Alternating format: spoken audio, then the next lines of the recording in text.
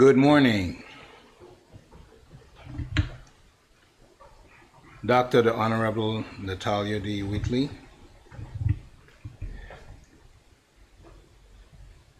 Honorable Ronnie Skelton, Leader of the Opposition, Honorable Corinne George Massacott, Speaker of the House, and good morning to all the members of the House of Assembly.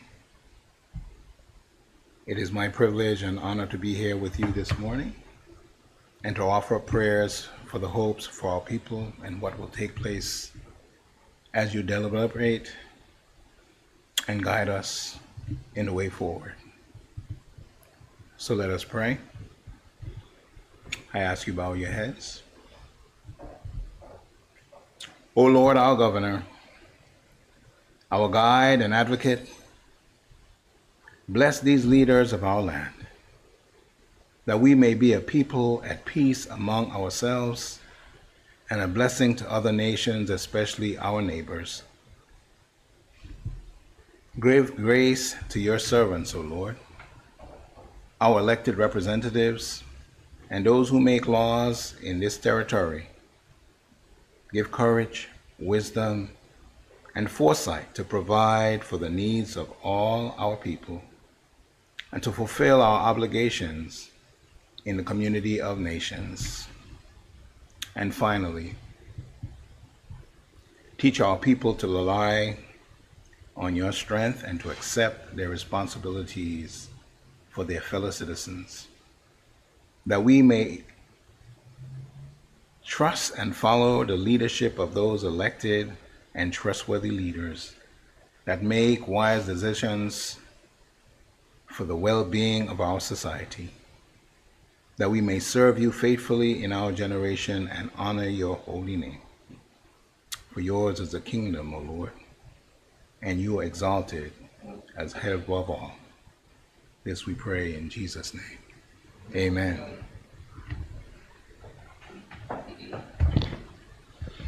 This House now convenes its sitting.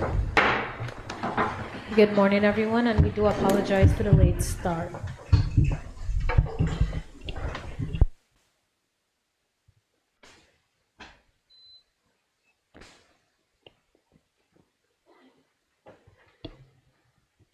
I call upon the clerk. Item number 2, administration of oaths. Item number 3, confirmation of minutes. Thank you. Honorable members, is it your pleasure that the minutes of the meeting held on the 26th day of July 2024, which have been circulated to members, be confirmed? I recognize a member for the 2nd District. A point of information to the minutes. In two separate recordings, you would see for one sitting that members were present, but then for a meeting, members were listed as absent. So I just wanted to be corrected, because if you're present for the sitting, I think it should be recorded that you're present for the sitting, not the particular day that the House was met. Are you able to direct me to where the concern is? Yes, Madam Chair. Let me just pull it up. I saw it in the minutes. If you give me a second.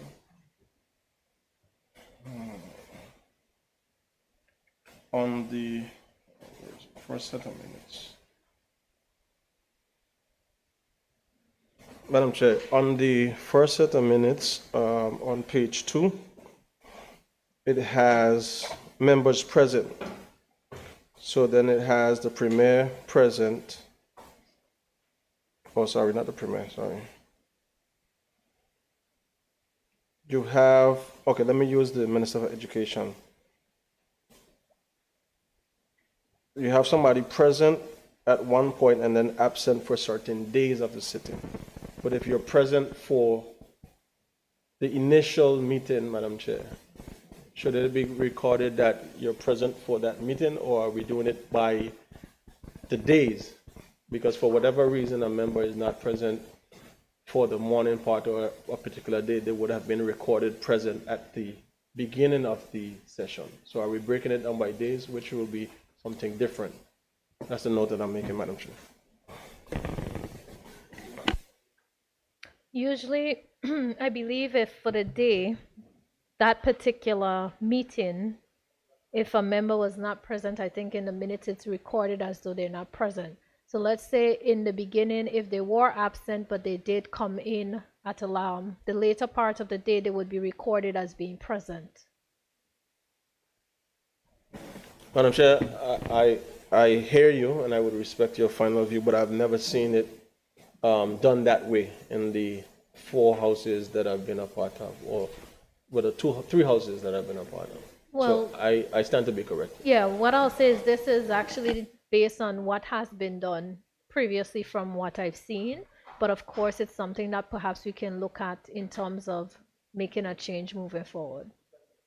But I do understand at the end of the day, it doesn't affect whether or not that person is recorded as being present for that sitting. Because even if they miss a day, but they still attended, it still will be recorded as though they were present for that sitting. So it would not count against them. So I do understand your point. Madam Chair, I'm grateful for your explanation. Thank you. Yes, thank you. Member for the 3rd District? Nothing else. Are there any other concerns? If not, yes, Madam AG.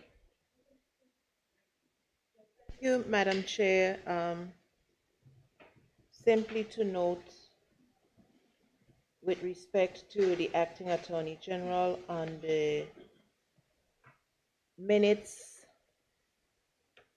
of the 16th meeting, that should be Miss Christine Bowen without an S, Madam Chair. Without an Madam S. Speaker, sorry.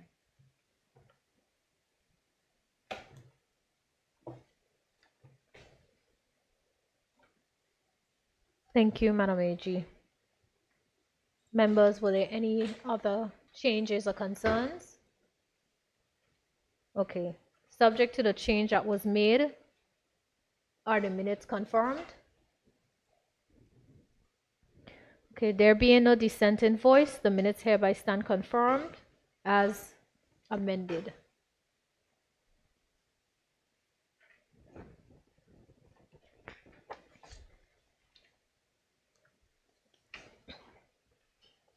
Honorable members, is it your pleasure that the minutes of the meeting held on the 1st day of August 2024, which have been circulated to members, be confirmed?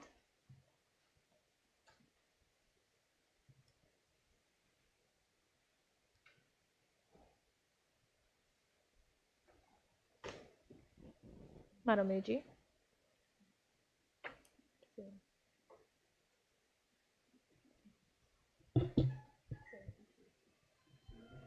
Yes, thank you, Madam Chair. There is the same issue with the minutes of the meeting, of that particular meeting, Madam Speaker, minutes of the 17th.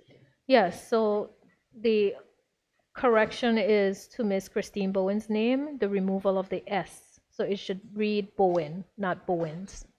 Yes, Madam Speaker. Thank you. There being no further concern, changes, and there being no dissenting voice, the minutes hereby stand confirmed as amended.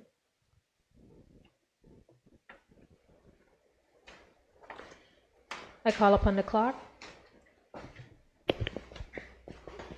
Item number 4, state announcements by the Speaker. Item number 5, statements by ministers. Thank you. I recognize the Premier.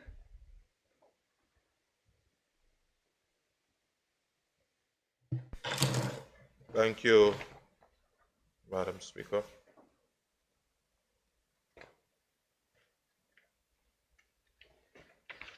Madam Speaker, my first statement is on Heroes and Foreparents Day 2024.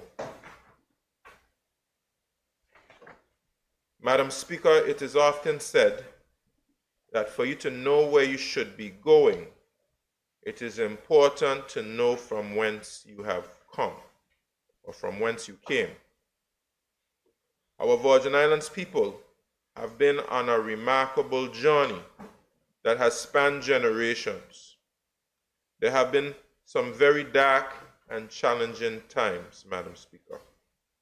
And there have been times of triumph and celebration.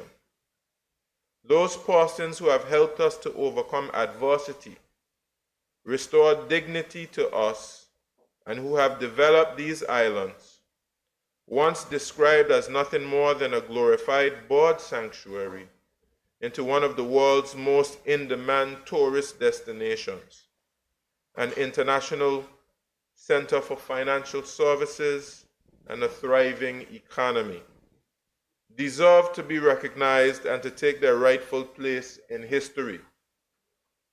When the government and this Honorable House of Assembly took the bold step, Madam Speaker, of establishing Heroes and Foreparents Day in 2021, the objective was not to rewrite history. Rather, it was to ensure that the historical records are complete by filling in those parts of our story that have been conveniently left out by some historians, and to give proper recognition to those persons whose contributions were omitted or diminished in the records for whatever reason. Madam Speaker, it is important to note that Cabinet established a framework for the concept of Heroes and Foreparents Day, and a very broad-based committee was established to identify the objective approach for identifying the persons upon whom the honors would be bestowed and how they would be honored. A hero is a person who is admired and acknowledged for his or her courage, outstanding achievements, and noble qualities. And a national hero is someone who, beyond that, has made significant positive contributions to the growth and development of society. A national hero, Madam Speaker, is someone who exemplifies the best of our country, whose outstanding service or extraordinary achievement has contributed to national development, redounded to the honor of the Virgin Islands, and changed the course of history. The National Hero designation is a lifetime honor, and once a person is named as a national hero, he or she will be a national hero forever.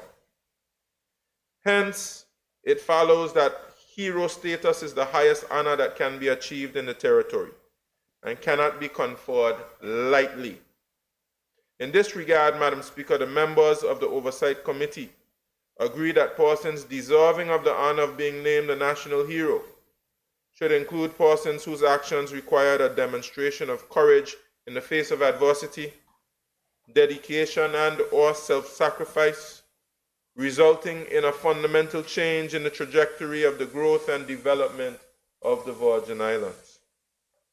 Actions taken by those individuals must have provided leadership and/or a catalyst to a collective historical movement in the Virgin Islands, or key defining moments or events in the life story or history of the Virgin Islands for the cause of humanity, universal liberty or freedom, social justice, or self-determination.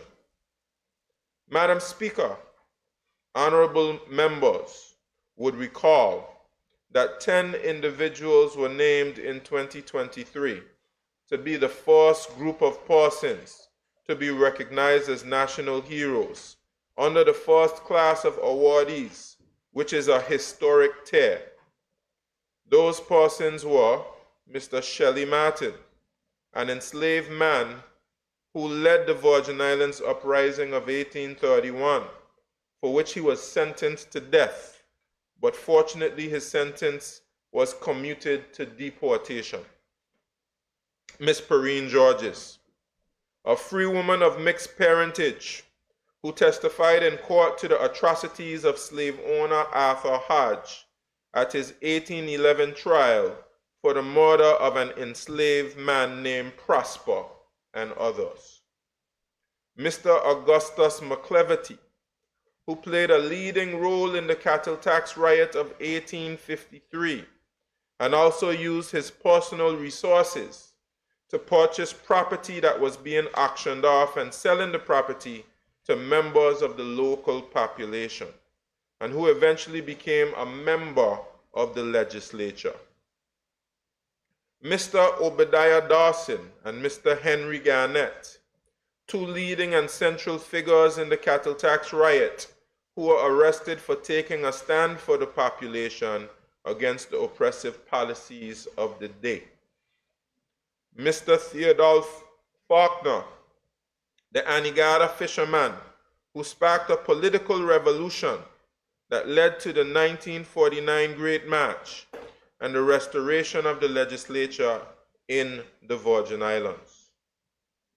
Mr. Glanville Fonseca and Mr. Carlton De Castro, two former legislators who were also leadership figures on the 1949 Great March. Mr. Lavity Stout, a visionary leader who became the first Chief Minister of the Virgin Islands and who was responsible for major transformation in numerous sectors of the country. Mr. Noah Lloyd, who led the Positive Action Movement and stopped the Bates Hill development, which would have seen 1/8 of the land in the Virgin Islands ending up in the hands of a single foreign developer, the displacement of the people of Anegada, racial segregation of the population, the inability of the Virgin Islanders to afford to buy land in their home country, and more. Madam Speaker, as we observe Heroes and Foreparents Day on Monday, the 21st October 2024, I would like to provide an update to honorable members of the public on the work that the committee is doing. I'm particularly pleased to say that the committee's approach is to lay a solid foundation so that overall efforts will have a more lasting and effective impact.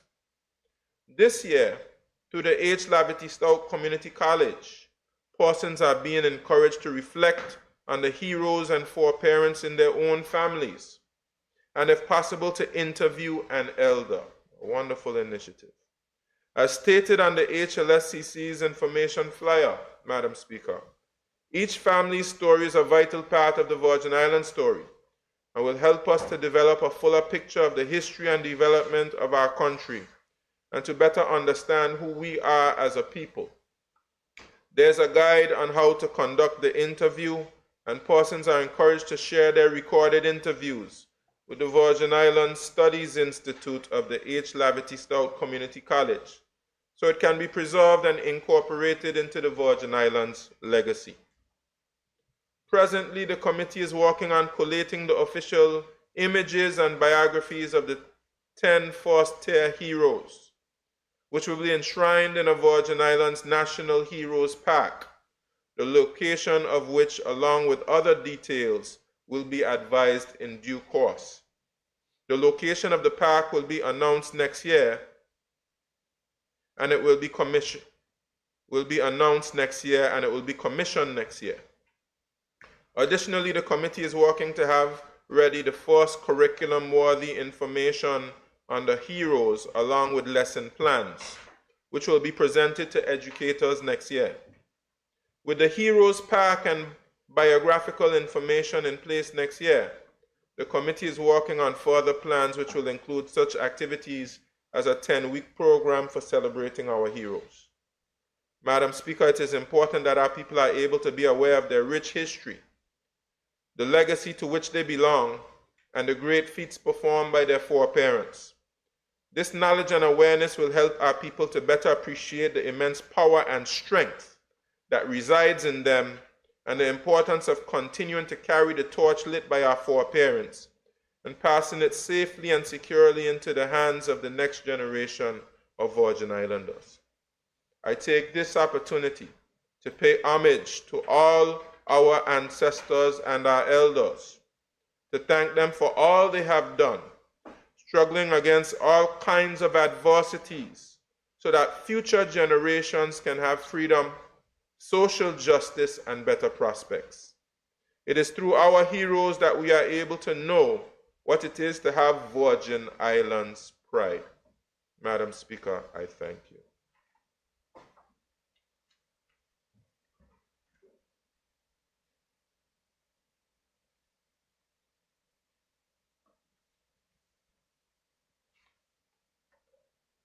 Madam Speaker, my next statement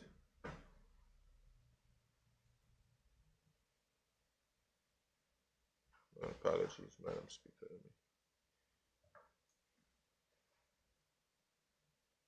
There we go. Madam Speaker, my next statement is on Dame Janice M. Pereira, DBE, on her appointment to the Privy Council.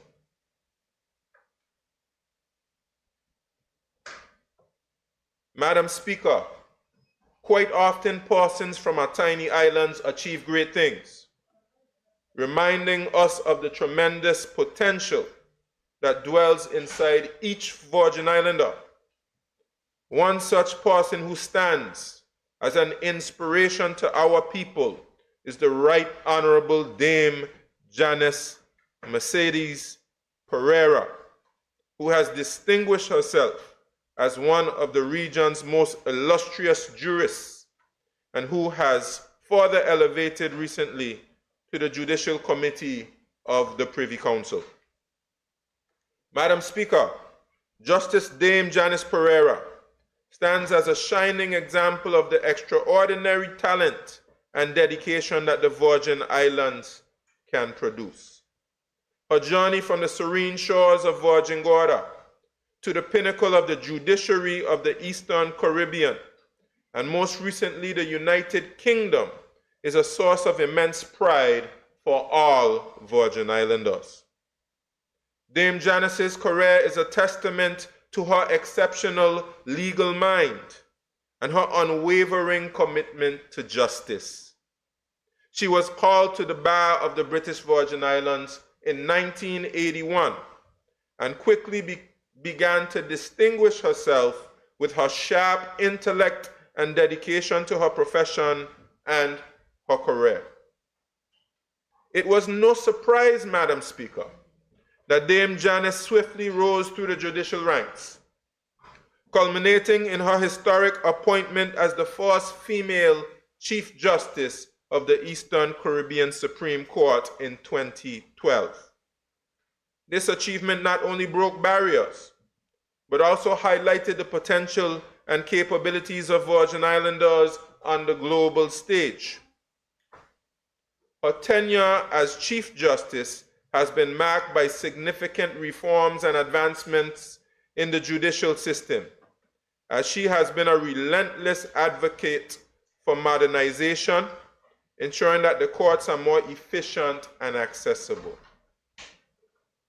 Dame Janice's efforts to integrate technology into court proceedings and promote alternative dispute resolution have transformed the legal landscape, making justice more attainable for all. Beyond her professional accomplishments, Madam Speaker, Dame Janice has been a beacon of inspiration for the people of the Virgin Islands.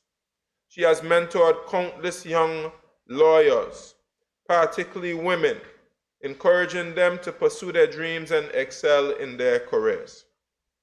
Her commitment to education and professional development has left an indelible mark on the legal community, fostering a culture of excellence and continuous learning. In recognition of her outstanding contributions, Dame Janice was appointed a Dame Commander of the Order of the British Empire, or DBE, in 2013. And her recent appointment as a Privy Councillor further underscores her exceptional legacy. Justice Dame Janice Pereira's legacy is a source of immense pride and admiration for the Virgin Islands. Madam Speaker, her remarkable journey from Virgin Gorda to the highest echelons of the judiciary serves as a powerful reminder of what can be achieved through dedication, perseverance, and a steadfast commitment to justice. Her impact will be felt for generations to come, inspiring future leaders and reinforcing the Virgin Islands' reputation for producing individuals of exceptional talent and integrity.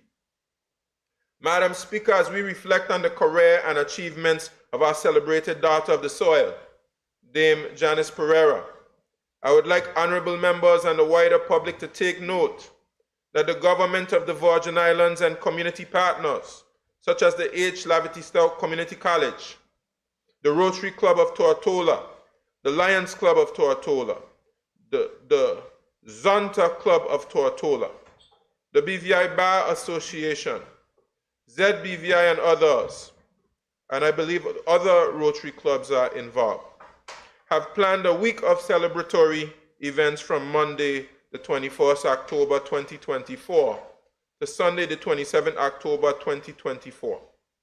The theme for this week of events is celebrating our radiant daughter, a journey from the Virgin Islands to the Privy Council.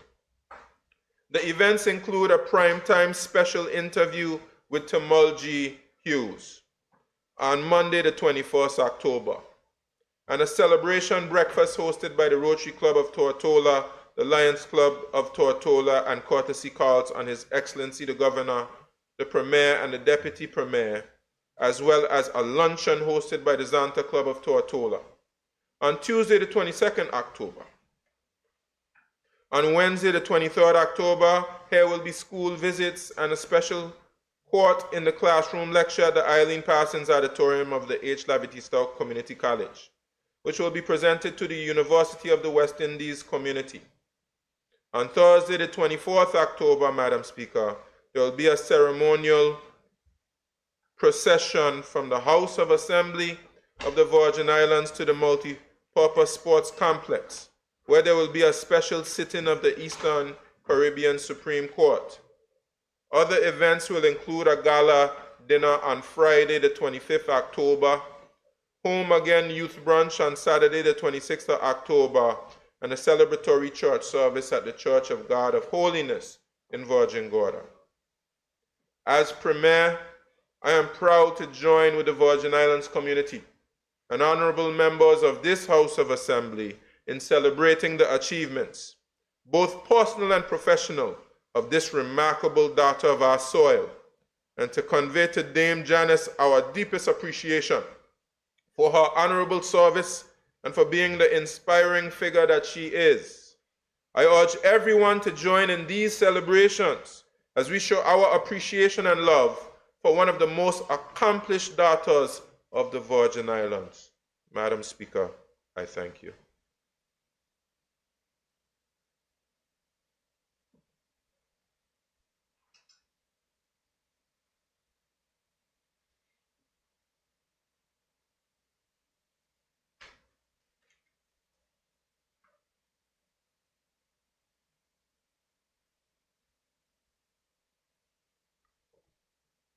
Madam Speaker, my next statement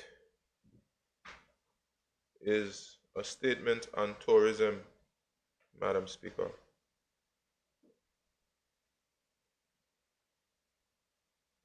Madam Speaker, members of the House of Assembly, and my fellow Virgin Islanders, I stand before you today with a sense of optimism and confidence as I speak on the continued growth and development of our tourism industry, a sector that is the lifeblood of our economy and the cornerstone of our recovery and prosperity. Madam Speaker, we are pleased to announce that the Trellis Bay Welcome Center is nearing completion, a key project that will enhance the arrival experience for visitors to the Virgin Islands. This new facility is designed to be a gateway to our islands, offering a more welcoming and efficient experience for travelers arriving by sea and air. The Trellis Bay Welcome Center will serve as a hub connecting visitors to the beauty of our islands, while ensuring that their first impressions of the BVI are unforgettable. We expect this project to be fully operational by the end of the year, further solidifying our commitment to improving the visitor experience. Madam Speaker, our commitment to enhancing the tourism product and experience does not stop there. The upcoming Virgin Islands Tourism Summit, scheduled for November 8th, is a pivotal event where stakeholders will come together to discuss the upcoming tourism season, current issues, and the future of our tourism sector. The summit is designed to facilitate collaboration, generate ideas, and gather insights from industry professionals, business owners, and community leaders to ensure tourism plans and strategies are inclusive, forward-thinking, and sustainable. The output of the summit will feed into the development of the National Tourism Plan, which will reflect the changing dynamics of global travel, sustainability, and the unique offerings of the Virgin Islands. This plan will be shaped by extensive consultations with stakeholders across the industry, locally, regionally, and internationally.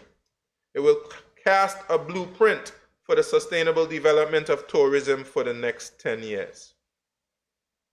Madam Speaker, I would also like to recognize the ongoing expansion at Nani Key, which continues to position the Virgin Islands as a premier destination for yachting and marine tourism. The addition of new boats, expanded services, and upgraded facilities will cater to the growing number of visitors who choose the BVI as their preferred sailing destination. This expansion is a testament to our commitment to maintaining our reputation as the sailing capital of the world and enhancing the experience for all who come to our shores. Madam Speaker, in an exciting development, I continue to be proud that Caribbean Airlines made its inaugural flight to the Virgin Islands on October 14, 2024. This direct service will operate 4 times weekly between the Virgin Islands and key regional hubs such as Puerto Rico, Antigua, and Barbados. This new connection is a significant step forward in boosting our accessibility, not only to the rest of the world, but importantly, to our Caribbean brothers and sisters. Improved regional connectivity will enhance our ability to attract visitors from neighboring islands, promote regional tourism, and strengthen our economic ties within the Caribbean. I look forward to welcoming more travelers from our region who seek to experience the beauty and hospitality of the Virgin Islands. Madam Speaker, additionally, I'm pleased to report on the highly anticipated reopening of Peter Island Resort. This iconic resort, long considered one of the jewels of the Caribbean, will soon welcome guests again to its shores. The reopening of the Peter Island Resort is not just a win for the resort itself, but for our tourism industry as a whole. It signifies the resilience of our hospitality sector, the allure of our islands, and the investment confidence that we are regaining on the international stage. We look forward to Peter Island's continued success and its contribution to our tourism economy.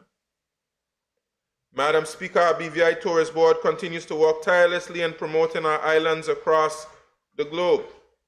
From digital marketing campaigns to targeted initiatives in key source markets, the Tourist Board has been pivotal in ensuring that the Virgin Islands remains top of mind for travelers. They have also been active in developing new experiences for visitors, such as expanding cultural and ecotourism offerings, which will enrich the visitor experience and create more opportunities for local businesses and entrepreneurs. Madam Speaker, November is an especially exciting time as we celebrate Culture and Tourism Month, a month filled with events that showcase the very best of our cultural heritage and natural beauty. This year, we have a calendar packed with activities that highlight the deep connection between our culture and our tourism product, culminating with the highly anticipated Anegada Lobster Fest on November 30th and December 1st. This event continues to grow in popularity each year and is a prime example of how we can create unique experiences that draw visitors to our shores while celebrating our own culinary traditions. Madam Speaker, lastly, I am proud to share that despite its being the off-season, the Virgin Islands has recorded its third most successful September since 2017. In September 2024 alone, we welcomed 13,845 visitors to our shores, including cruise ship guests, day trippers, and overnight visitors. This is a clear indicator that our tourism sector is on the rebound, and we are continuing to attract visitors even in traditionally slower months. I would add, Madam Speaker, that this is the second best performance of incoming visitors in the history of the Virgin Islands, only through 9 months, only second to 2016. Madam Speaker, members of the House, the future of tourism in the Virgin Islands is bright. The steps we are taking today to improve our infrastructure, increase connectivity, and promote our unique cultural heritage are setting the stage for a prosperous tomorrow. I'm confident that with the continued collaboration of the public and private sectors, we will ensure that our tourism industry thrives for generations to come. Madam Speaker, I thank you.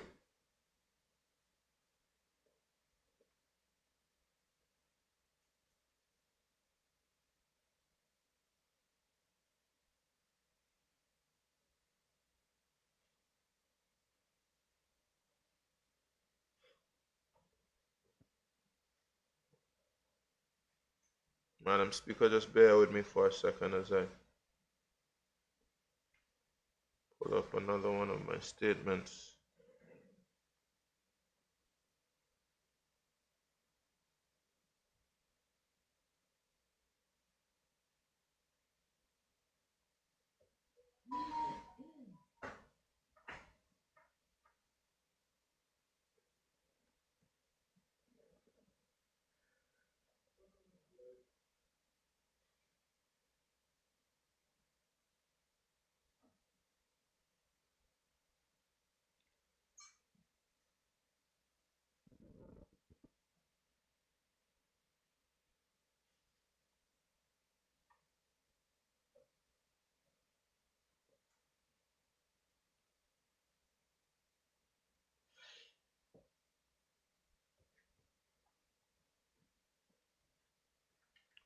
Thank you, Madam Speaker.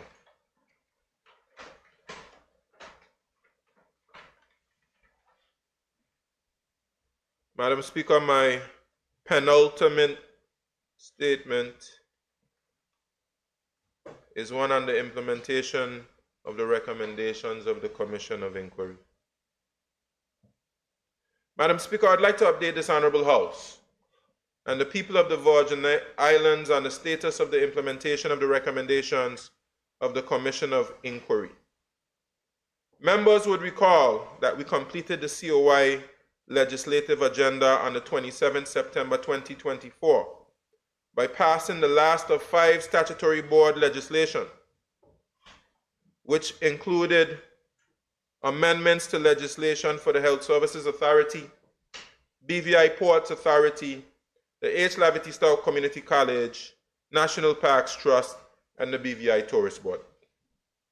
These 5 bills, Madam Speaker, along with 10 others previously passed, made a total of 15 bills passed by the House of Assembly to comply with the COI. Madam Speaker, the passage of those 15 pieces of legislation and 8 major supporting policies signaled the completion of the government's responsibilities in implementing the 48 COI recommendations under the framework agreement between the government of the Virgin Islands and the government of the United Kingdom.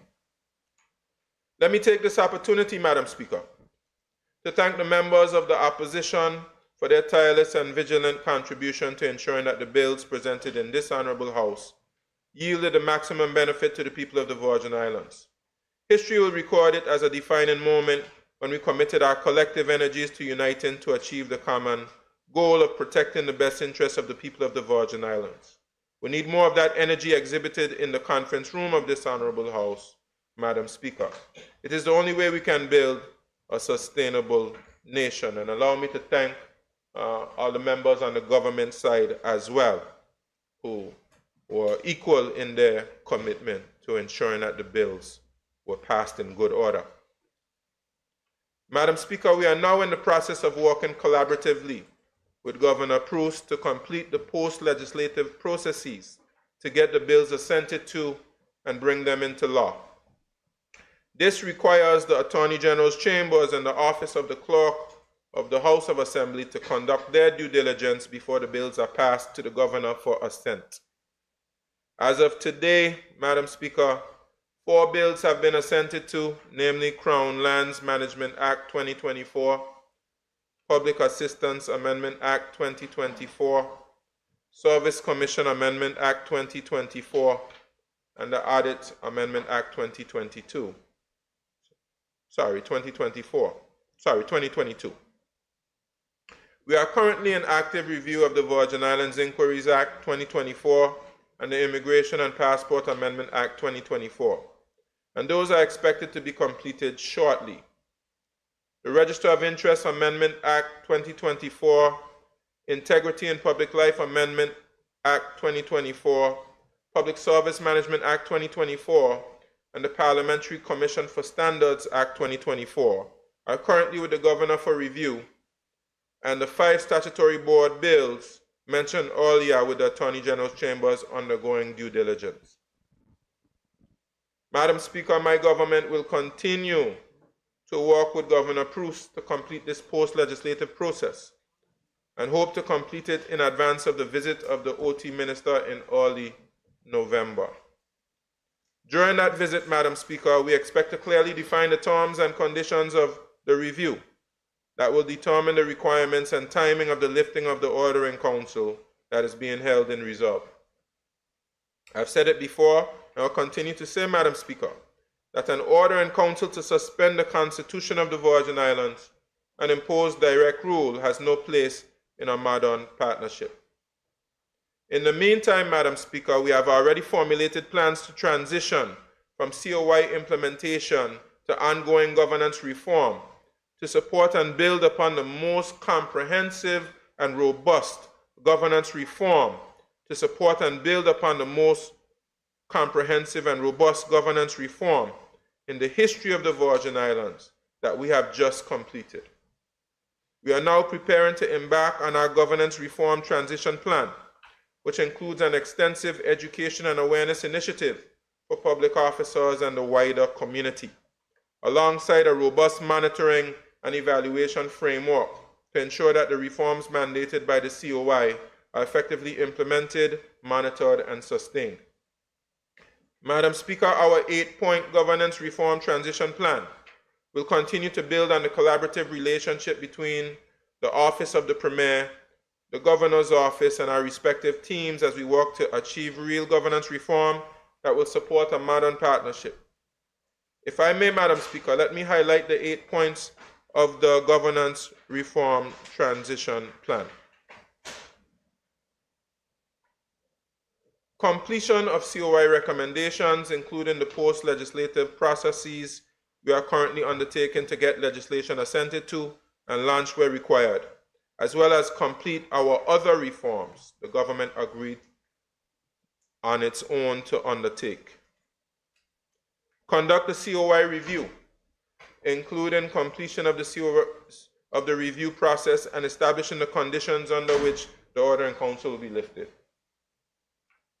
Initiate medium to long-term governance reforms that will focus on the COI actions that fall outside of the implementation time frame, such as judge-only trials, which require constitutional change, criminal procedure rules changes, which require action by the Eastern Caribbean Supreme Court, and other reforms to strengthen governance in specific areas, as recommended by the various review reports.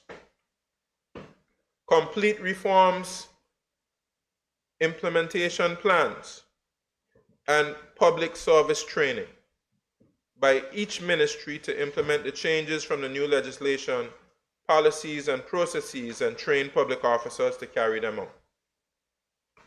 Launch a comprehensive public education to make the public aware of the impacts of the recommendations implemented, the changes to how government works, and how the public can access the resources and information they need to claim the benefits and value of the reforms. Monitor and evaluate reforms to ensure the effectiveness of legislation, policies, processes, procedures, and access to information to make sure the intent and objectives of the COI recommendations, the Cabinet and House of Assembly are achieved. Develop and strengthen the institutions of governance by building internal capability, accessing external resources, and creating partnerships that help the government build sustainable institutions.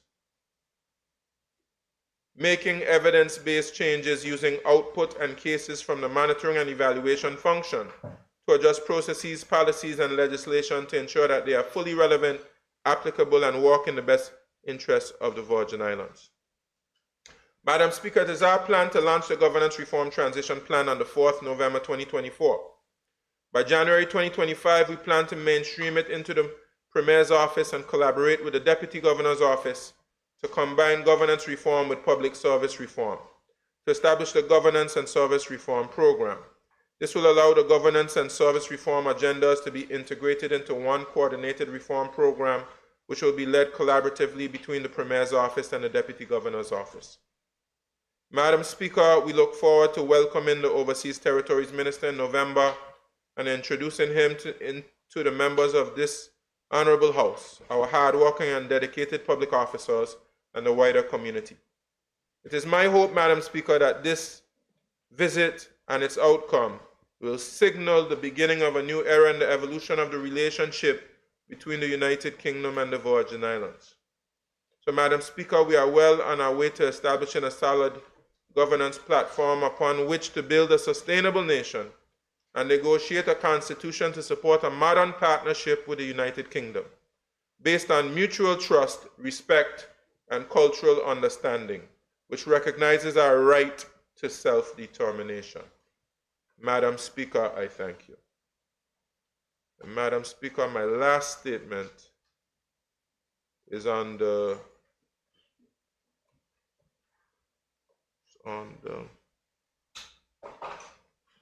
my last statement is an update on international affairs and our United Nations engagement.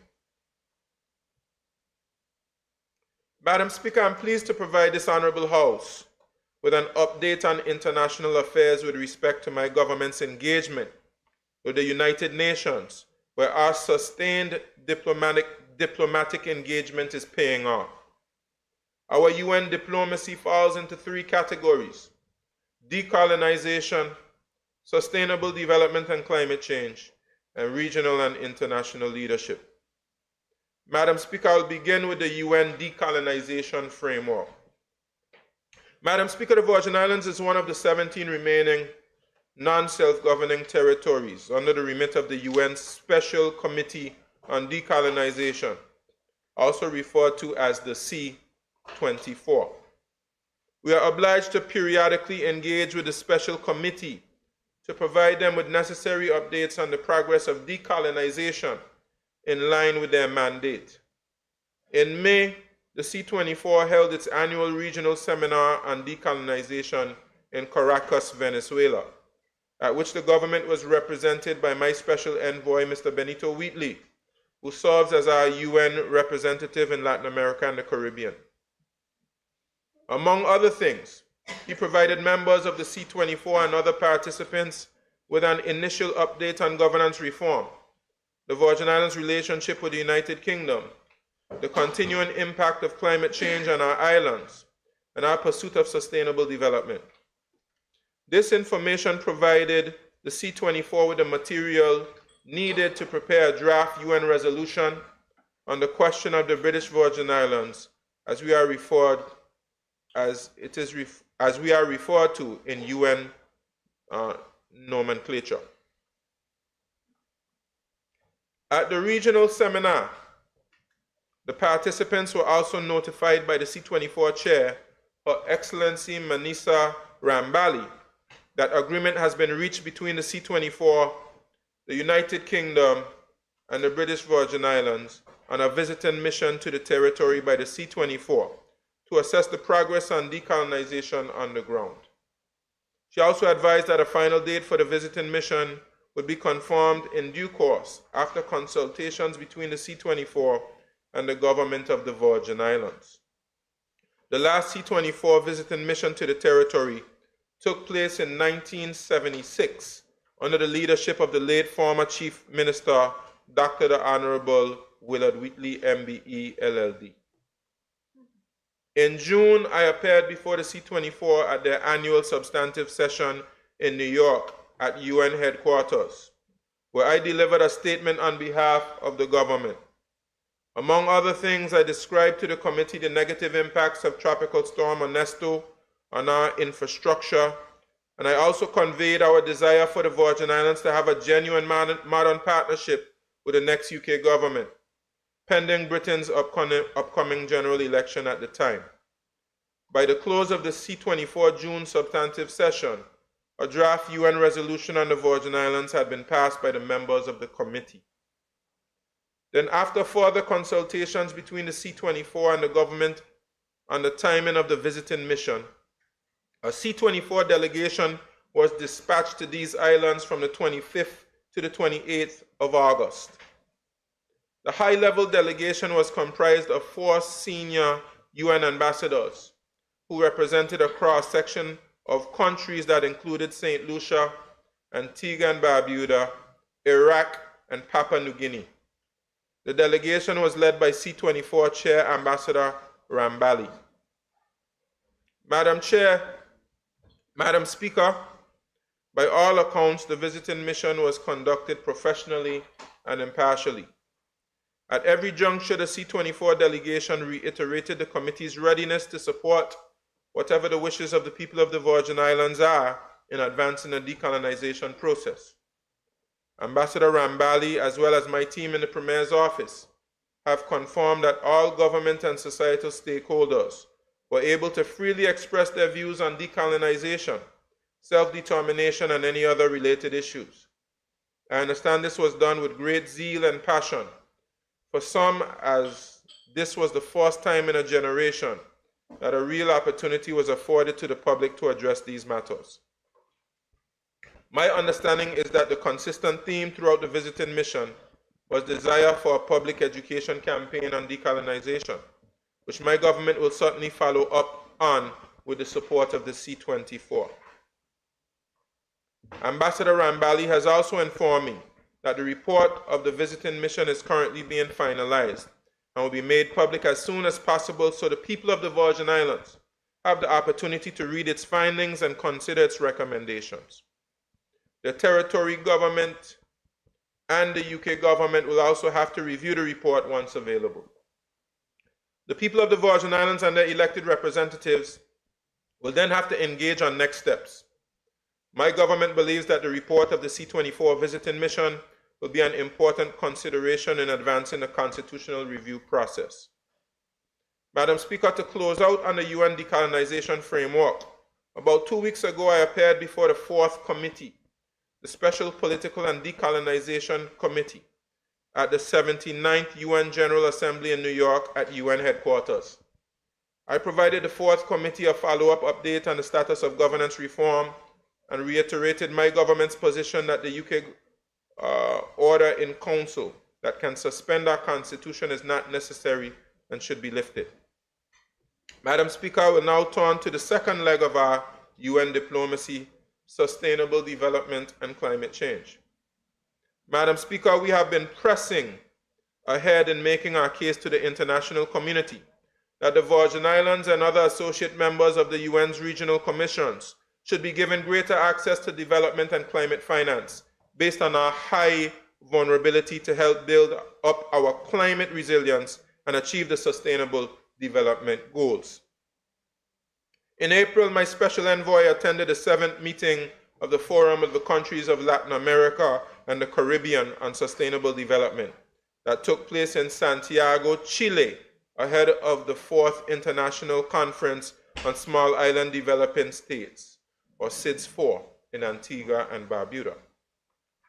At the meeting, he made an appeal to the member states to regularize development assistance to the associate members in ECLAC's annual budget to help close the gaps in needed support. He also called for the new program of action for SIDS to also cover the associate members.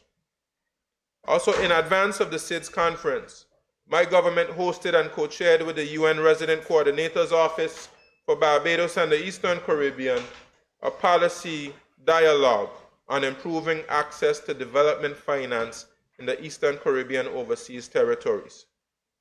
The governments of Anguilla, BVI, and Montserrat were joined in the policy dialogue by nearly 80 participants from 14 UN agencies, as well as the Caribbean Development Bank, Organization of Eastern Caribbean States, United Kingdom Government, and Government of Aruba, all of whom acknowledge the challenges experienced by the Eastern Caribbean overseas territories due to their lack of access to concessional financing and grants. The participants agreed to collaborate on the development of a roadmap for improving access to development finance, which I will update on a bit later. Madam Speaker, in late May, I led a delegation to the SIDS conference in Antigua and Barbuda. At the conference, I made an official statement to the delegates in which I made the case for access to at least climate finance by the associate members in the interest of climate justice.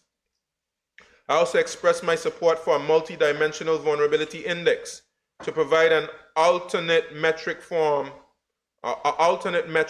gross national income by which to assess our eligibility for climate finance. I was very pleased that the international community adopted the Antigua and Barbuda Agenda for SIDS, or the ABAS, that will see the SIDS receive support for sustainable development over a 10-year period. I commend the government of Antigua and Barbuda for their tremendous leadership in hosting the meeting and guiding the process. While in Antigua and Barbuda, I officially signed the Virgin Islands' second UN country implementation plan, which outlines the various areas of support that UN agencies operating in the Caribbean will provide to us in the period from 2024 and 2025. This support includes implementation of the territory's National Sustainable Development Plan. Madam Speaker, I also held a series of meetings that included a bilateral meeting with the UNDP Regional Director for Latin America and the Caribbean, Ms. Michelle Machette, a UK Overseas Territories meeting with the then UK Minister of State at the Department for Environment, Food and Rural Affairs, DEFRA, Lord Benyon, and other OT leaders, and a CARICOM meeting with the Executive Secretary of the UN Framework Convention on Climate Change, Mr. Simon Steele. The Virgin Islands delegation also partnered on a side event on climate and environmental legislation for sustainable development with the Parliamentary Observatory on Climate Change and Just Transition. We also as well partnered with the Global Islands Partnership, or GLISPA, on an island event that focused on biodiversity.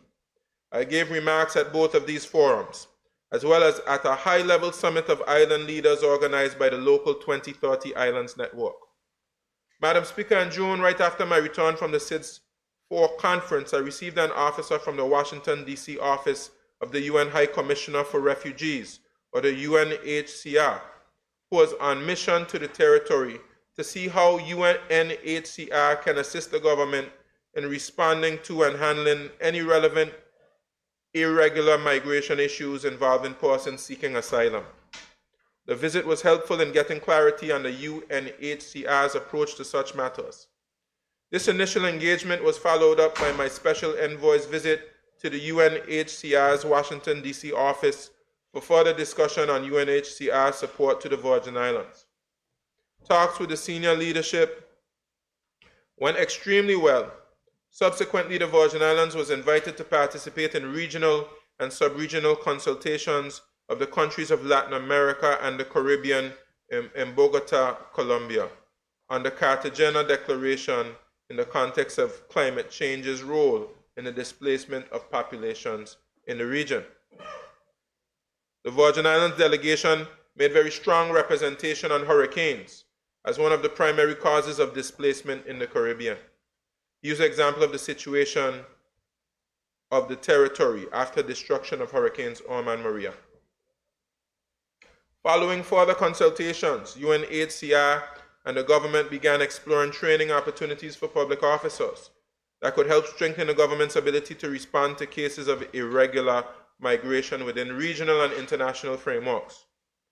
Finally, on the issues of sustainable development and climate change, earlier this month I was very pleased to receive the new UN Resident Coordinator for Barbados and the Eastern Caribbean, Mr. Simon Springett, who presented his credentials to me. Among other things, we discussed development cooperation and later officially launched a Development Finance Working Group on improving access to development finance by Eastern Caribbean OTs, which we co-chair. The working group includes the governments of Anguilla, the Virgin Islands, and Montserrat, UN agencies such as UNDP, ECLAC, and several others, and many other regional and international partners who are working with us to find solutions to help the OTs access development finance. Before Mr. Springett left the territory, he met with the chair of the government's Sustainable Development Goals National Coordinating Committee, Permanent Secretary Mr. Joseph Smith Abbott, and the members of the committee and his team in the ministry to discuss implementation of the UN Country Implementation Plan for the Virgin Islands. Lastly, Madam Speaker, I will turn to the Virgin Islands regional and international leadership in terms of the UN system. Madam Speaker, I'm very proud of the regional and international leadership that this government has demonstrated in our efforts to pursue diplomacy and to advance our strategic objectives. Madam Speaker, on the margins of the SIDS 4 conference in May of this year, my delegation and I organized a high-level caucus meeting of the associate members of the UN's regional commissions in the Caribbean and the Pacific. I chaired the meeting. We pledged to work more closely together in order to tackle our collective problems. We also established a network on which we are building and strengthening cooperation so that we are better coordinated in our advocacy and engagement with the UN system.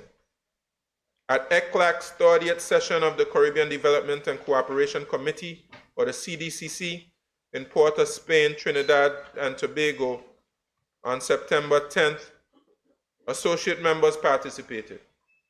A second high-level caucus meeting of the associate members was chaired by my special envoy to further coordinate positions and advocate for greater ECLAC support. He also made a presentation during the associate members panel discussion that highlighted the specific challenges of the Virgin Islands. Madam Speaker, the effective and successful coordinated action of the associate members at the CDCC resulted in the member states' agreement to establish an associate members working group to facilitate collaboration between the associate members and UN system and greater support to the associate members. The associate members also agreed that the Virgin Islands will serve as lead in setting up the working group. The confidence of the CDCC member states in the Virgin Islands saw the government elected as one of the vice chairs of the CDCC Bureau for a 2-year term in which we will advocate on behalf of the associate members. Following the CDCC meeting, the associate members of ECLAC requested that the Virgin Islands represent their collective interests at the 40th session of ECLAC in Lima, Peru, that took place over a week ago. My special envoy attended on behalf of the government and accordingly made an intervention in which he requested greater support for the associate members. He also highlighted the challenges faced by the wider group of Caribbean small island developing states and reiterated their needs for support in the implementation of the Antigua and Barbuda agenda for SIDS. However, my special envoy pointed out that while a long-awaited multidimensional vulnerability index would help their situation, it does not cover the Virgin Islands and other associate members at this stage. We are urgently trying to rectify this situation. We are currently in talks with the UN system about our inclusion in the piloting of the MVI. Madam Speaker, in clear recognition of the Virgin Islands' robust and consistent engagement within ECLAC, the member states elected the territory of the Virgin Islands to serve as a vice chair for 2 years. This is highly significant because ECLAC is the premier regional intergovernmental body within the UN system for the economic and social development of Latin America and the Caribbean. Not only does its membership include all countries and territories of this region, but also global players such as the United States, Canada, Japan, South Korea, Spain, Turkey, and the UK. So this is a great diplomatic accomplishment for the Virgin Islands. We are punching above our weight and restoring our reputation internationally in the process. As I close, Madam Speaker, I would like to acknowledge and celebrate the 40th anniversary of the Virgin Islands Associate Membership in ECLAC, which we all can be proud of. We joined the Regional Commission in 1984 at ECLAC's 20th session under the visionary leadership of the late former Chief Minister, the Honorable Cyril B. Romney. Honorable Romney understood the importance of our participation in the UN system, positioning us to engage in the multilateral diplomacy we are practicing today. Madam Speaker, I thank you.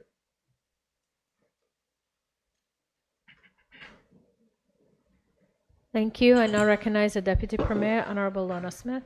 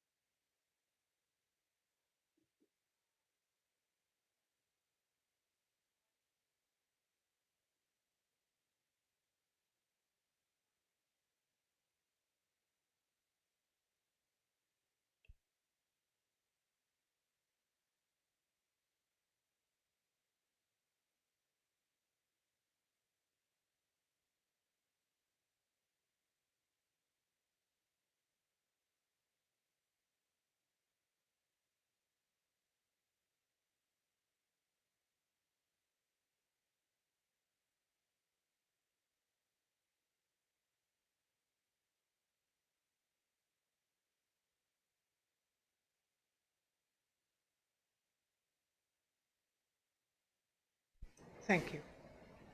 Which is set to take effect on the 1st of December.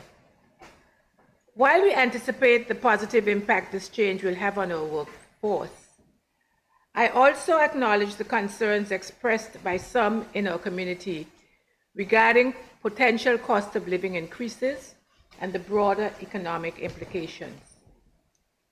The decision, Madam Speaker, was made with careful consideration following extensive consultations with key stakeholders, including the business community, employee organizations, and the wider public. There was input. This input, Madam Speaker, was invaluable, and the increase in the minimum wage underscores the government's commitment to striking a balance between the needs of all sectors of our society.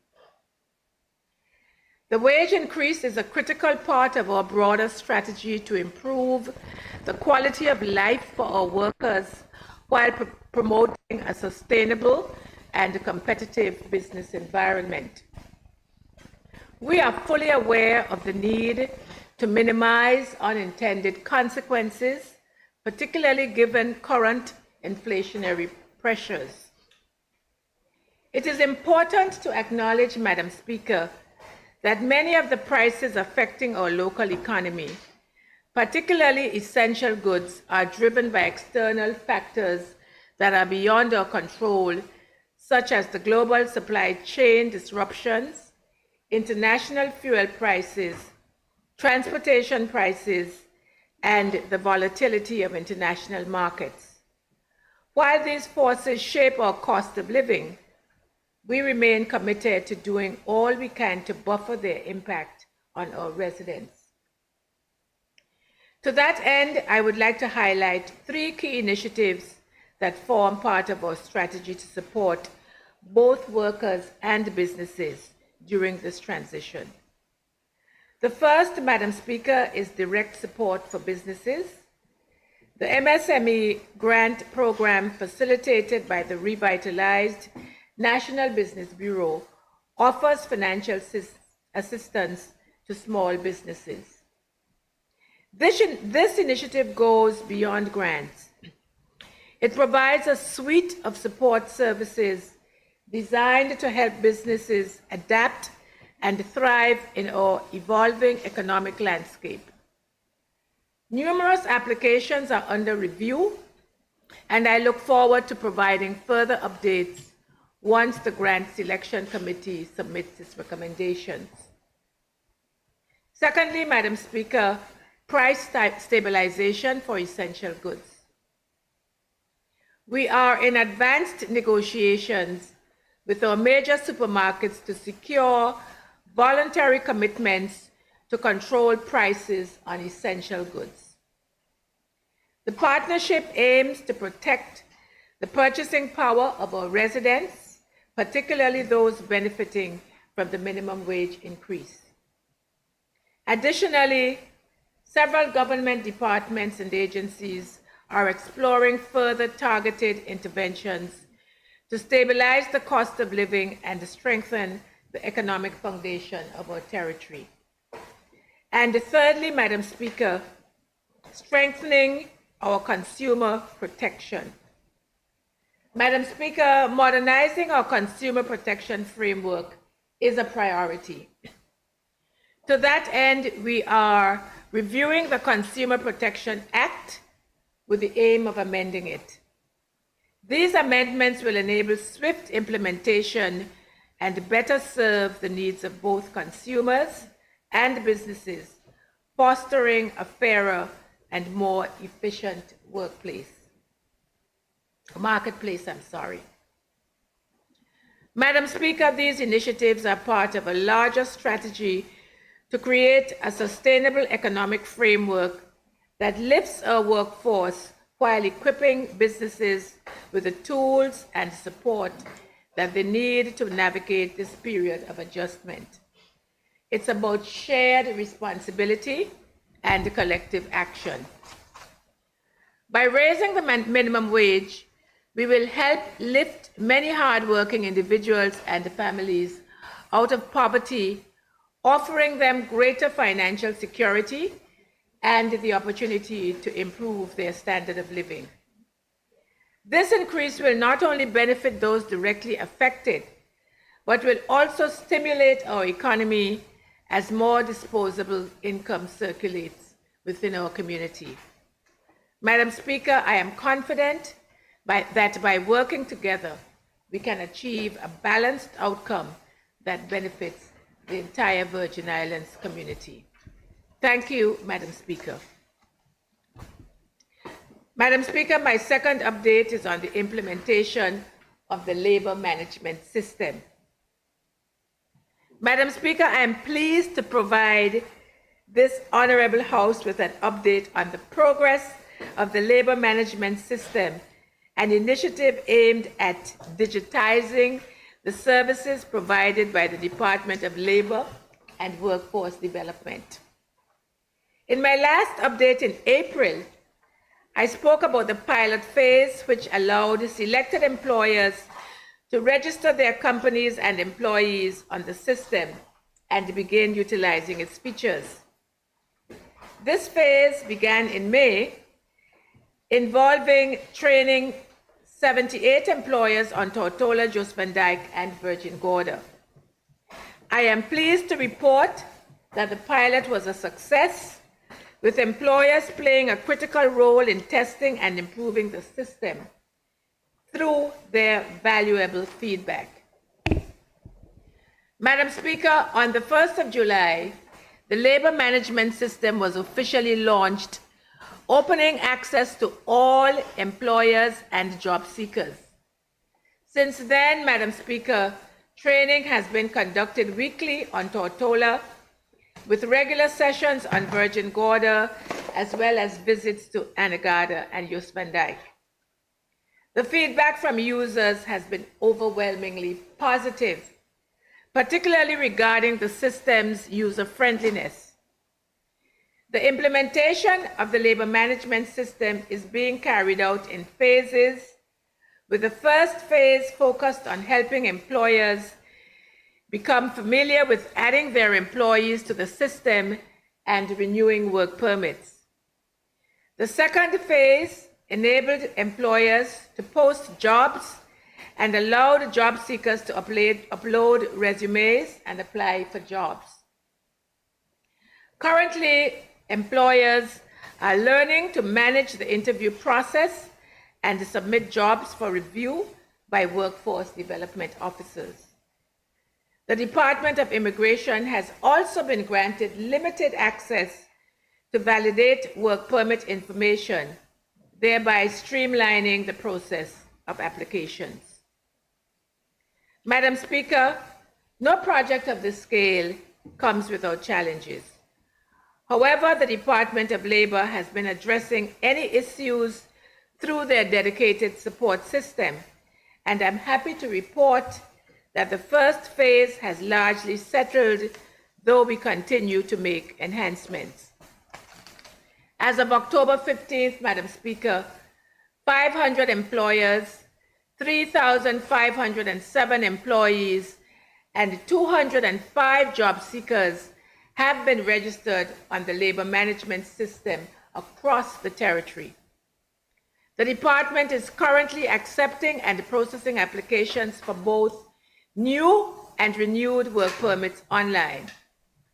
The pilot phase for accepting new applications, which began in September, is also progressing well, with more employers posting jobs and job seekers uploading their resumes and applying online. We are also finalizing the online payment portal in collaboration with the Department of Information Technology, the software consultant, and the Treasury Department. Once implemented, all service fees can be paid online, eliminating the need for employers to visit the department in person. While the portal is not yet live, there is growing excitement about the convenience it will bring. Madam Speaker, I must emphasize that as of November 1st, the Department of Labor and Workforce Development will no longer accept paper applications for work permit renewals. I repeat, as of November 1st, the Department of Labor will be no longer accepting applications for paper applications for the renewal of work permits. All renewals must be submitted online via the labor management system. However, physical applications for new work permits will continue to be accepted until further notice. We are committed to providing additional training opportunities to ensure that everyone can access and navigate the system effectively. In closing, Madam Speaker, I would like to express my gratitude to the teams at my ministry and the Department of Labor and Workforce Development for their tireless efforts in bringing this project to life. We are proud of the progress we have made and remain committed to creating greater efficiencies within the Department of Labor and Workforce Development. Madam Speaker, thank you. Finally, Madam Speaker, a short update about the financial services sector and one specific firm. Madam Speaker, we recognize the significant benefits that stem from our status as a leading international finance center. Income generated by this sector comprises the majority of government revenue and play a crucial role in securing a sustainable future for the Virgin Islands. As members of the House will recall, this is the reason we are utilizing all necessary resources to implement the recommendations of the Mutual Evaluation Report by the CFATF. Importantly, this effort contributes to the necessary regulatory certainty that the industry in the Virgin Islands requires. Madam Speaker, while we are driving forward these regulatory plans with alacrity, we must also be aware of the other elements which impact on the sector. We have all seen the impact of the increased use of technology and the rise of artificial intelligence on business in the Virgin Islands and indeed across the world. Madam Speaker, this industrial revolution, a new industrial revolution, as some have called it, presents both challenges and opportunities. For the financial services sector, opportunities have emerged from the rise of fintech and digital assets management. Meanwhile, the challenges include increased automation and upgrades in technology platforms within businesses, which will likely reduce the need for administrative staff. Madam Speaker, in light of this, one of our major financial services companies, Trident, has recently announced reductions to its workforce as part of its operational restructuring. And I would like, Madam Speaker, with your permission, to provide some context for this decision. Madam Speaker, as members will expect, I have held a series of meetings with Trident's senior leadership. There are several elements to this decision. While some are commercial, there are common themes and lessons we must learn as a jurisdiction. Madam Speaker, there is no question that automation is one of the drivers for this decision. Technological initiatives at the company means that some of the work has become less labor-intensive and therefore requires fewer people. Other issues mentioned include the ease of doing business, the environment in which to do business, and the need for regulatory certainty. Madam Speaker, we must acknowledge that our people have their own career ambitions. And I'm pleased to report that only one individual was a forced redundancy. Trident has followed the labor code and offered generous severance packages. For those individuals not retiring, they have expressed, that is, the individuals have expressed a clear preference to pursue their own entrepreneurial interests. Madam Speaker, I am conscious that Trident is only one firm. Members of the House would know that I am now in the process of engaging with other key industry leaders to discuss their future plans and explore how government can provide support to help them achieve those objectives. Madam Speaker, one of the positive signals from Trident is that the business is moving away from purely registered office services to providing more value-added services such as directorships, office administration, and corporate secretarial services. Additionally, Trident confirmed that 5 employees embraced the retraining opportunity offered as part of this strategic shift towards fiduciary services and are currently on secondment in another jurisdiction within the Trident Group. This is the diversification, Madam Speaker, we have long wanted to see. However, we must do our part to ensure that our people are both prepared and willing to be trained in these higher skills to meet the evolving needs and expectations of our financial services client base. Madam Speaker, I can assure you that my ministry will be liaising with the Robert Mathavius Institute to explore how the government can better support retraining options and improve the skills our people need so that our industry can continue to grow and diversify. Madam Speaker, I can also confirm that given the entrepreneurial interests I mentioned earlier of some of these individuals, my ministry stands ready to support their efforts through the MSME grant program, which is available to those who apply and satisfy the eligibility criteria. Madam Speaker, as you know, I firmly believe in a bright future for our financial services sector. We have consistently risen to every challenge that has been put before us, and I know that we will continue to do so. As we adapt to new technologies, we will ensure that they are to the benefit of our businesses and create opportunities for our workforce, solidifying our resilience and our adaptability. I thank you, Madam Speaker.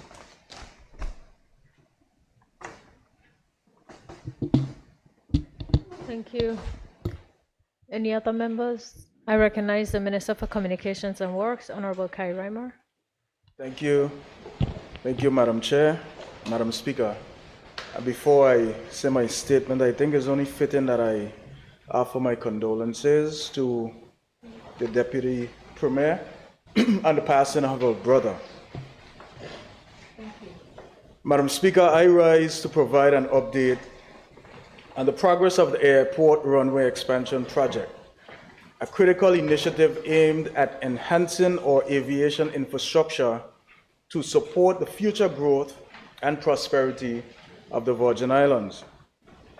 This project is being developed using the United Kingdom's government's HM Treasury 5-case model, a structured approach that ensures all critical aspects of a large-scale infrastructure projects are thoroughly assessed. Central to this process is the outlined business case, OBC, which meticulously evaluates the feasibility and desirability of the project across 5 key dimensions: strategic, economic, commercial, financial, and managerial cases. The OBC establishes the need for the project, ensuring alignment with broader government national priorities as defined in the National Sustainable Development Plan. It evaluates the economic benefits through a comprehensive cost-benefit analysis, guaranteeing value for money. Additionally, it assesses the commercial viability, examining financing options and procurement strategies. The financial implications for our government are also scrutinized, detailing funding sources and budget requirements. Finally, the OBC outlines how the project will be managed, addressing governance, risk management, and timelines.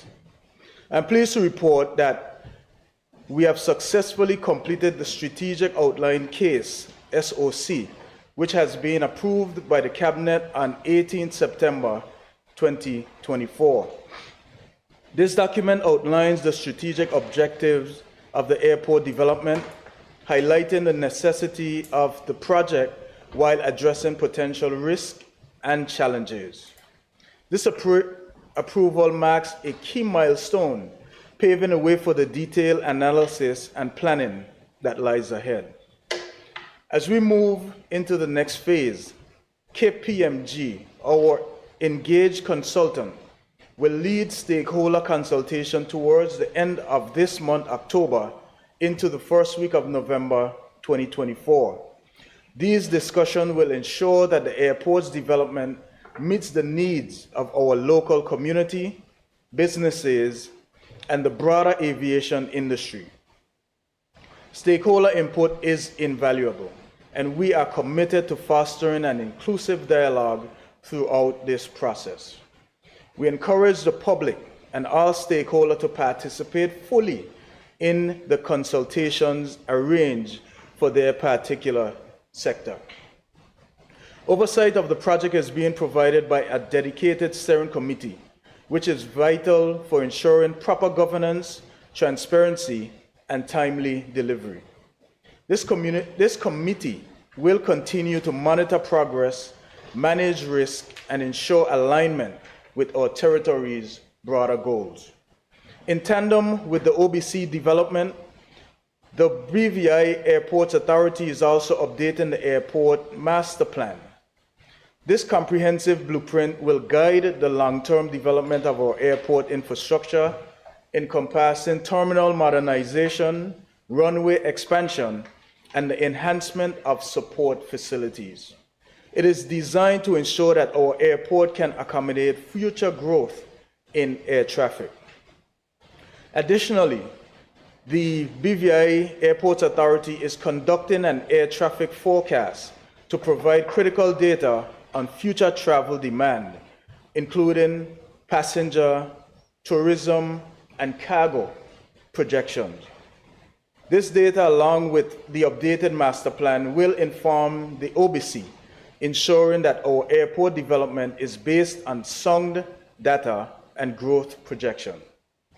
Through this structured and strategic approach, combining through thorough evaluation, stakeholder engagement, and data-driven forecasting, we aim to create a modernized airport that not only meets the immediate needs of our community, but also supports the long-term economic and social aspiration of the Virgin Islands.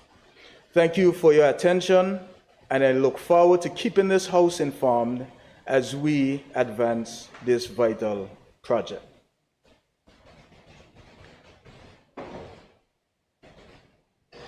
Madam Speaker,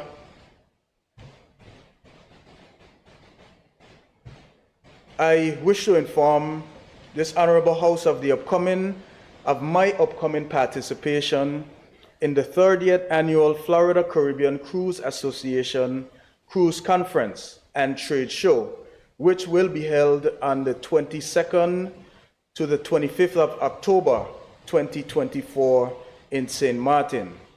As the Minister responsible for ports, I will be leading a delegation that includes representatives from the Ministry of Communications and Works, BVI Ports Authority, Cyril B. Romney Tortola Pier Park, the BVI Tourist Board, and the National Parks Trust, as well as local cruise agents and tour operators. This annual forum provides an invaluable opportunity for the territory, allowing us to engage directly with cruise industry executives, decision makers, and port and tourism leaders from across the region. Madam Speaker, the cruise tourism sector is an essential pillar of the Virgin Islands economy. It generates significant revenue, supports local employment, and fuels various businesses across the territory, from transport providers to tour operators to retail stores, restaurants, and beyond. Cruise tourism introduces our islands to many visitors, giving them a taste of what the BVI has to offer, and often inspiring them to return for longer stays.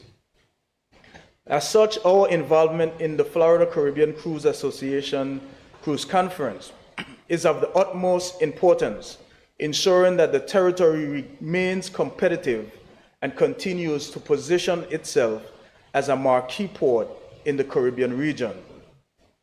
Madam Speaker, we will have the unique opportunity to meet the cruise executives from the FCCA's member lines at the conference. These discussions are vital for addressing key issues and trends within the industry and for fostering relationships that will strengthen our cruise tourism sector.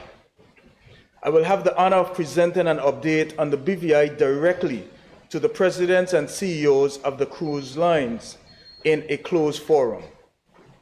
This will allow us to highlight our progress since last season, discuss potential areas for collaboration, and ensure that the BVI remains top of mind when decisions are being made about cruise itineraries and investments in the region. Madam Speaker, our delegation from the BVI Ports Authority, the Cyril B. Romney Tortola Pier Park, and the BVI Tourist Board will hold one-on-one meetings with cruise executives, offering more in-depth discussions on enhancing the visitor experience in the BVI and exploring new growth opportunities. These conversations will allow us to delve into the specific needs and preferences of the various cruise brands that call to our shores, ensuring that we continue to meet and exceed the expectations of our cruise visitors.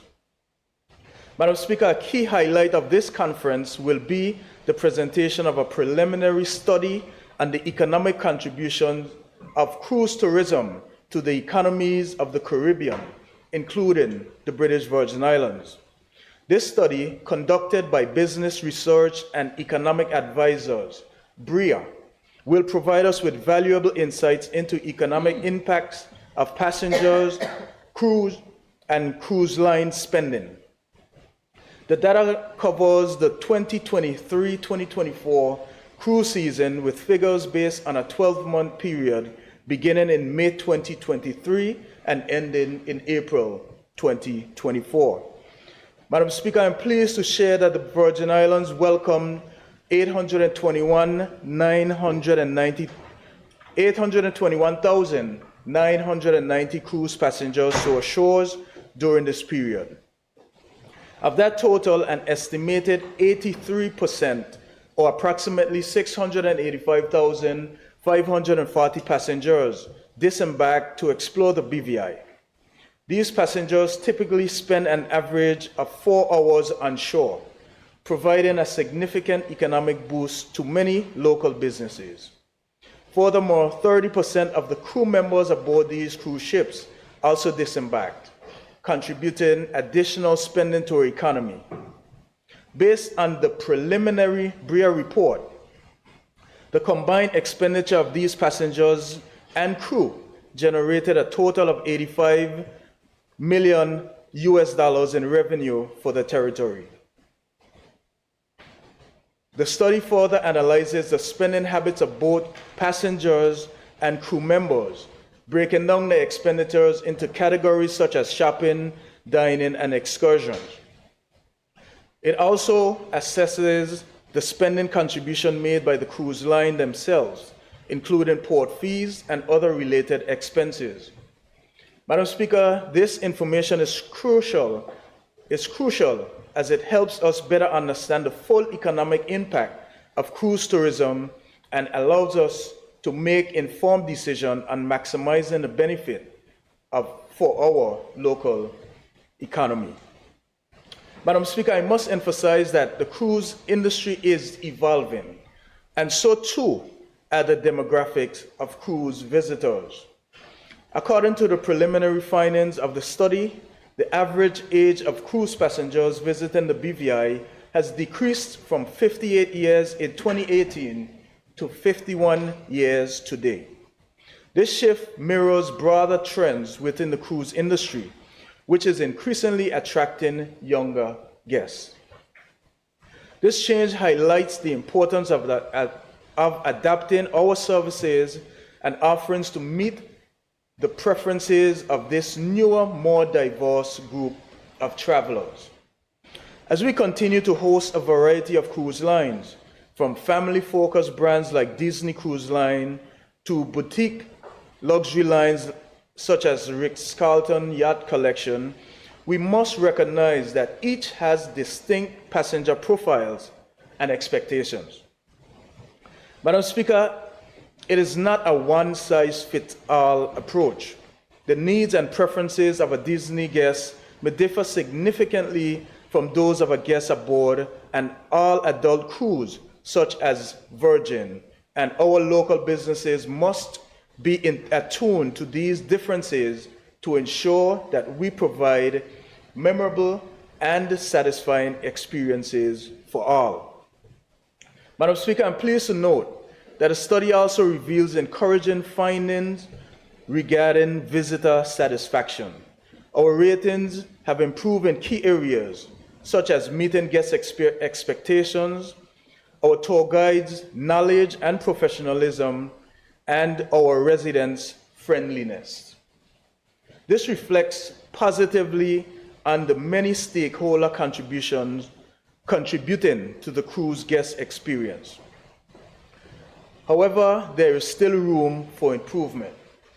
Our transportation sector, and this affects the deplorable road infrastructure, has declined in ratings since 2018.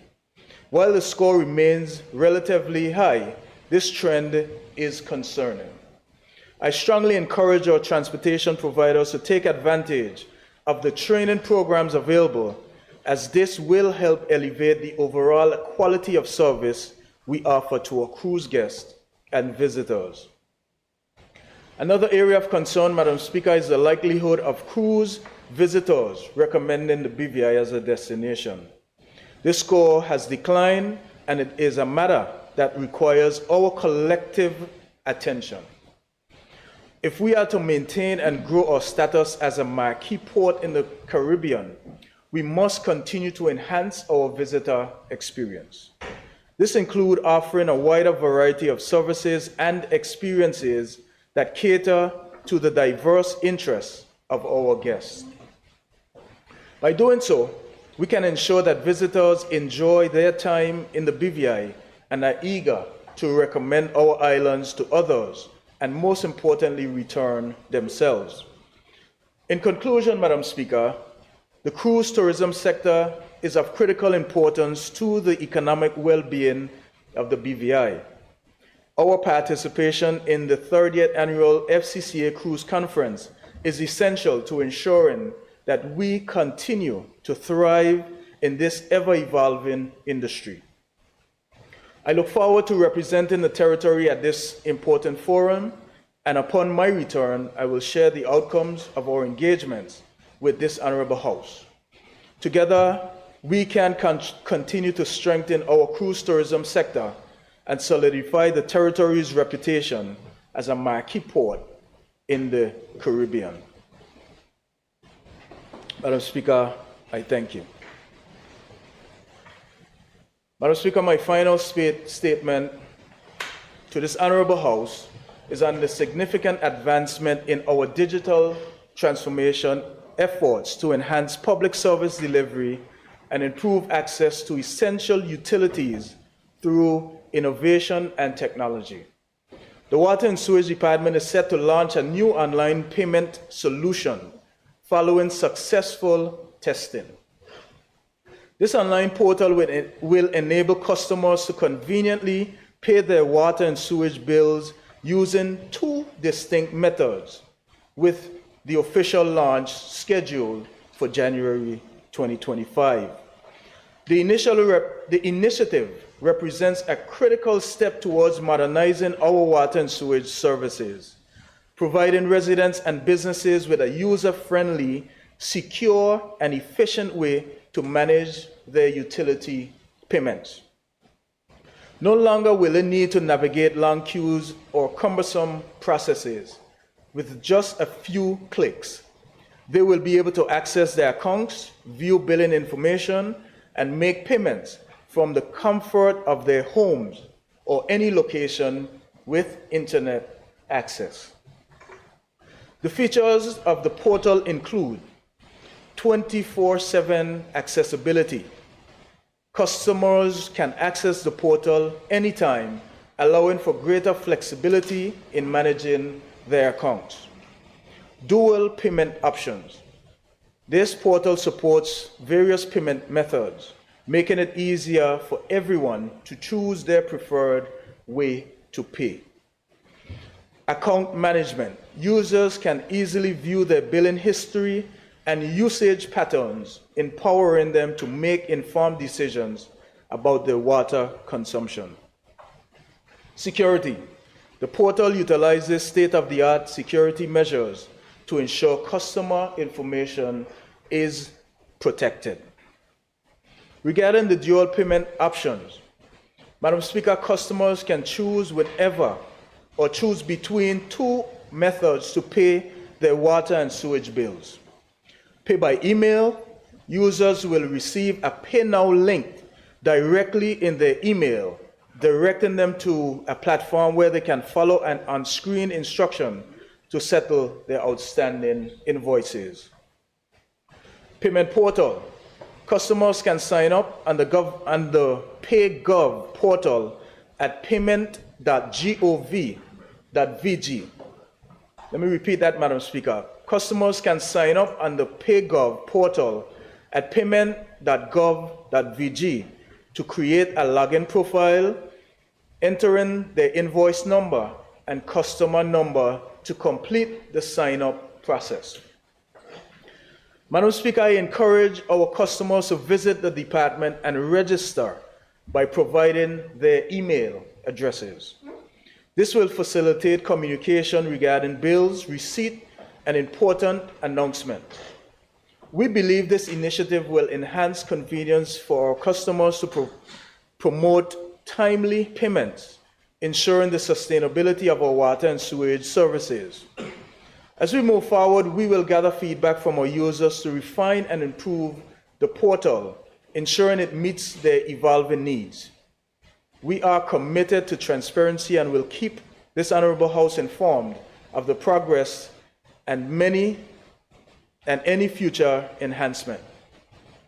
I extend my gratitude to all stakeholders who made this online payment portal a reality, including the Water and Sewage Department, the Department of Information and Technology, Banco Popular and their payment processors, the Treasury Department, the Ministry of Finance, Smarter Commerce for their development efforts, and the 17 individuals who participated in the pilot testing and provided invaluable feedback. Madam Speaker, the launch of this initiative aligns with our National Sustainable Development Goal 4, emphasizing infrastructure that demonstrates resilience and access to sustainable services. The unwavering commitment and dedication of all involved exemplify the highest standards of service in the Virgin Islands public service. Their efforts reflect a profound sense of duty and responsibility, essential for fostering a resilient and effective public service that meets our community's needs. In conclusion, I invite all members of this Honorable House to support this initiative and encourage their constituents to take advantage of the Water and Sewage Payment Portal. Together, we can build a more efficient and responsive public service for all. Madam Speaker, I thank you.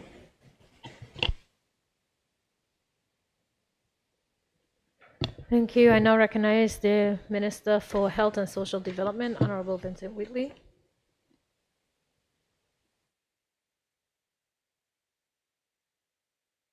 Thank you, Madam Speaker. It's been a while since we gave statements, and I have a lot going on, Madam Speaker, so forgive me if I do more than 3 statements.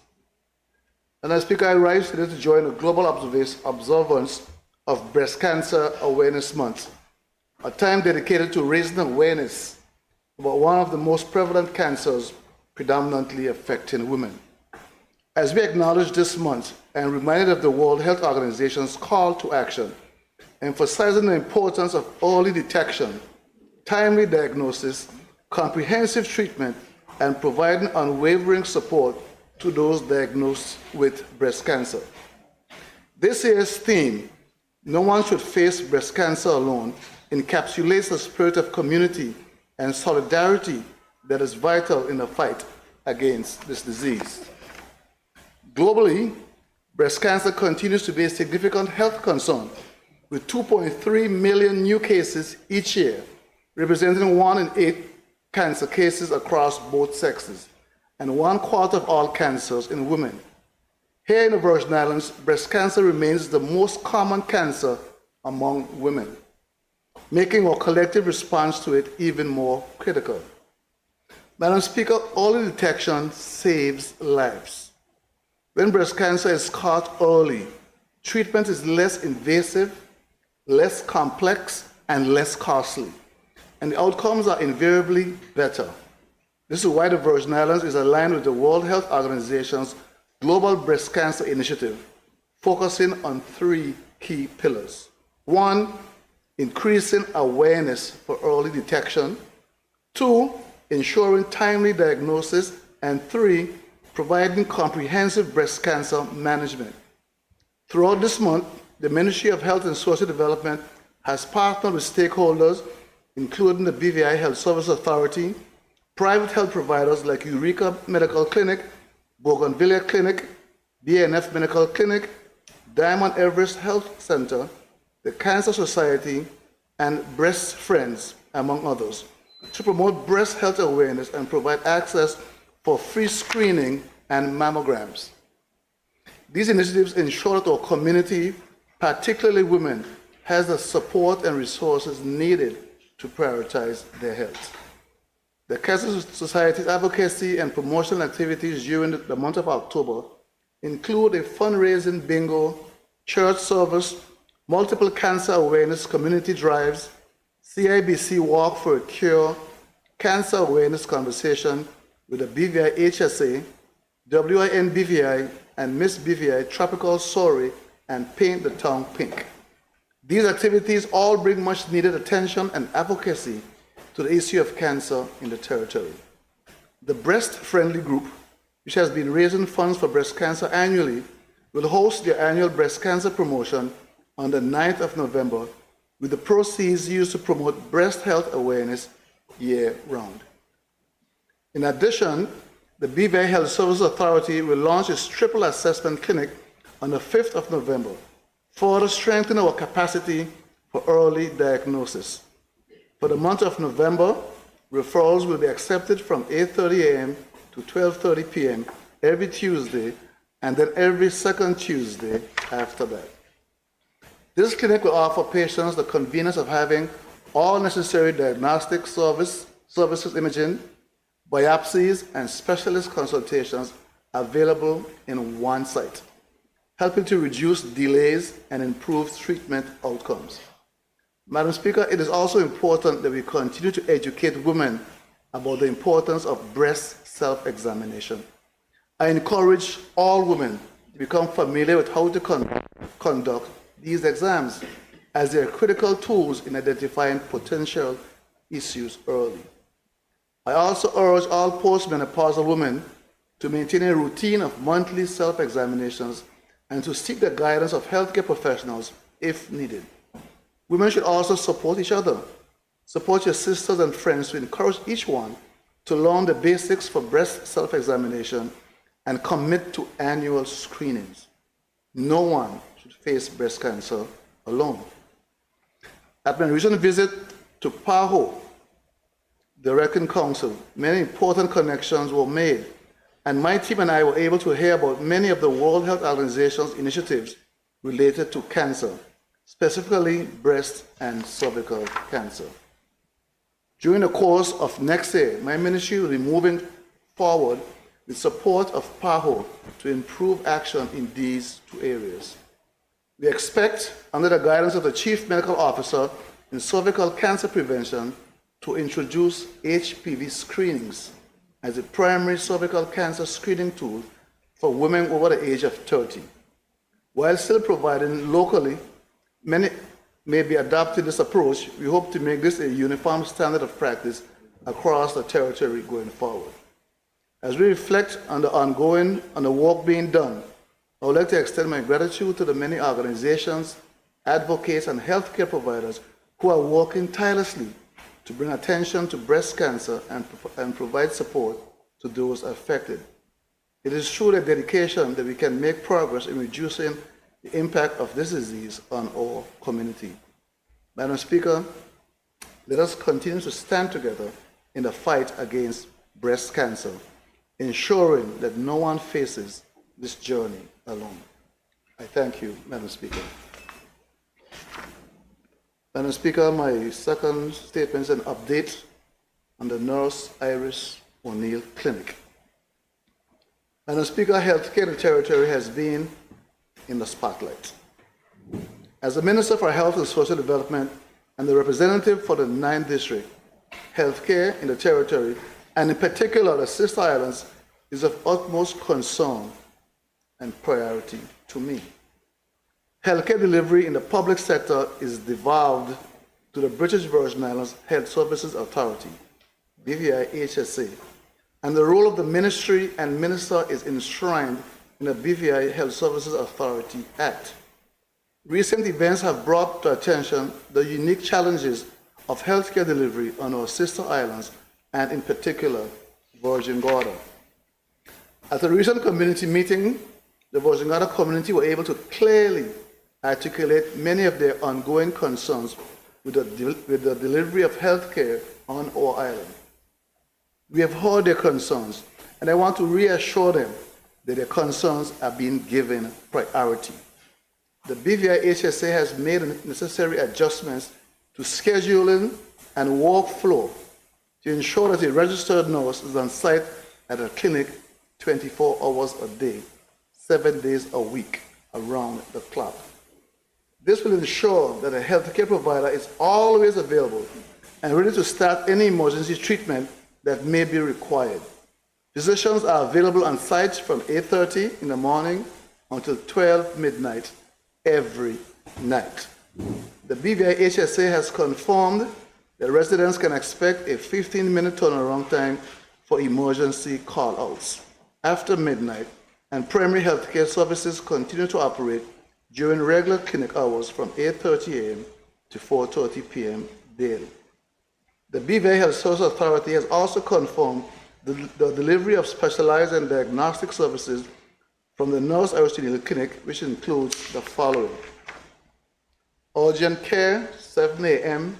to 12 p.m., emergencies, 24-hour response capable, phlebotomy, which are blood draws, Tuesdays, 7 a.m. to 11 a.m., pharmacy, Monday to Friday, 8:30 a.m. to 4:30, child health, Wednesdays, 8:30 a.m. to 4:30 p.m., maternal health, Thursdays, 8:30 a.m. to 4:30 p.m., family planning, Monday to Friday, 8:30 a.m. to 4:30 p.m., wound care, Monday to Friday, 8:30 a.m. to 4:30 p.m., home visiting and domiciliary care, Monday to Friday, 8:30 a.m. to 4:30 p.m., nutrition counseling, Monday to Friday, 8:30 a.m. to 4:30 p.m., pediatric clinic, second and fourth Mondays, 10 a.m. to 12 p.m., mental health services, Monday to Friday, 8:30 a.m. to 4:30 p.m., and every third Wednesday, psychiatrists and mental health nurses visits to provide additional mental health and psychiatric services. Dental clinic, Tuesdays, Thursdays, and Fridays, 9 a.m. to 3 p.m. The North Irish Hill Clinic also has one paramedic and an advanced emergency technician who works and takes calls to ensure 24-hour coverage is in place, which is also augmented by the Royal Virgin Islands Fire and Rescue Service as required. 2 additional advanced emergency medical technicians are currently undergoing training and will join the emergency staff roster at the North Irish Hill Clinic upon graduation.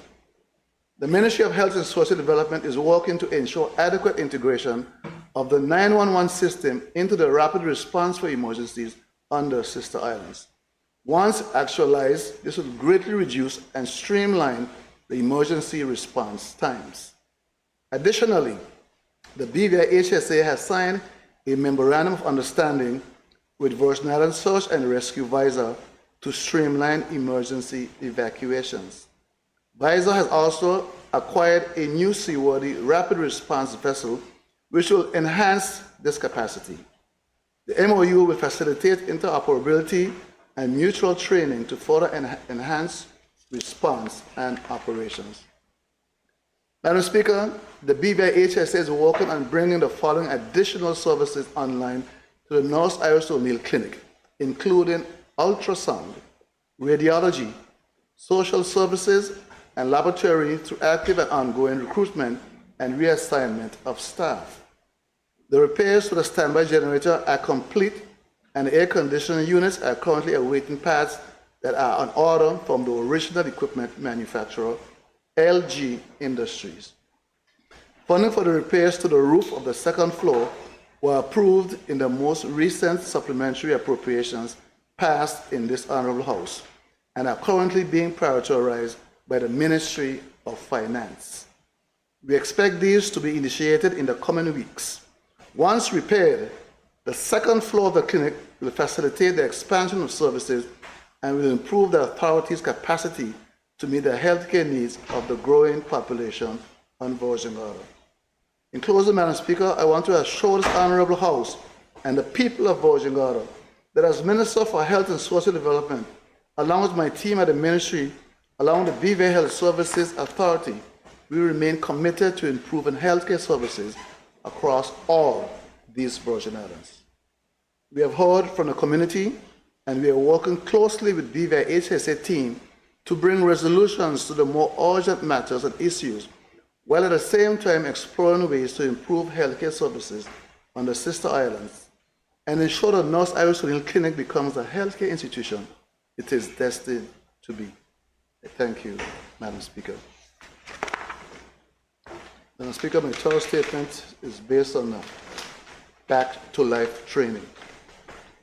Madam Speaker, I am pleased to inform this Honourable House that the British Virgin Islands Health Services Authority, BVA HSA, has entered into a partnership with Back to Life Limited, a UK-based life support training company, to enhance the emergency response capabilities of healthcare professionals across the territory. This training replaces the previously implemented US-based American Heart Association training. The Resuscitation Council training provides significant advantages over the American Heart Association's training as previously configured in the BVI context, which has become increasingly expensive and complex to administer outside of mainland USA. This new program is more cost-effective, provides additional levels of training which can improve the benefits to a wider range of staff, allows the BVI HSA to have access to updates and the ability to become a Resuscitation Council accredited training center for the region. Back to Life Limited is a UK-based company with more than 32 years of experience in delivering high-quality life support training, including the Resuscitation Council UK, RC UK training. I was pleased that the company visited the territory in September and held a week-long training program with a wide cross-section of BVI HSA staff.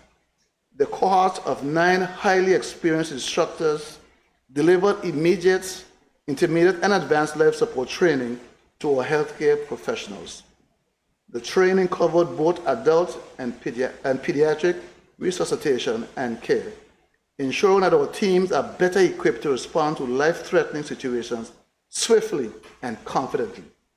Madam Speaker, I would like to emphasize the importance of this partnership. Back to School Life Limited is known for its extensive work in providing simulated life support training across the UK, including training in acute hospitals, mental health institutions, and community healthcare settings. They bring with them the gold standard of life support training accredited by the Resuscitation Council UK, RRC UK. Our collaboration with them is a crucial part of BVI HSA, ensuring standardization of care and improvement in its emergency care capabilities. This collaboration will result in healthcare professionals in the territory having access to world-class training right here at home, which will lead to better preparedness and improve patients' outcome in medical emergencies. Already the training has had a positive impact. From doctors and nurses to paramedics and administrative staff, a wide range of healthcare professionals participated in the series of intensive sessions. Feedback from participants has been overwhelmingly positive, with many praising the high-quality, hands-on training delivered by Back to Life's expert instructors. 6 local healthcare providers have been identified and have begun their training. In total, Madam Speaker, 108 persons were trained. The BVI HSA has also invested in simulation equipment and will continue to ensure ongoing competence through regular simulation training under RC UK guidance. This will improve the standard of emergency care, confidence, and in particular the level of service available in emergencies on remote locations, including the Sister Islands.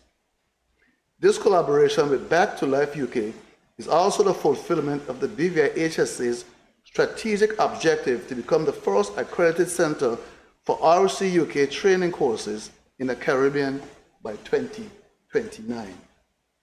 Becoming an RC UK training center will position the BVI Health Services Authority as a center of excellence in emergency care, enabling us independently to offer RC UK's accredited life support courses for all healthcare workers in the territory and across the region.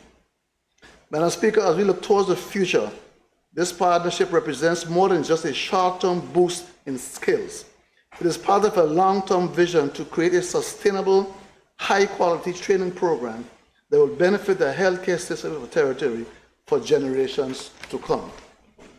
This initiative will help to build a more responsive healthcare system, better prepared to provide a high standard of resuscitative and emergency care to our residents and visitors alike. Madam Speaker, I thank you very kindly. Madam Speaker, my next statement is an update on Domestic Violence Awareness Month. Madam Speaker, October is observed as Domestic Violence Awareness Month, a time dedicated to raising awareness about the devastating impacts that domestic and gender-based violence has on individuals, families, and communities, both here in the Virgin Islands and globally. Throughout the year, organizations such as the Family Support Network, FSN, and Women in Need, WIA and BVI, have spearheaded vital efforts to shed light on this serious issue. I extend my deepest gratitude to these organizations and their partners for the tireless work combating this human rights violation. I recognize and thank all those who have participated in the various activities organized for this awareness month. I encourage all citizens to participate in going forward, allowing our collective voices to strengthen the message that domestic violence will not be tolerated. Madam Speaker, gender-based violence, which affects 1 in 3 women globally, as noted by the World Health Organization and Pan American Health Organization, is not only a violation of human rights, but also a public health crisis. Its effects extend beyond immediate physical harm, impacting mental, sexual, and reproductive health. Here in the Virgin Islands, this issue remains critical, Madam Speaker. The data from the Royal Virgin Islands Police Force reveals alarming trends with domestic violence incidents, including assaults and sexual offenses, persistently affecting our communities. Madam Speaker, I wish to draw our attention to the startling and disheartening local statistics surrounding domestic and gender-based violence. According to the data from the Royal Virgin Islands Police Force, in 2019, there were 40 recorded cases of domestic violence involving male victims, including 9 serious assaults and 31 minor assaults. For female victims, there were 37 serious assaults, 66 minor assaults, and 1 murder, totaling 105 cases, accounting for 72.4% of all domestic violence incidents that year. Madam Speaker, in 2022, the statistics were similarly alarming. There were 138 recorded cases of female victims, with 10 cases of sexual offenses, 25 serious assaults, and 103 minor assaults, making up 71% of the total incidents. Meanwhile, 42 males reported being victims of domestic violence, facing both serious and minor assaults. Madam Speaker, in 2024 up to May, there have been 43 cases of female victims, including 5 serious assaults and 38 minor assaults. During the same period, 35 males reported being victims of domestic violence, mostly experiencing common and minor assaults. The high prevalence of minor assaults, especially against female victims, reflects the pressing need to foster a healthier and more respectful relationship. As Minister for Health and Social Development, I remain committed to addressing this cause through practical measures. The Ministry is in partnership with the Office of with the Office of Gender Affairs, continue to implement the Partnership for Peace program, which has positively impacted 158 men to date. This violence intervention initiative helps participants take responsibility for their actions and adopt new nonviolent behaviors. Additionally, legislative advancements are underway with the drafting of the Sexual Offences Bill, which, once enacted, will provide a stronger legal framework to deter perpetrators and safeguard victims. Madam Speaker, I wish to say to everyone listening, I urge you to reflect on the fact that violence is a choice. Yes, violence is a choice. We all have a responsibility to foster respectful relationships and to stand up for those who may not have a voice. If you or someone you know is experiencing domestic violence, I implore you to report it to the Royal Virgin Islands Police Force. Seeking justice through the proper channels is essential, and together we can create a community where every person feels safe and supported. Let us work together to create a society where violence has no place and every person can live free from fear and harm. I thank you, Madam Speaker. I think I only have one more. Oh, I'll just do one more, Madam Speaker. I know lunchtime is looming.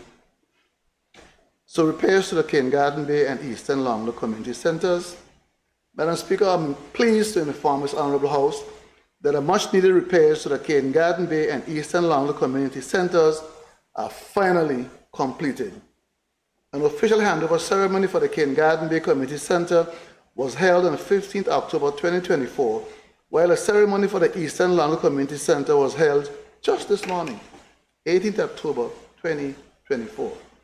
Madam Speaker, the repairs to the Cane Garden Bay Community Center were completed by No Limit Construction for a sum of $327,526.09.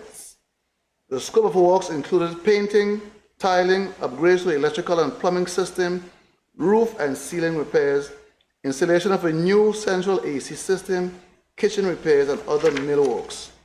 The repairs for the Eastern Longlow Community Center were completed by Quality Construction Limited for a sum of $514,593.90.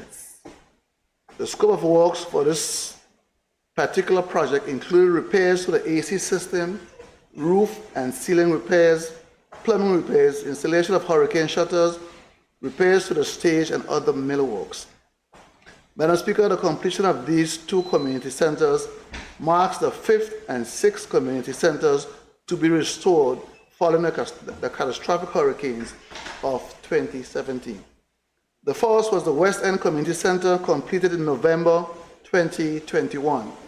This was followed by the Valerie O. Thomas Community Center in Seacoast Bay, the Emile Dunlop Community Center on Enigada, and the Gertrude and Christina Warner Community Center in Purcell Estates, which were officially handed over in February of 2023. Madam Speaker, these projects were made possible with the generous support of the European Union and the Pan American Health Organization, working closely through the Premier's office. Madam Speaker, in alignment with PAHO's SMART standards, we have ensured that the Cane Garden Bay and Eastern Longlow Community Centers were rehabilitated to a standard where they are resilient and environmentally sustainable like the other restored centers. The Ministry of Health and Social Development remains committed to rehabilitating all our community centers to a high standard, ensuring they are better prepared to withstand future shocks. These community centers have become cornerstones in the development of their respective communities. These facilities are where our golden gems meet to socialize and engage in meaningful activities. They host community meetings, church events, and some of our most cherished occasions, such as birthday parties, graduations, wedding receptions, family reunions, repasts, and other celebrations that bring us together as a community. Equally important, Madam Speaker, these centers also play a critical role as emergency shelters during natural disasters. For these reasons, I am pleased that my ministry was able to complete these long overdue projects. Madam Speaker, I'd like to give a special thank you to the contractors, Quality Construction Limited and No Limit Construction Limited, for the fine work they have done. But I'd like to show my appreciation to the honorable members for the 2nd District, 7th District, and 8th District, and also to their constituents for their patience that they have displayed as we completed these much needed projects. They nagged me a lot, Madam Speaker.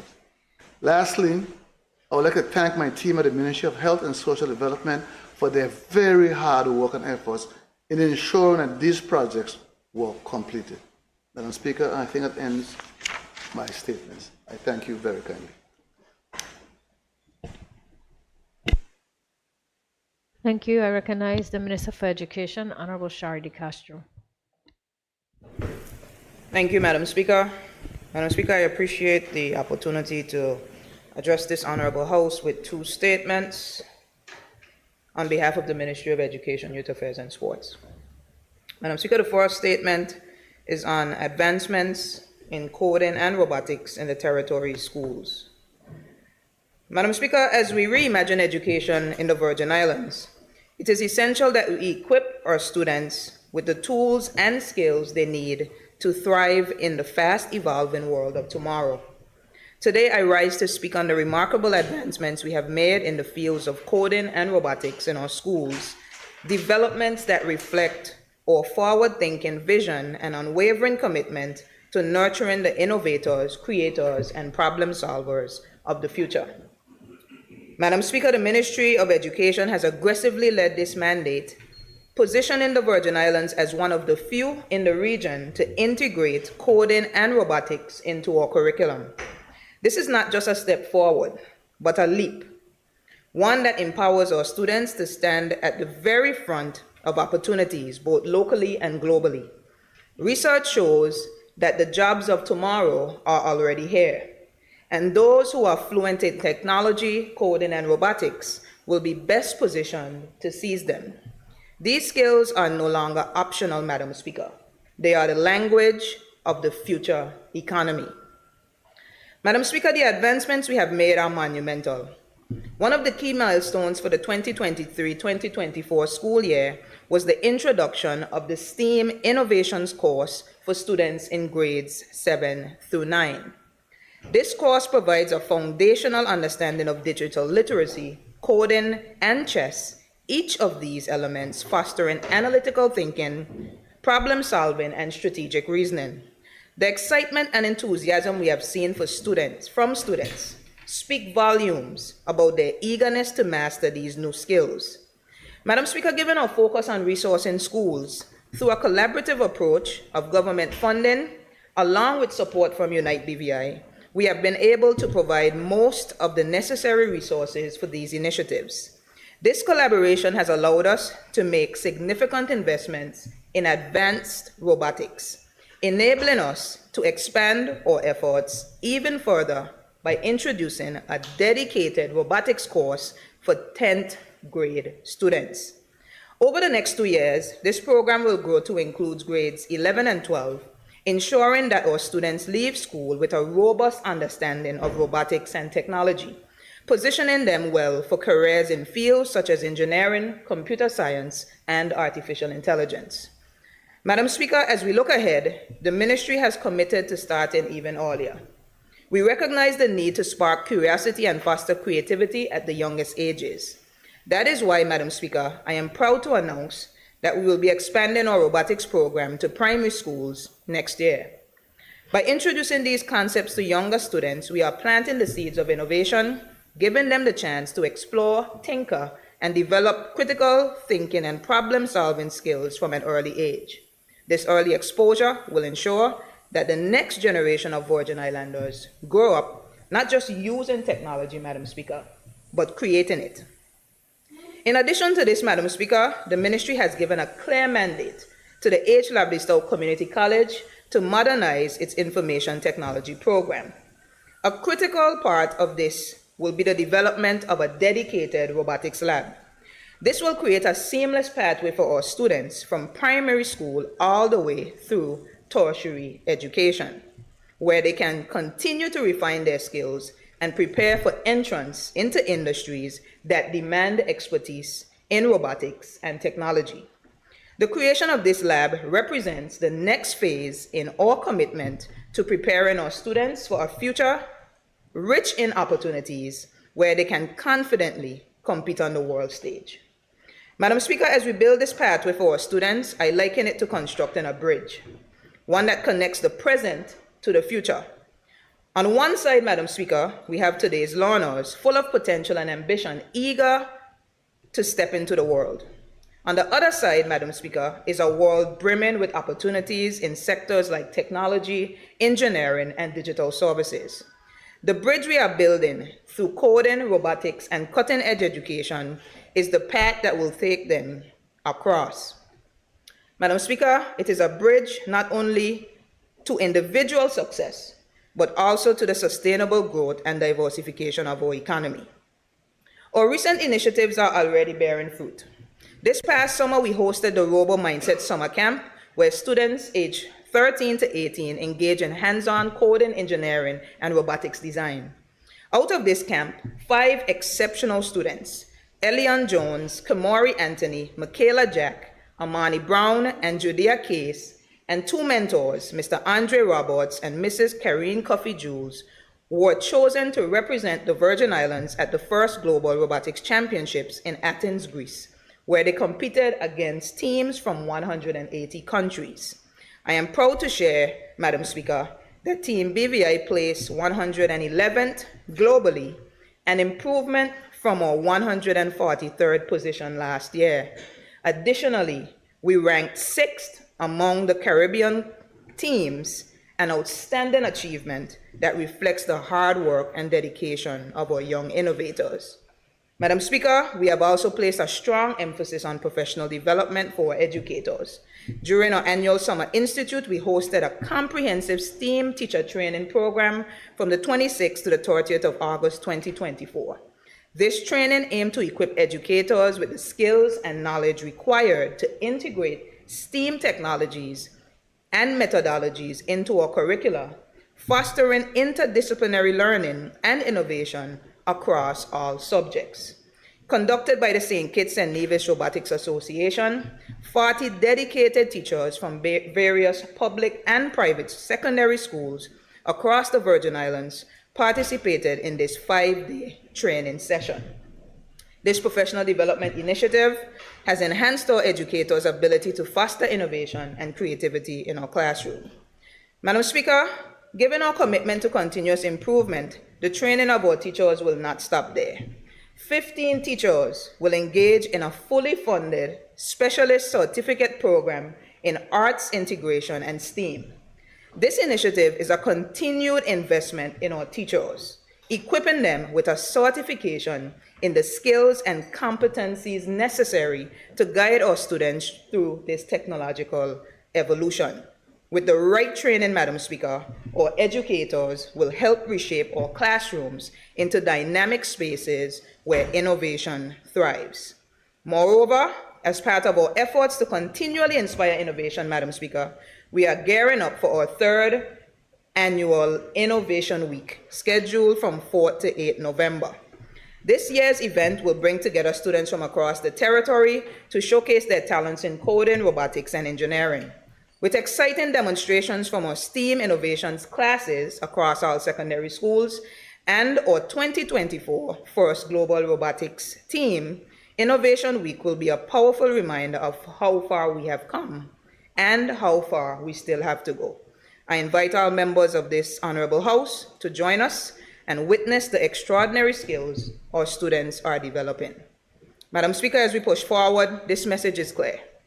Our investments in coding and robotics are investments in the future of the Virgin Islands. These are not just subjects. They are transformative tools that equip our students with the power to shape the future.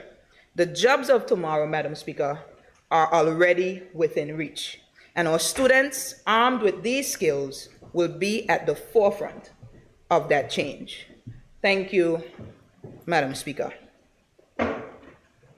Madam Speaker, I move to my last and final statement, which is on the status of mathematics achievement in the Virgin Islands. Madam Speaker, as we continue to reimagine education in the Virgin Islands, it is essential to recognize that curriculum review and data-driven instruction are the keys to unlocking our students' full potential.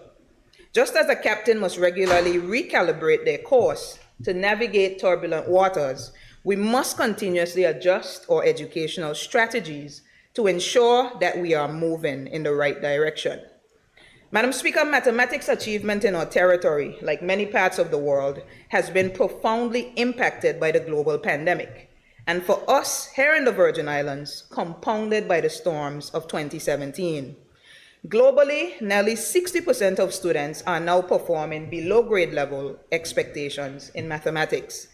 This troubling trend has also been reflected in our region, where the pass rate for mathematics at the CXC level is currently 36%. While I am pleased to report that the pass rate for all local students stands approximately 10% higher than the regional average, we must recognize that our results remain alarming. Our students' performance in territorial examinations such as the exit proficiency examination and the key stage assessments reflect the same troubling trend. Madam Speaker, for the last school year, the percentage of students who took the Math EPE and were successful averaged 55%. It is important to note that students have multiple opportunities from grade 10 onwards to earn a pass in this exam. While this is an improvement over previous years, it clearly shows that we continue to face significant challenges in mathematics achievement. Results from the June sitting of the Key Stage Assessment, which evaluates the performance of students across the territory, across 4 critical stages of development, grades 2, 4, 6, and 9, indicate that only 47% of students across the territory met or mastered the attainment targets for their respective grade levels. Students at grades 2 and 9 performed significantly better than their peers in grades 4 and 6. These results confirm that there is still much work to be done in the teaching and learning of mathematics in the Virgin Islands. Madam Speaker, those statistics, while concerning, serve as a catalyst for the ministry's ongoing efforts to reform and reimagine the teaching and learning of mathematics. Madam Speaker, over the last school year, the ministry undertook an extensive review of the way mathematics is taught in our schools.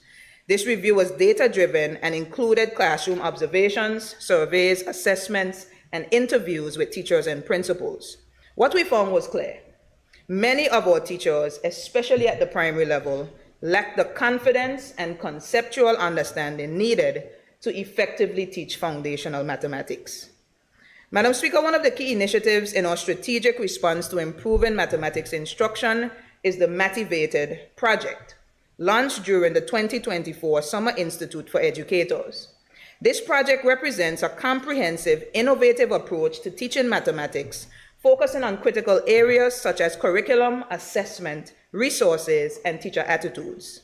During this institute, primary teachers participated in a 3-day workshop that introduced them to play-based, hands-on instructional techniques designed to engage students and build a solid understanding of math concepts. Madam Speaker, as part of our efforts, we are also harnessing the strength and expertise of some of our finest local teachers at both the primary and secondary levels. Under the supervision of the Education Officer for Mathematics, these educators are the true brains behind the Motivated Project. Driving its vision and execution, their talent, passion, and skills have been instrumental in shaping the professional development initiatives that are at the heart of this project. Madam Speaker, by leading math camps and facilitating ongoing professional development for their peers, these dedicated teachers are not only enhancing their own teaching practices, but are also elevating the competencies of educators across the territory. Through their leadership and collaboration, we are ensuring that the strategies and innovations introduced are deeply rooted in the local context, making them even more effective in transforming math instruction in our schools. This collaborative, teacher-led approach, Madam Speaker, is central to the success of the Motivated Project.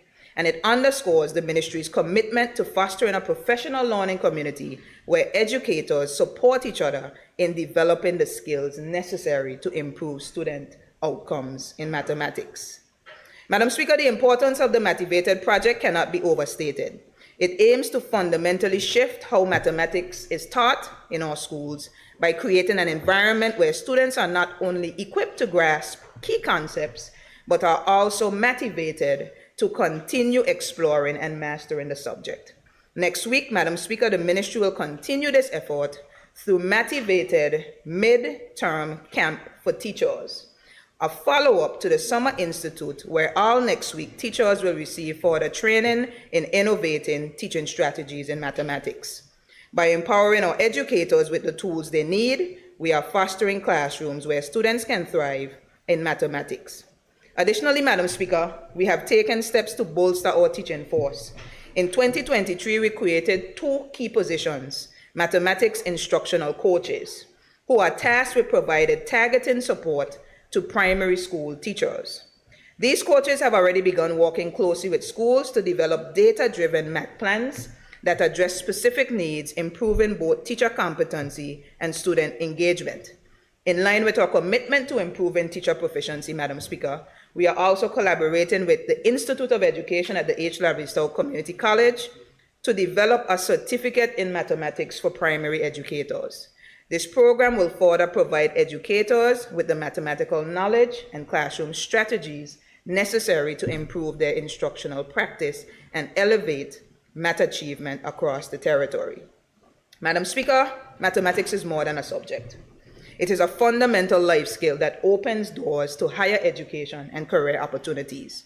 It sharpens critical thinking and problem-solving skills, as well as other skills that are essential for the growth and progress of our students and our nation. While the road ahead may present challenges, Madam Speaker, I am confident that through our strategic initiatives, including the Motivated project and a commitment to professional development, we are building a foundation for significant and lasting improvements in mathematics education in the Virgin Islands. As we navigate this new school year, the ministry remains steadfast in its resolve to transform how we teach and learn mathematics. Together with the continued support of this Honorable House, we will ensure that every student in the Virgin Islands has the opportunity to excel in this vital area and develop the skills they need for a bright future. Thank you, Madam Speaker. Thank you, honorable members. Sorry, we'll take the lunch break and recess until 2:40 p.m.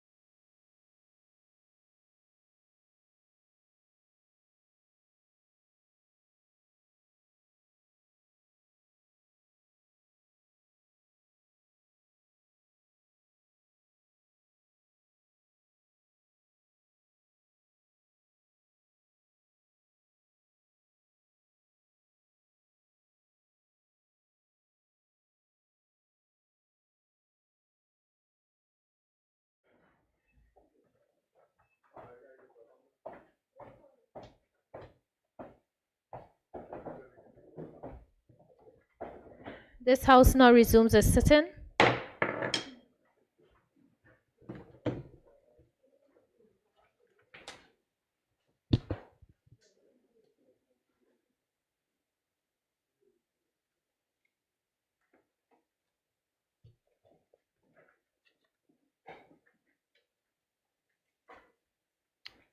I call upon the clerk.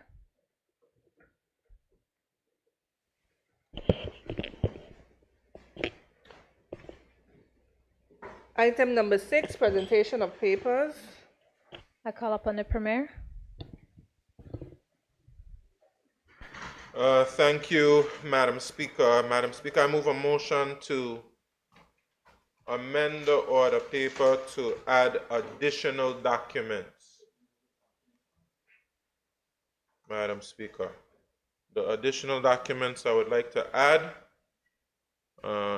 one is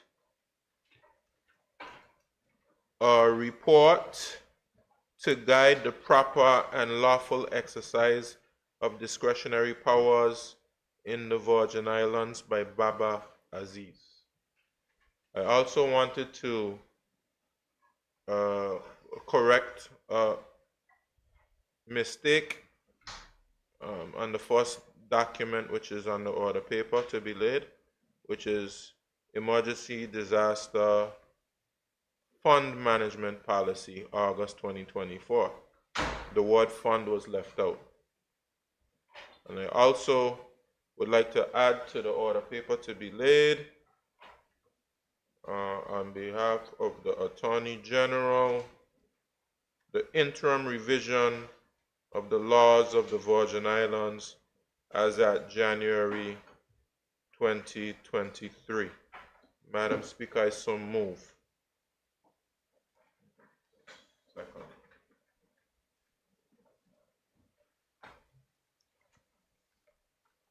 Madam Speaker, I rise to second the motion. Honorable members, a motion has been moved and seconded. Those in favor? Those against? The ayes have it. The motion is passed. The order paper is so reordered, or so amended. My apologies. I call on the Premier and Minister of Finance to lay his documents on the table. Thank you, Madam Speaker. Madam Speaker, I rise to lay on the table the following documents. Emergency Disaster Fund Management Policy, August 2024. A report to guide the proper and lawful exercise of discretionary powers in the Virgin Islands by Baba Aziz. Thank you, Madam Speaker. Thank you. I call upon the Deputy Premier and Minister for Financial Services, Labor and Trade to lay her documents. Thank you. Thank you, Madam Speaker. Madam Speaker, I rise to lay on the table the following documents. 1. Statutory Instrument 2024, number 42, Securities and Investment Business, Amendment of Schedule Order 2024. 2. Statutory Instrument 2024, number 43, Anti-Money Laundering Amendment Regulations 2024. And 3. Statutory Instrument 2024, number 45, Anti-Money Laundering and Terrorist Financing Amendment Code of Practice 2024. Thank you. I call on the Minister for Communications and Works to lay his documents. Speaker, I move to lay on the table the Taxi and Levy Commission Annual Report 2023. Thank you. I call on the Attorney General to lay her document.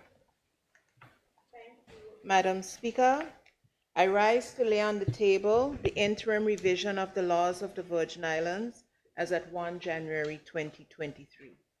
Thank you, Madam Speaker. Thank you. I call upon the clerk. Item number 7, notices of motions given orally. I call upon the Premier and Minister of Finance to give notice. Thank you, Madam Speaker. I rise to give notice that at a later stage in the proceedings, I will seek leave to move the motions standing in my name under item number 9, Roman numeral 1 through Roman numeral 3 on the order of the day. Thank you, Madam Speaker. I call upon the Deputy Premier to give notice. Thank you. Thank you, Madam Speaker. Madam Speaker, I rise to give notice that at a later stage in the proceedings, I will seek leave to move the motion standing in my name under item 9, 1, 4 through 6, Roman numerals, on the order of the day. Thank you. I call upon the Minister for Communications and Works to give notice. Madam Speaker, I rise to give notice that at a later stage in the proceedings, I seek leave to move the motion standing in my name under item 9.2, Roman numerals 2, on order of the day. I call upon the Leader of the Opposition to give notice. Stage in these proceedings, it's on. And at the later stage in these proceedings, I will seek leave to move the motion standing in my name under item 9.2, Roman numeral 3, on the order of the day. I call on the Deputy Speaker or his designee to give notice. Thank you, Madam Speaker. Madam Speaker, I rise on behalf of the Deputy Speaker and Territorial Member to give notice that at a later stage in the proceedings, he will seek leave to ask a question standing in his name under item 8, Roman numeral 1 and 2, on the order of the day. I call on the member for the 3rd District or his designee to give notice. Thank you, Madam Speaker. Madam Speaker, on behalf of the member of the 8th District.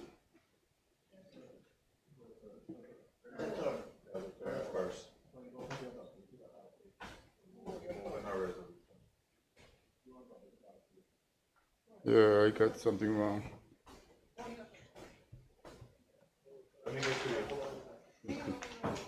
Thank you, I have it. Thank you. Madam Speaker, I rise to give notice on behalf of the member for the 2nd District, the 3rd District, to give notice that at a later stage in the proceedings, he will seek leave to move the motion standing in his name under item 9.2.1 on the order of the day. I call on the member for the 8th District to give notice. Thank you, Madam Speaker. I rise to give notice that at a later stage in the proceedings, I would seek leave to ask a question standing in my name under item 8, Roman numeral 3 through 7, Roman numeral 7 on the order of the day. I call on the member for the 6th District to give notice. Thank you, Madam Speaker. Madam Speaker, I rise to give notice that at a later stage in the proceedings, I will seek leave to ask a question standing in my name under item 8, Roman numerals 8 through 9 on the order of the day. I call on the member for the 2nd District or his designee to give notice. Thank you, Madam Speaker. Madam Speaker, I rise on behalf of the member for the 2nd District to give notice that at a later stage in these proceedings, he will seek leave to ask the question standing in his name under item 8, Roman numeral 10 through Roman numeral 12 on the order of the day. Thank you. I call upon the clerk. Item number 8, questions and answers to questions. Madam Speaker, can we take a brief recess, if you don't mind, please, Madam Speaker? All right, we'll just take a brief recess.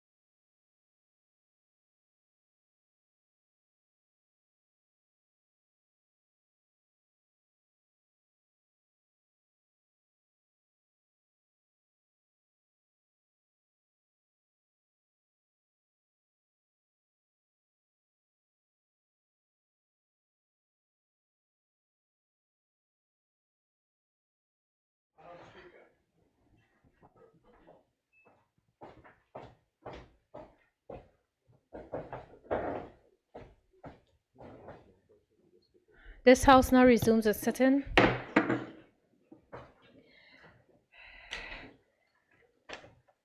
Given that the Deputy Speaker had to leave at short notice and will be back shortly, we will move on to the next member. Member for the 8th District to ask your questions. Yes, thank you, Madam Speaker. Madam Speaker, my first question is for the Honorable Premier and Minister for Finance and the Environment. Madam Speaker, could the Honorable Premier and Minister of Finance please provide this Honorable House with the following information. A, all amounts budgeted and spent for each line item for the projects and all initiatives for 2024 under his entire ministry and departments for capital and recurrent. B, provide the same in A for the statutory organization under his ministry's remit. And C, provide a cumulative amount budgeted and the amount unspent to date for both areas outlined in A and B above.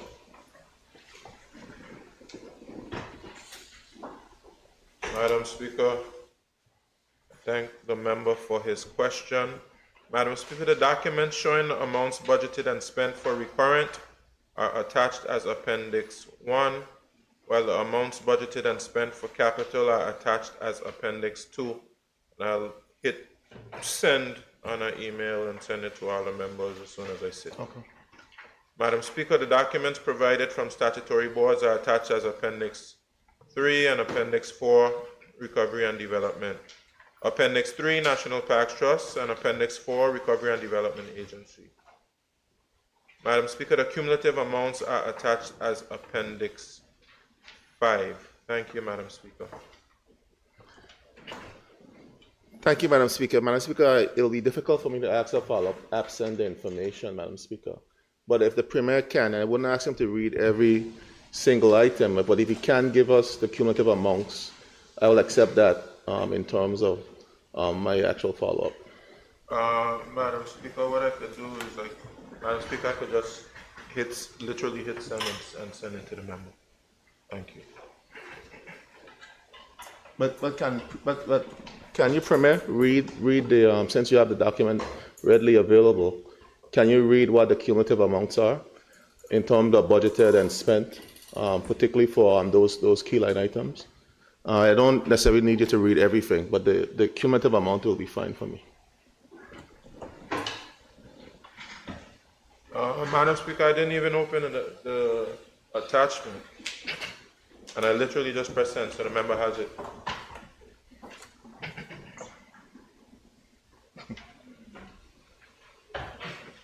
Member for the 8th, have you received it as yet?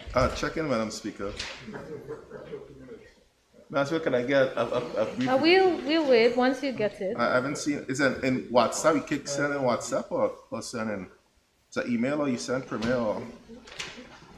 Madam Speaker, I just sent through a government accounts, Outlook. It was sent directly to the member. I haven't seen it. Yes, Madam Speaker. Let me send it to the clerk as well. Send it to the clerk, so the clerk will send it to me, please, Madam Speaker.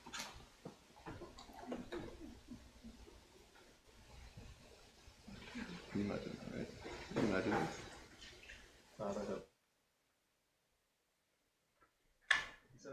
Yes. Madam Clerk knows how to reach me very quickly.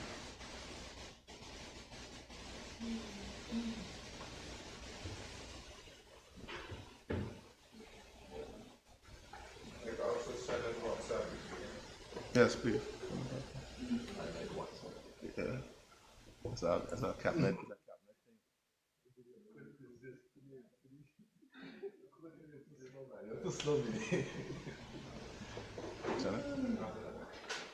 You sent it? It ain't come up yet. I just got it. Okay.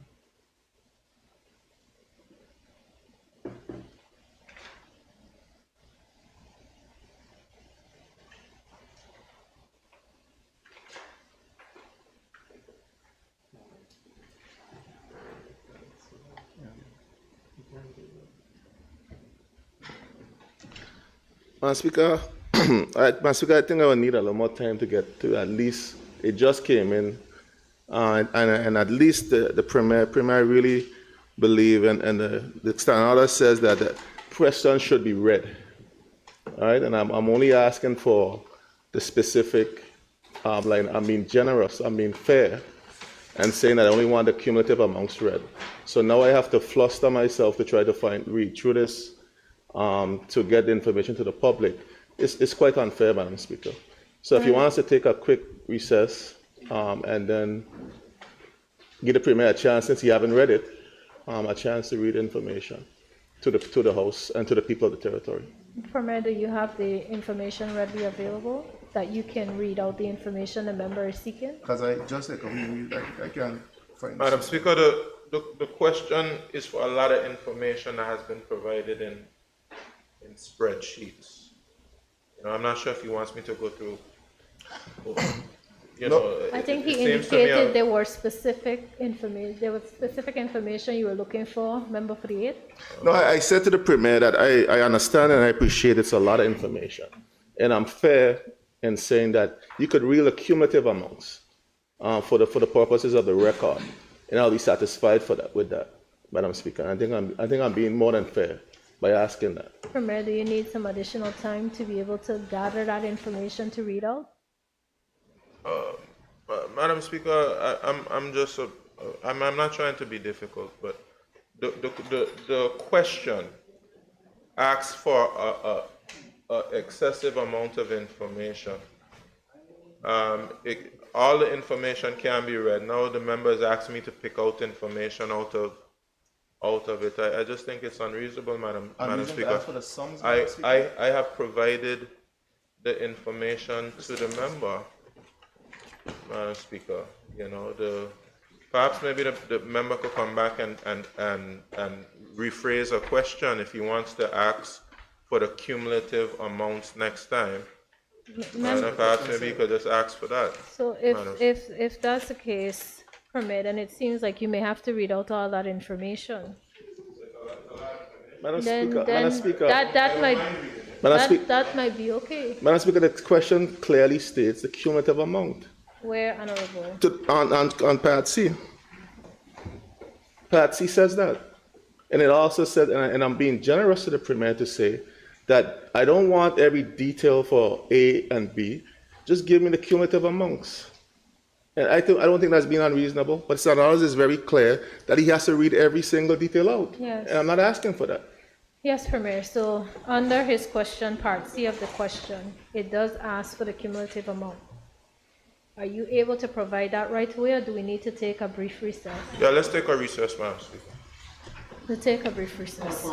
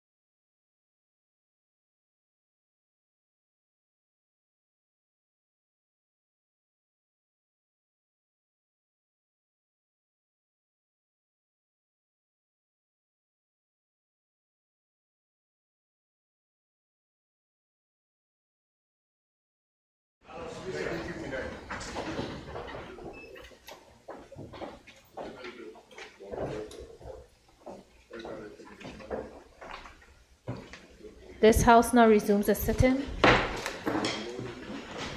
Yes, Premier. Madam Speaker, let me apologize for the delay. I did have some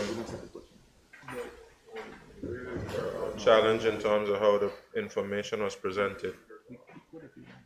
But I can give the cumulative amounts without a challenge for the ministries and departments, but the statutory boards may cause a little challenge, Madam Speaker, because of the how the Ministry of Finance interpreted projects and initiatives, and therefore they just provided all the income and expenditure information. Madam Speaker, Premier's office. I'll give the amount approved in the budget. I'll give the revised estimates based on the supplementary appropriations.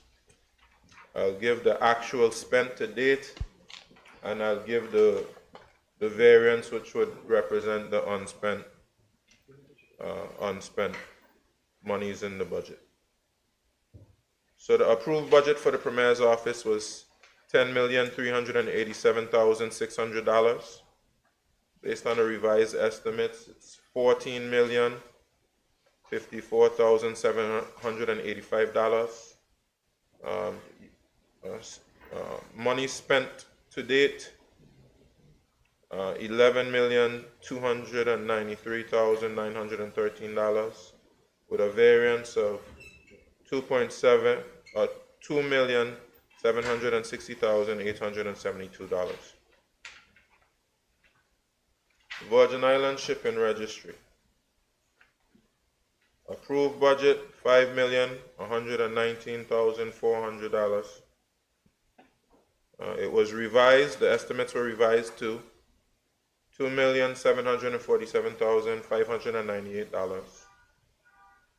Money spent to date would be $2,730,741. $2,730,741, with a variance of $16,857. So I should have said this is recurrent. These numbers are recurrent.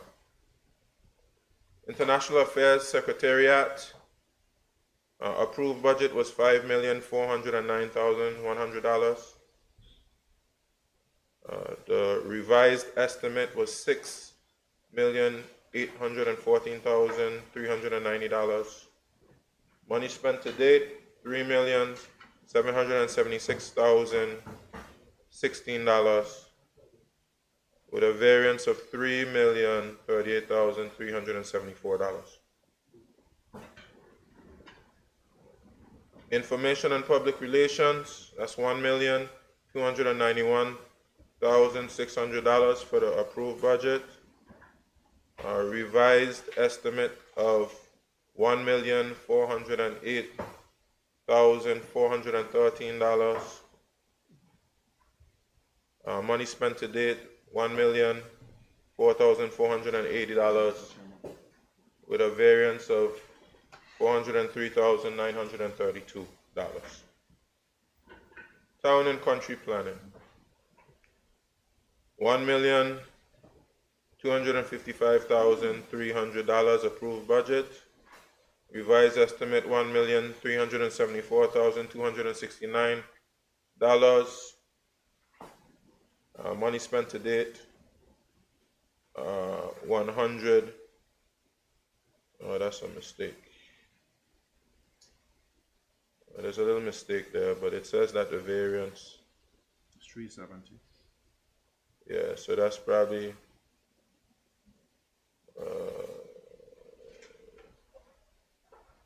1 million. I'd have to do some maths to come up with the money spent to date. But the variance is $370,155. I'm assuming that the money spent to date is just over $1 million.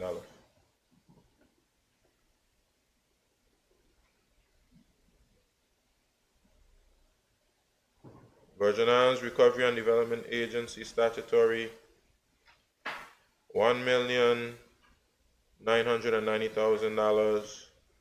for the approved budget, monies spent to date. Oh, this seems like another error in the figures. The variance is $409,740.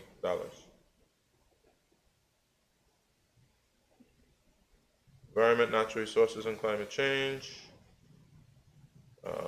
Approved budget $5,409,100.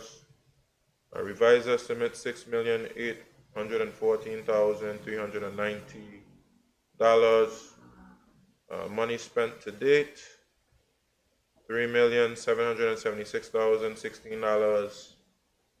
Variance $3,038,374. Agriculture. Approved budget $1,952,900. Revised estimate $2,415,611. Money spent to date $1,654,184. Variance $761,428. Land and seabed management $1,201,500 approved budget. Revised estimate $1,248,027. Money spent to date $905,026 with a variance of $343,001. Tourism, Culture, and Sustainable Development. Approved budget of $12,139,600. Revised estimate of $12,555,770. Money spent to date $9,596,464. A variance of $2,959,306. Immigration. Approved budget $4,715,000.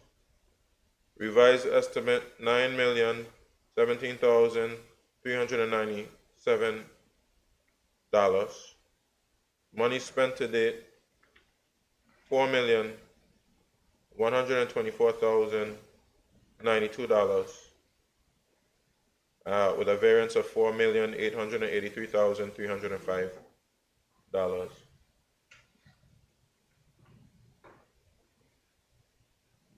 Department of Culture. Approved budget $1,733,100. Revised estimate $1,653,755. Money spent to date $1,438,125 with a variance of $215,630.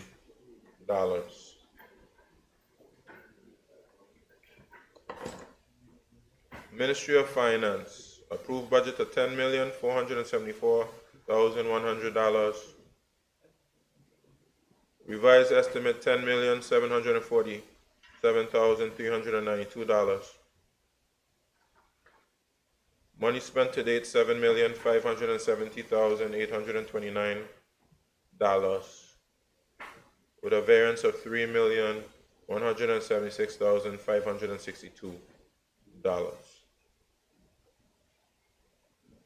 Customs $6,118,300 approved budget.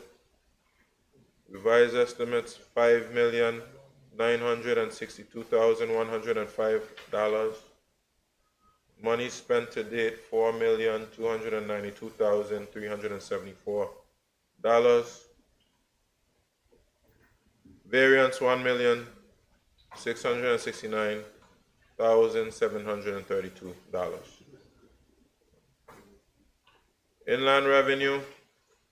Approved budget $1,502,700.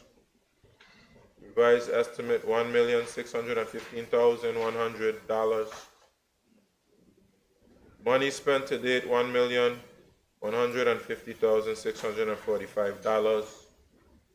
Variance $464,455. We'll have a bit to go. Internal audit, approved budget $880,200. Revised estimate $959,572. Money spent to date $676,770, with a variance of $282,802.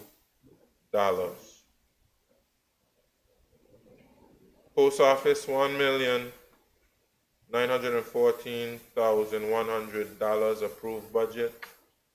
Revised estimate $2,011,392. Money spent to date $1,431,187, with a variance of $580,205. Treasury $4,468,400 approved budget. Revised estimate $4,748,208. Money spent to date $3,442,637, with a variance of $1,305,571. Department of Information and Technology $6,659,400. $400.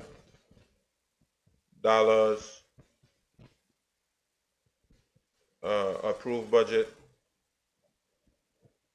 $6,754,497.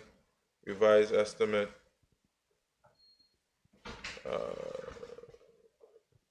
money spent to date $3,975,057, with a variance of $2,779,440.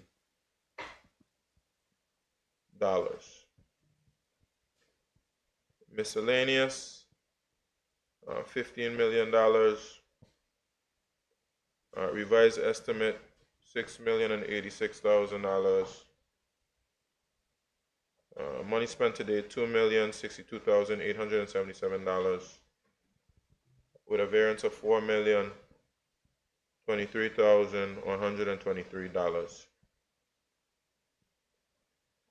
Pensions and gratuities $55,404,000.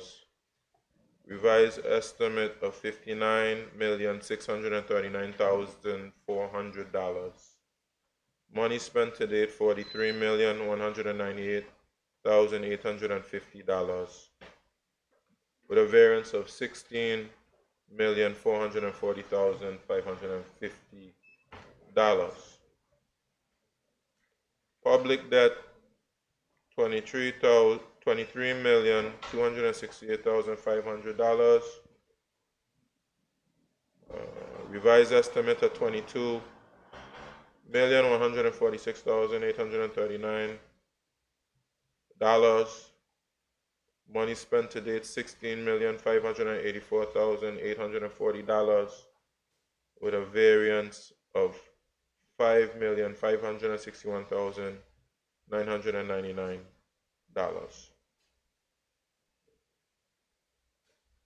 I'll move on to capital.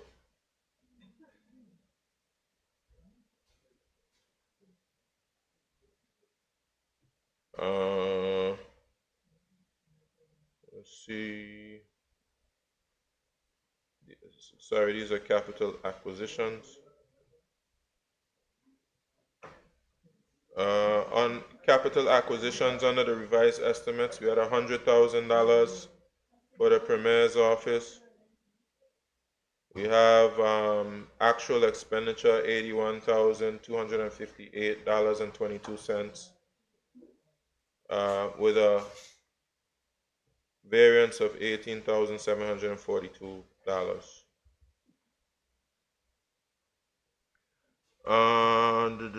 We have purchase sale of motor vehicles. This is still information. This is information and public relations. Approved budget was $236,000. A revised estimate of $23,600. And nothing spent today. So variance of $23,600.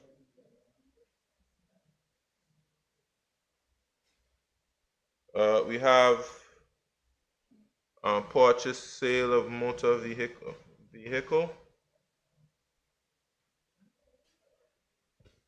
A different accounting head. Approved budget $465,000.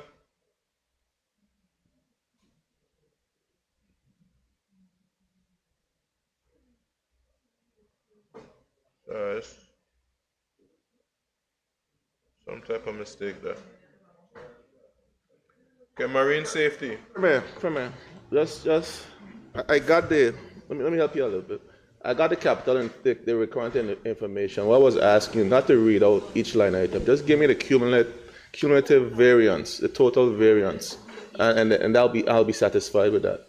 Because I got for recurrent expenditure, the cumulative unspent so far is $47 million based on my calculations from the spreadsheet. That's unspent for recurrent expenditure. Just give me the unspent amount for capital.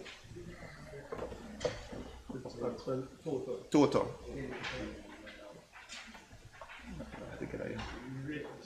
Speaker, could I stop me a lot earlier? We were trying to stop you, but you were in such a groove. Yeah, Madam Speaker. I guess I misinterpreted when you say both areas. Meaning recurrent and capital, that's what I was saying. Okay. I think the question misinterpreted that. The answer misinterpreted that question.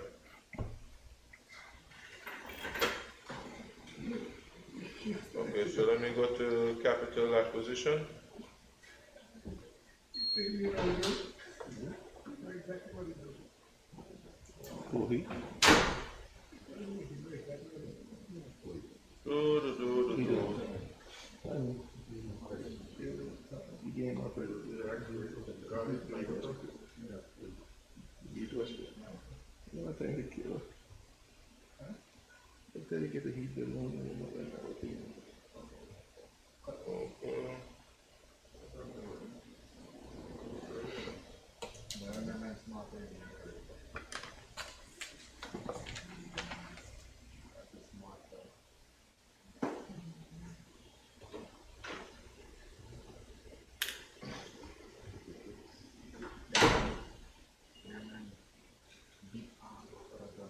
Capital, the cumulative totals, $6,681,130.85.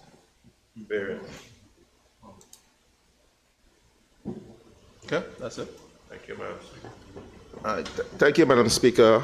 So I'll hold off. I agree with the Premier that the statutory organizations report is a little confusing, and I'll seek to get clarity, Madam Speaker, from you on that particular report. And based on my numbers, we have about 47 plus 6 million in capital. That's about $51 million, $53 million unspent in the Premier's office for recurrent in capital so far off in this budget cycle. So I just want to make sure the record is clear on that. So thank you, Premier, for answering the question.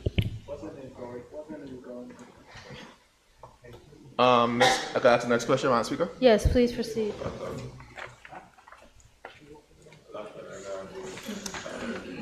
Okay. This is the Deputy Premier. I have to find it. Deputy Premier, please bear with me. Page 4. Your page get lost, Deputy Premier. Page 4.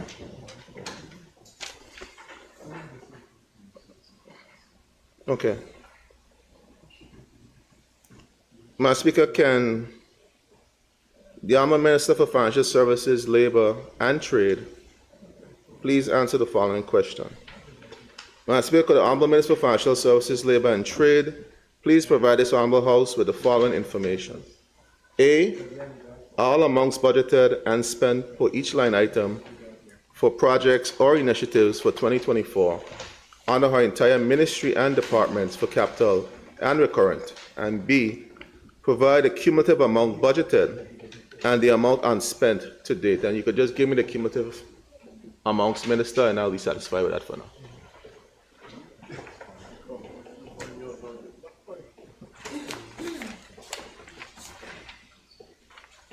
Madam Speaker, the budgetary allocations and expenditures for projects and initiatives under the Ministry of Financial Services, Labour and Trade for 2024 under capital projects. The budgeted amount is $331,500 and expenditure to date is $172,721.91. In terms of the unspent balances for recurrent expenditures, including salaries, rents, and operational expenditures for the ministry and the departments, 1.5, this is the cumulative, 1.5 is the budgeted cumulative, 1,525,948.57,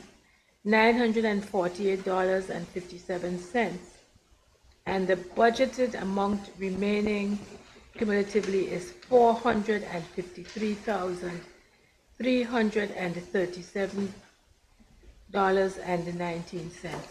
Thank you. I think I missed the capital amount. The capital amounts were Just the cumulative. cumulative, budgeted amount $331,500 and expenditure $172,721. Okay. Thank you. All right, thank you for that information, Deputy. Thanks for answering the question in kind. Madam Speaker, can I move on? Please proceed. Okay. Madam Speaker, question number 2. Madam Speaker, could the Minister for Communication and Works please advise this Honourable House and the people of the Virgin Islands? I missed one, sorry. First question, sorry, the same one for everyone. Madam Speaker, could the Minister for Communication and Works please provide this Honourable House with the following information? A, all amounts budgeted and spent for each line item for the projects and or initiatives for 2024 under his entire ministry for capital and recurrent, and B, provide the same in A for the statutory organizations under his ministry's remit, and C, provide the cumulative amount budgeted and the amount unspent to date for both areas outlined in A and B.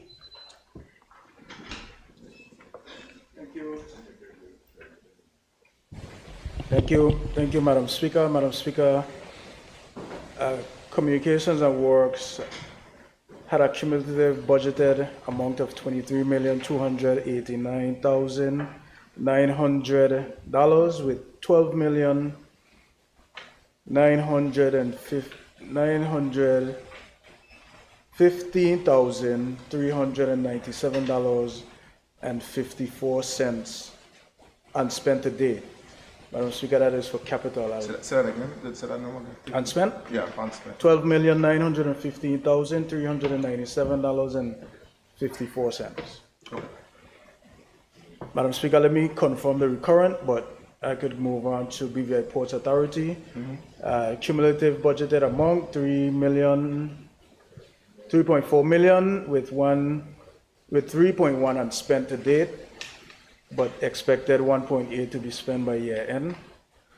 Telecommunication Regulatory Commission, cumulative budgeted amount $3,171,227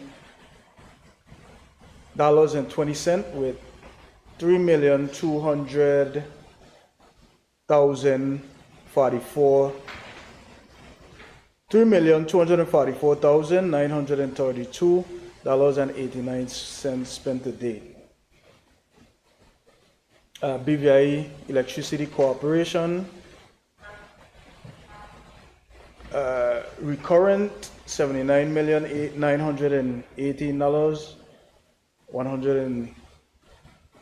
$918,172, and spent $23,311,603.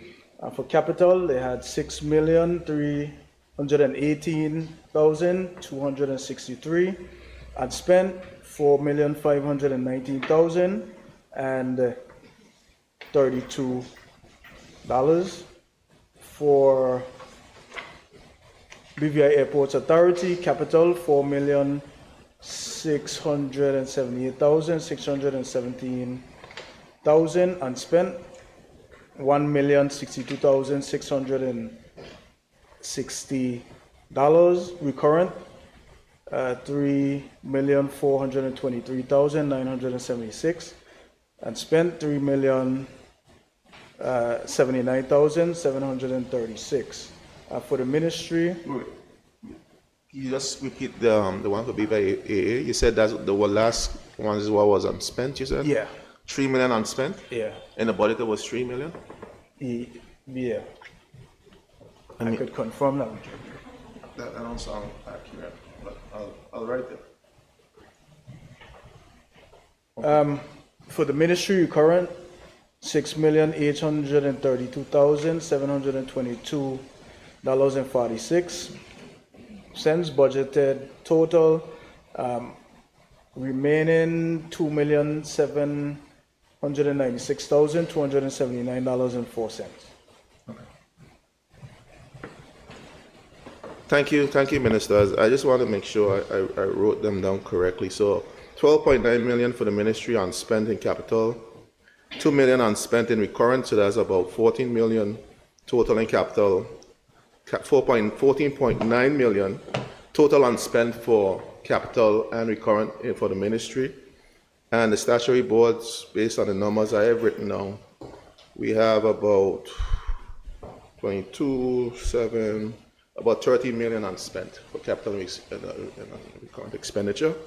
All right, I have no more follow-up question for that particular question. Okay, please proceed with your questions. And I'm hoping that I'll get those answers, Minister. You'll send those answers so we could have them on the record. Yes, sir. Okay. Question number 2, Madam Speaker.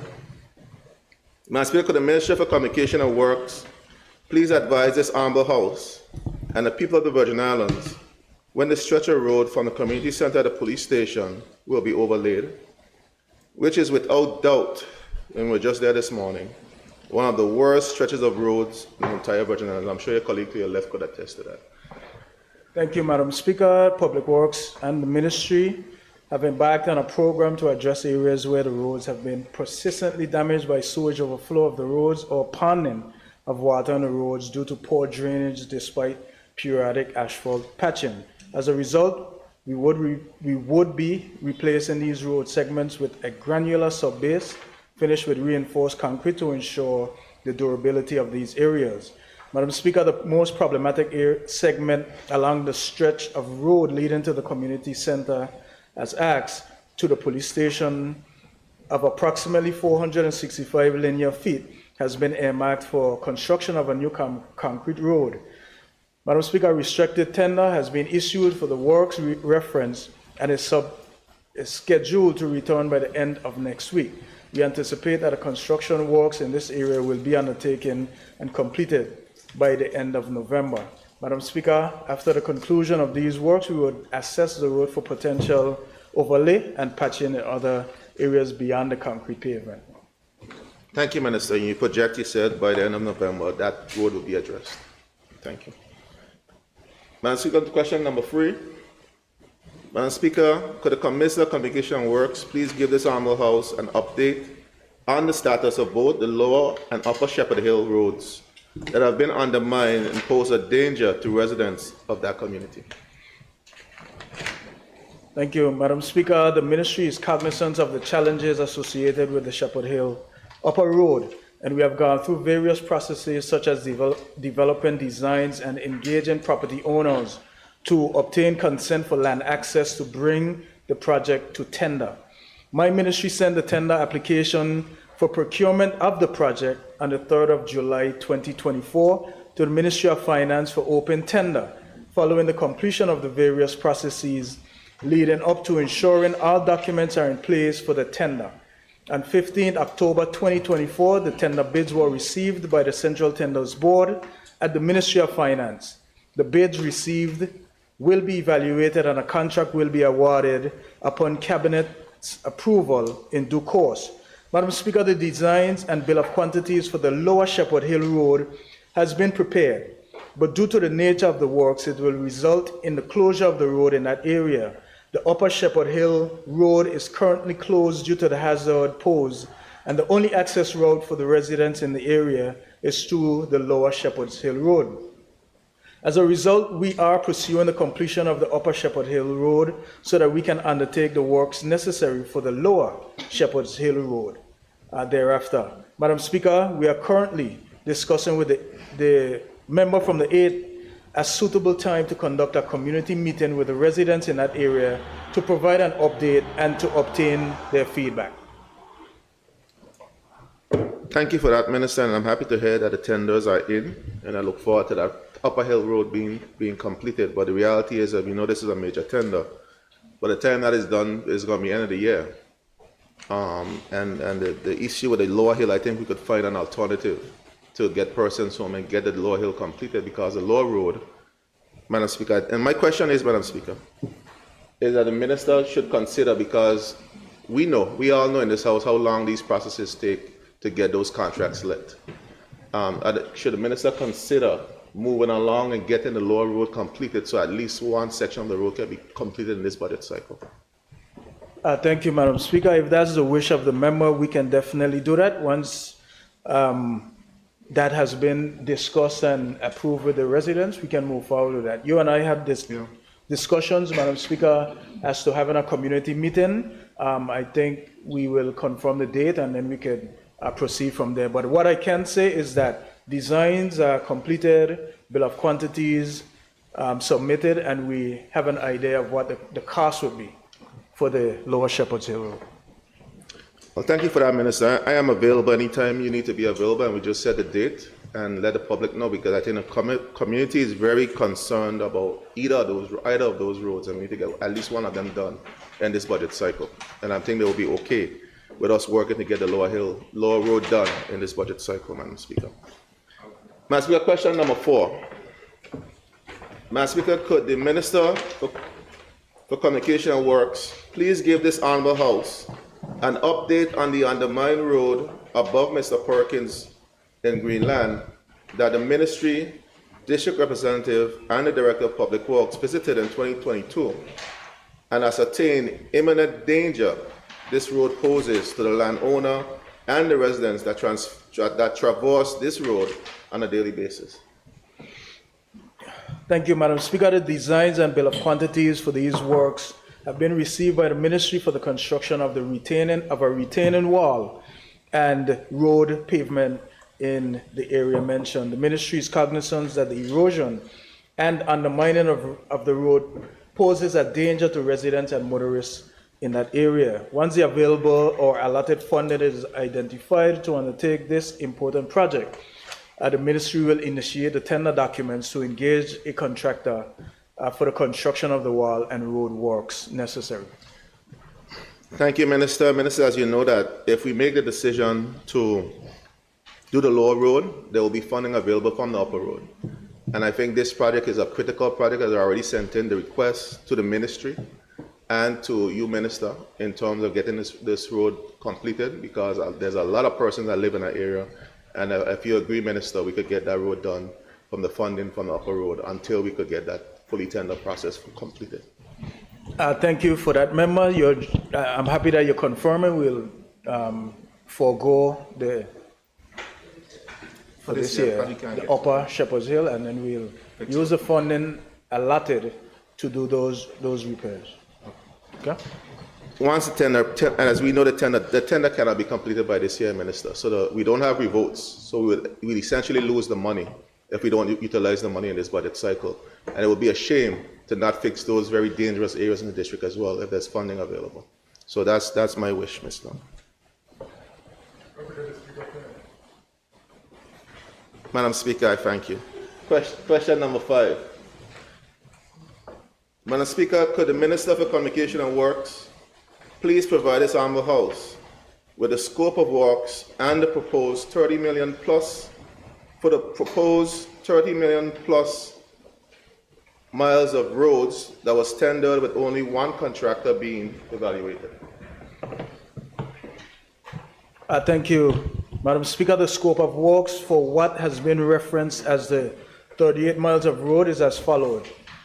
Development of engineering designs for the 38 miles of road to include assessment of the individual road segments and development of designs in accordance with the assessments. Asphalt milling of areas where the subbase is deemed acceptable for asphalt overlay.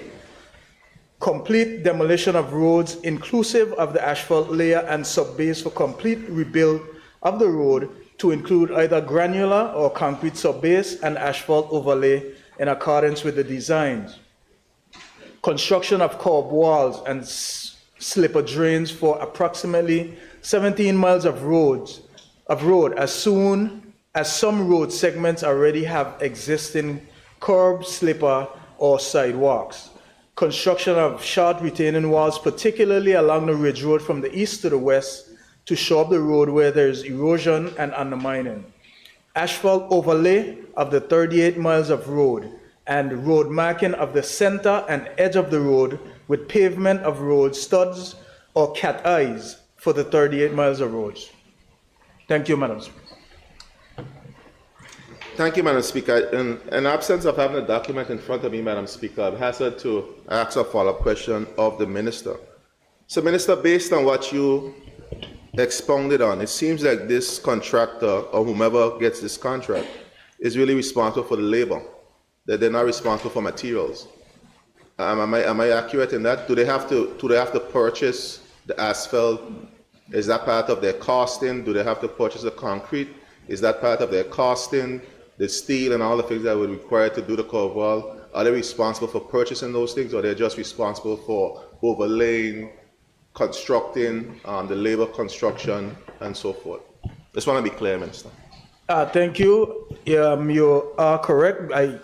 Just as I read out in the scope of works, the remainder to get the roads done in terms of providing the asphalt and so forth would come from the government issuing additional contracts.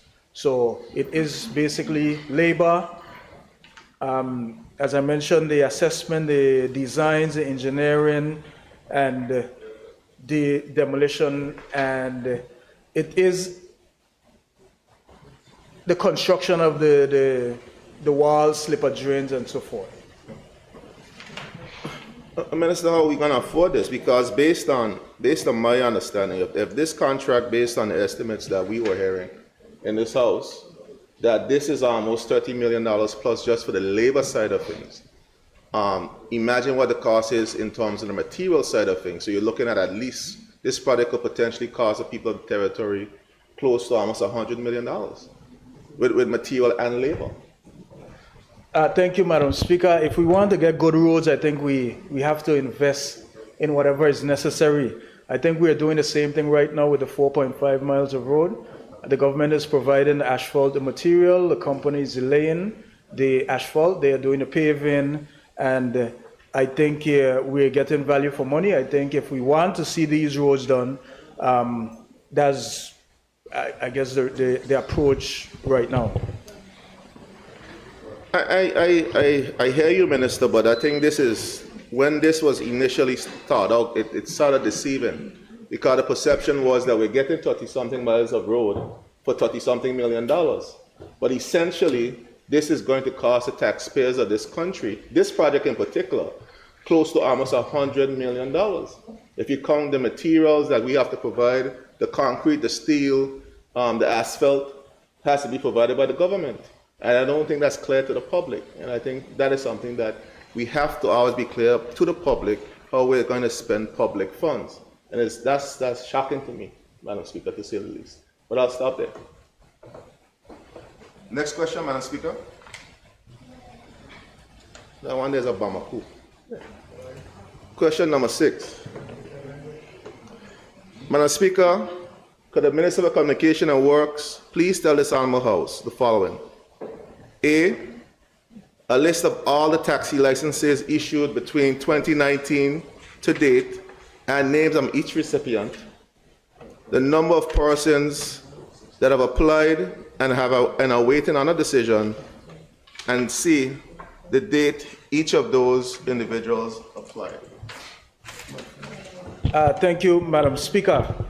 Madam Speaker, after reviewing this question, I am guided by Standing Order 17(1)(gi), which states that a question shall not be asked which raises an issue already decided in the House or have been answered fully, and to which an answer has been, or which an answer has been refused during the current session. Madam Speaker, this was asked previously, and I answered, and I quote the standing orders for B and C also. Madam Speaker, this doesn't apply because the question I had was a different question. This is a different question to the one I asked at the time. And based on 13.2b of the delivery regulations, it says 13.2b. It says that the identity card is promptly displayed on the right-hand side of the visor. The law says that these persons have to display their names. Before we get to that point, I'm trying to understand whether or not the question was asked and answered. So let's start there first. It's not the same question. Minister for Communications and Work, you relied on the standing order on the basis that the question was asked. Can you direct me, please? To direct you to where, Madam Speaker? To when the question was asked. It was answered in the last, when we had the last question and answer. Madam Speaker, two things have changed, Madam Speaker. The date when that question was asked has changed, and the actual question has materially changed. Because I asked for at the time when I asked the question initially, I asked for the districts they were living in and all that type of detail. And this question has materially changed. And the ordinance, and I'll go on, Madam Speaker, the ordinance that governs the taxi and livery service states that these individuals have to display their names and the specific details of their license in their car for the public. So I don't know why the minister is hiding this information from the public. Let's not get there first. I think we need to, as I say, the minister is relying on a particular standing order indicating that the question was asked and answered. So before we get to whether something is being hidden, let's just ascertain first whether or not the question was asked. Okay, so let me just take a brief recess so that we can check our records again to ensure.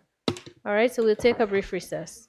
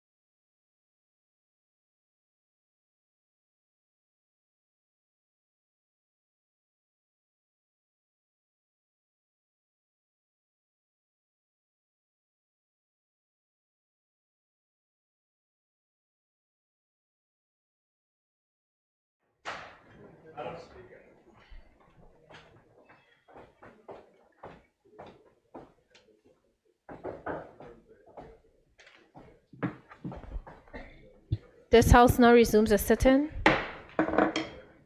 Member for the eighth.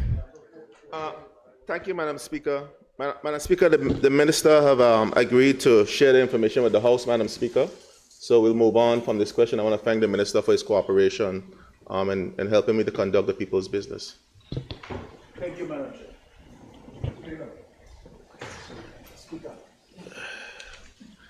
Madam Speaker, can I move on? I want to thank Please the Minister for Communication and Works for answering all the questions in kind, Madam Speaker. Madam Speaker, question number 1 for the Minister of Health. Madam Speaker, could the Minister for Health and Social Development please provide this Honorable House with the following information?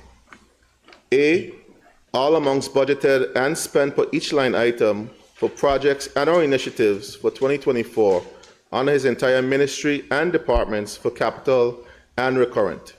B, provide the same in A for the statutory organizations under the ministry's remit. C, provide a cumulative amount budgeted and the amount unspent to date for both areas outlined above in A and B. I thank the member for his question. Madam Speaker, the amounts budgeted and spent for each line item on projects and or initiatives for 2024 under my ministry and departments for capital and recurrent are attached as Appendix A, and I hope the member has gotten the Appendix A. I haven't got it. In addition, the member can refer to Appendix B, which outlines the amounts budgeted and spent line by line item for projects and initiatives during 2024 for the statutory bodies under my ministry's remit for capital and recurrent expenditure. Madam Speaker, the cumulative amount budgeted was $14,644,197.90, and the amount unspent to date is $9,772,031.48. Madam Speaker, it is important to note that the unspent balance includes funds that are committed but payments have not yet been made. Thank you, Madam Speaker. So, Madam Speaker, I just want to be clear. This is inclusive of recurrent and capital, you're saying, Minister? That is correct. Okay, so you forced me to ask a follow-up question. You're saying that the $9 million that include committed and unspent funds. You should have that information if you were able to say that that's what it includes, right? So how much persons you owe that you haven't paid from the $9 million? Madam Speaker, I don't have the information as a number of persons, but if you look at the Appendix A, you see the list of categories of companies. I don't have the appendix unless it was sent to. It should have sent to. Yes. It's not very large. Clerk, you have the appendix, Madam Clerk? So you should have it anytime now.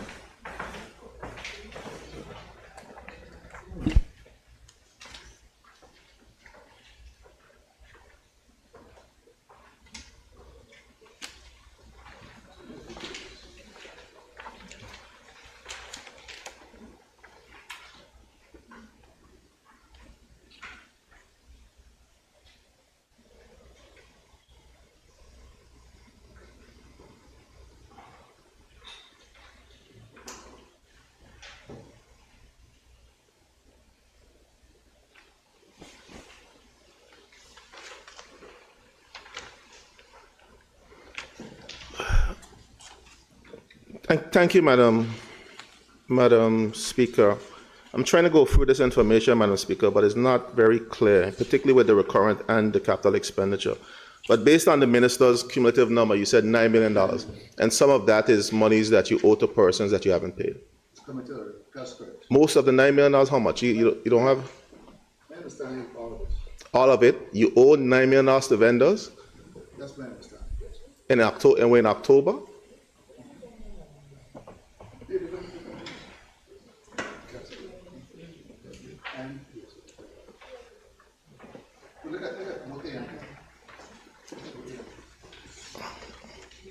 All right, I'll take the minister's answer that $9 million of that capital is unspent, but it is owed to vendors, to be paid to vendors in October. And I hope the vendors get their money before the end of the year. And that's real unfortunate, Minister. Question number 2. Yeah, well, we can't, you don't have it, so we, number 2? Okay. Question, I can't find it. Okay, I got it now. I like the premier. Another question, Madam Speaker, question number 2. Well, Madam Speaker, this happened this morning, so I could forego this one, Madam Speaker, but I think we just had the opening ceremony this morning, so this one could be foregone, Madam Speaker. It was asked before the invitation and the announcement was made for the opening ceremony, so I want to thank the Minister for this morning for having the center open for the good people of the 8th and 7th District, which was well deserved and well needed in our community. Question number 3. Madam Speaker, could the Minister for Health and Social Development please list the current board members of the BVI HSA and their start and end date, and tell this honorable House if the BVI HSA has a full complement of active board members that constitutes a quorum to have board meetings? A, if the answer is no, why not? B, how long has this been the case? And C, how is the authority making decisions in the absence of an active board? Thank you, Madam Speaker, and I thank the member for his question. Madam Speaker, the current membership of the BVI HSA board is as follows. Mr. Ron Potter, Chairman, appointed 15 March 2023, and his appointment will expire on 14th March 2026. Ms. Rosetta Crandall, which is the Minister's nominee, appointed 1st March 2023, and her appointment will expire on 28 February 2026. Ms. Tashel Martin Jackson, Minister's nominee, appointed on 1st March 2023, and her appointment will expire on 28 February 2026. Dr. June Samuel, Acting Chief Executive Officer, ex officio, Financial Controller, ex officio. And Speaker, Section 5.3 of the BVI HSA Act states that authority shall be managed by a board which shall comprise of not less than 7 or more than 9 members appointed by the Minister with the approval of the Executive Council. The Chief Executive Officer and Financial Controller are ex officio members of the board. At present, the board consists of 5 active members, which have been the case since 5th August 2024. Madam Speaker, the Ministry embarks on a recruitment exercise in 2023, following the resignation of a board member effective 1st May 2023. A vacancy notice was initially advertised with a closing date of 29 September 2023. However, due to limited responses, additional vacancy notices were advertised with closing dates of 11th March 2024, 24th June 2024, and 27th September 2024. Despite efforts to encourage applicants, the responses remain minimal and included applications from distant locations, making them unsuitable for consideration. However, Madam Speaker, I am happy to report that after a lengthy recruitment exercise, the Ministry has successfully scheduled interviews for 18th October 2024. Madam Speaker, it is important to note that 2 members of the board are nominated by the Leader of Her Majesty's Loyal Opposition. Accordingly, on 13th May 2024, I wrote to the Leader of the Opposition to notify him of the impending expiration of his nominee's term of 14th July 2024 and to request new nominees for appointment. His nominees were submitted in September of 2024. Madam Speaker, a cabinet paper was subsequently prepared to appoint his nominees and reappoint a member of the board who agreed to serve another term. Unfortunately, Madam Speaker, the member who agreed to be reappointed subsequently withdrew their letter of interest. As a result, the cabinet paper was amended and is currently going through the cabinet process. Madam Speaker, it should be also noted that while the minister's nominees must be selected through a detailed and rigorous recruitment process. The leader of the opposition is only required to nominate individuals without a formal selection procedure. Madam Speaker, Section 5.3 of the BVA Health Services Act specifies that the board can be comprised of either 7 or 9 members, which means the quorum required for meetings will vary depending on the number of members of the board. In this context, since 5 members constitute a quorum for a 7-member board, it is reasonable to conclude that the board can hold meetings and perform its functions while the ministry concludes what has been a lengthy and exhausting recruitment process. I thank you, Madam Speaker. That's not true. Yes, Leader of the Opposition. It's not true. What are you rising on? Why is that a matter that deals with board members to be selected by the leader of opposition? It has to be an issue in a question answer, a question asked by the minister, the member for the district. What's that about, Madam Speaker? Honorable, I need some elucidation. Why is this have to happen? But is this not a question that you could ask off the floor? No, because I'm trying to understand what it has to do with the question asked. He answered it in a public space. Yes, he answered a question that was asked. So is it that you wish to ask a question in follow-up? Now you want the execution for. Madam Speaker, why is he have to question the way I find some of this stuff is stupidness. Honorable, please remember that's unparliamentary language. I'm sorry, Madam Speaker. Thank you. Madam Speaker, I don't recall a section I said I can't answer the question the way I want to answer it. I was asked a question, I'm answering the gentleman the way I see fit to answer it. He asked about vacancies. I'm explaining the challenges we have with vacancies. Thank you, Madam Speaker. Member for the eighth. Madam Speaker, I'm trying to digest. Members, please be respectful. Madam Speaker, I took follow-up. I'm trying to digest, and I'm going to take everyone, all 2 follow-ups. I'm trying to digest the answer. So I just want to give me a chance, because the minister has said a lot. And he mentioned part of it, Madam Speaker. I just want to make sure I'm clear. The 5th of August, he's saying that majority of the board members expired.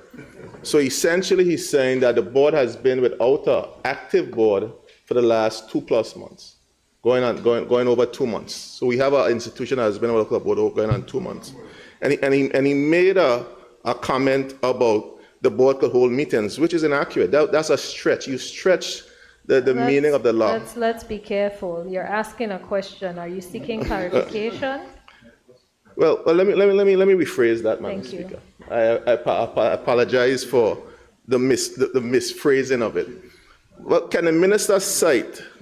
My question is a 2-part question. One, how long? He didn't answer the question in terms of how long the board has actually been not functioning. And part 2 of that is that where in the law that the minister saw can the minister state that you actually have enough to hold meetings, and why meetings haven't been held? And you're saying something about you ask people about via WhatsApp to. Go ahead. I'll ask the second one. It's just the 2 questions. Before you rise, member for the 8th, I'm trying to understand. Is this a follow-up? This is my clarification, Madam Speaker, because I need to clarify what the minister. Because you didn't answer the question. So because I heard you ask some other questions there in terms let me of the just law. ask the clarification. Ask the clarification first, please. First of all, Part B asks Minister, how long has the board been without an active board? You gave me 3 names of persons who are active on the board. You gave me that expires, which is the chairman, and 2 other members that expires in 2026. And you're now saying that you have to go to cabinet to verify some other things. So as far as I was writing down, only 3 active members you listed out. So I don't know where you got the 5 from.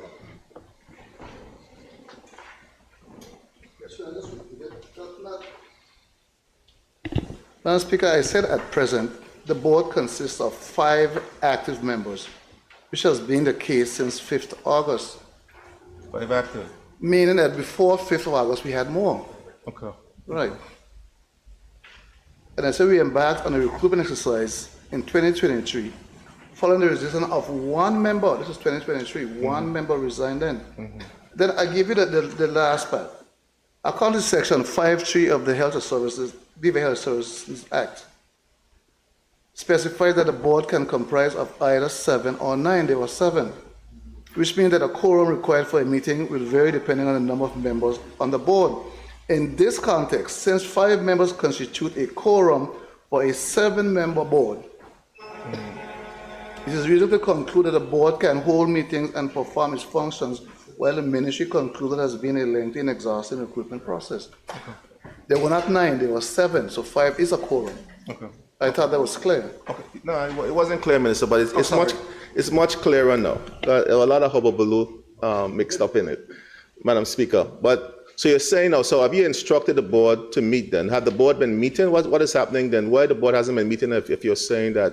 So there is obviously a confusion, Minister, between the interpretation of what you just read there in the board, because the board is saying that they don't have Let's ask the question. enough quorum. So have you, as Minister, had a conversation with the board about meeting based on your interpretation, the ministry's interpretation of the act, based on the current circumstance?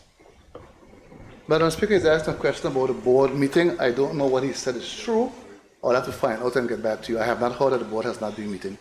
I have not heard that, so I can't answer that question. Minister, I can find out and get back to you. Minister, you were right in the room when that was discussed. Minister, all of us were here in the room when that was discussed. That, Madam Chair, all of us were here that it was discussed that the board hasn't met over two plus months. So are you not remembering, Minister? If that was said in here, before you, member 38, that's your second question? Yes, that's my second. Okay, go ahead. Go ahead, Minister for Health. Madam Speaker, if the question was asked and answered at that session, I'm not sure who's confused. Was it asked in this house? So he just asked it, so let's just answer it now. I'm saying I'm not sure. I'm not sure that it's true that the board is not meeting. He is saying the board isn't meeting. I'm saying I'm not sure if they're meeting or not. I'll have to go and ask the question, have they been meeting? Minister, you take an oath in this house, and it's unfortunate that you are here misrepresenting the facts and the truth in front of all your colleagues when all of us were here when that was said in this very house. I won't want to disclose where it was said, but you were here and all of us and the speaker was here when that was said. So it is unfortunate that you are misrepresenting the truth to the public. If I don't recall something, I don't recall something. I'm saying I'm not sure of what he's asking. I could have to go and ask the question and bring a definitive answer if I ask the question directly. I did not ask the question directly. Thank you. Member 48, let's move on. Very disappointed, Minister, that you lie so blatantly to the public. Honorable. Anyway, Honorable, let's not go there. Number, which question now? That's it? Number 4. Question number 4.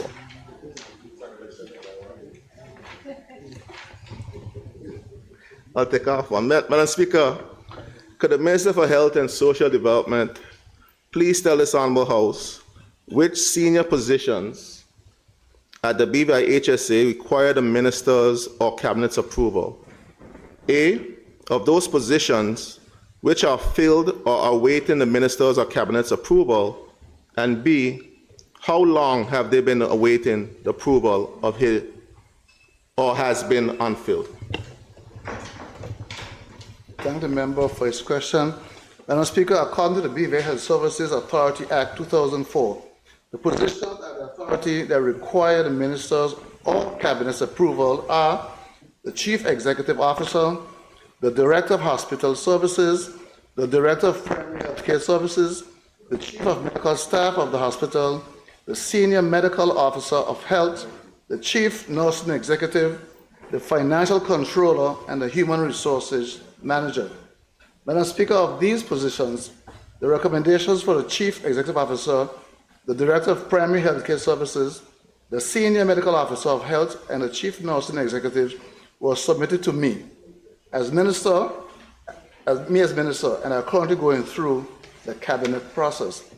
Madam Speaker, the recommendation for the Chief Executive Officer was received in December of 2023.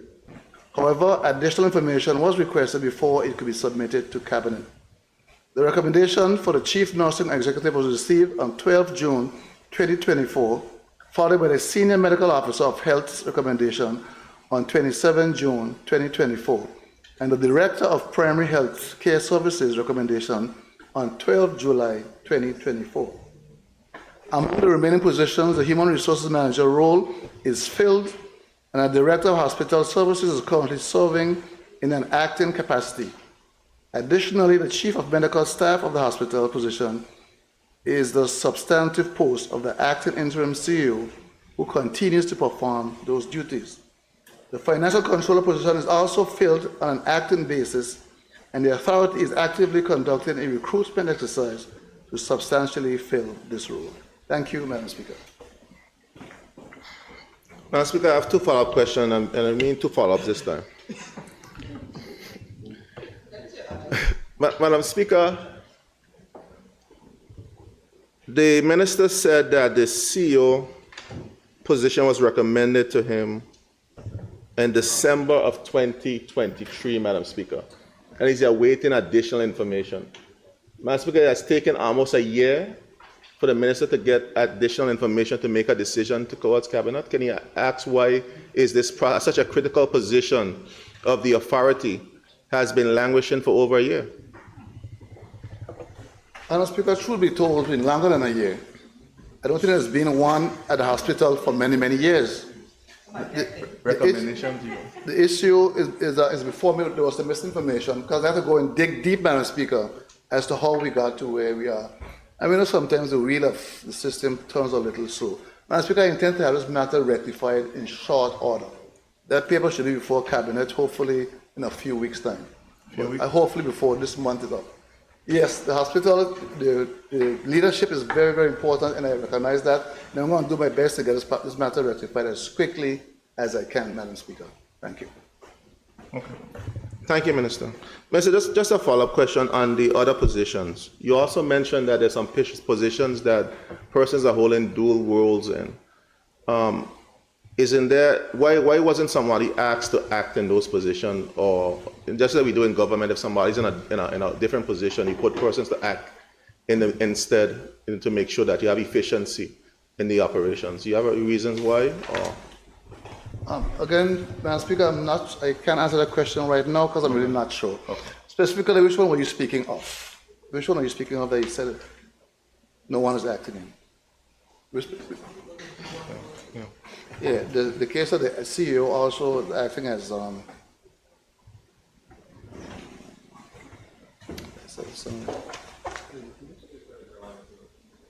There's a chief medical officer in the DHS.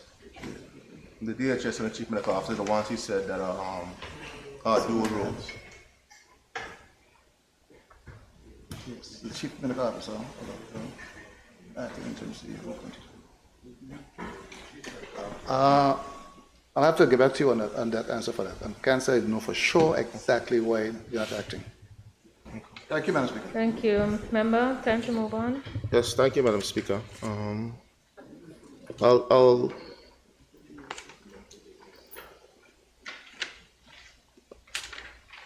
missing a page, Madam Speaker. You had page 7 for me, Mitch. Page 7. Yes. I can't find my page 7. Madam Speaker, I'll forego the question on the Josiel numbers. Question number 6, Madam Speaker. You're foregoing 5? 5, yeah. Okay. Question number 6.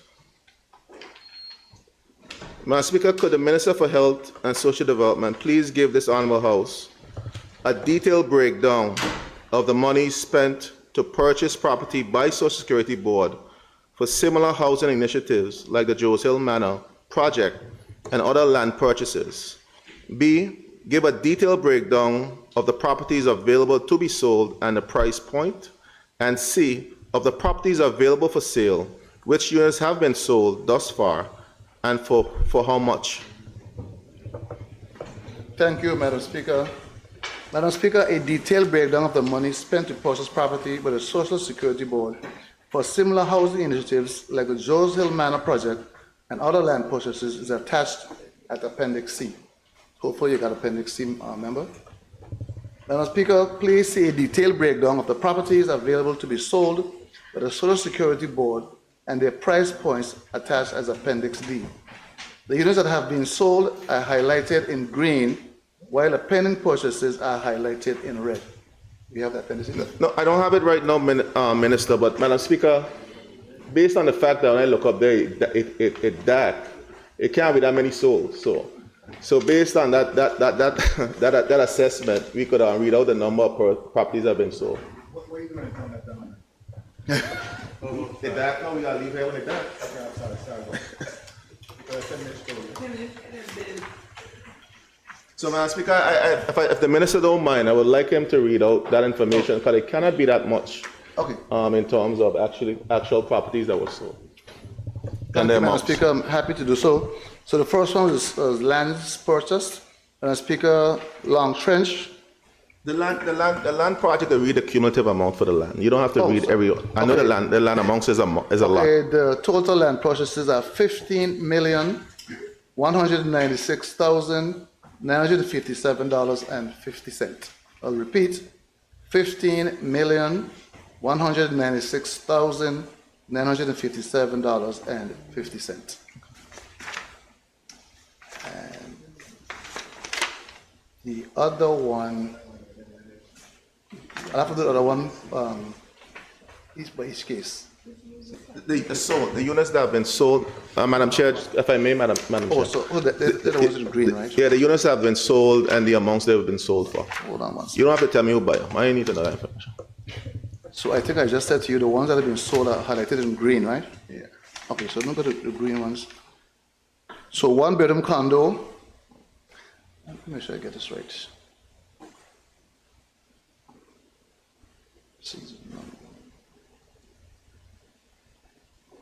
So it looks like 3 left of the 1-bedroom condos. Let me get this right. Hold on a second. So, okay. Let me see if I get this right. 1-bedroom condo sold. 1 bedroom. 2 2-bedroom split condos.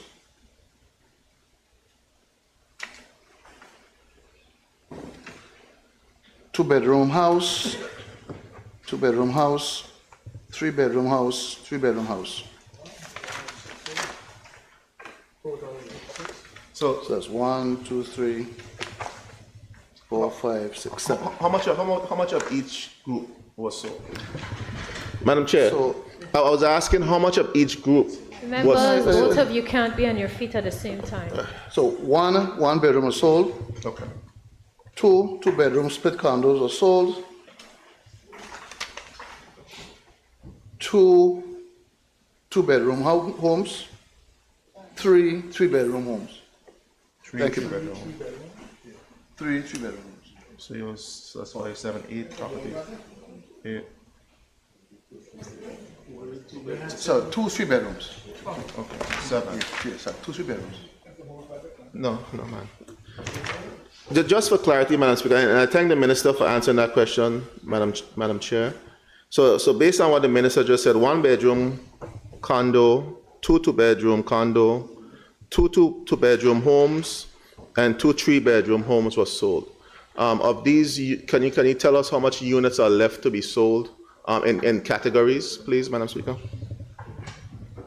Thank you, Madam Speaker. It's not quite laid out like that, but I'll try my best.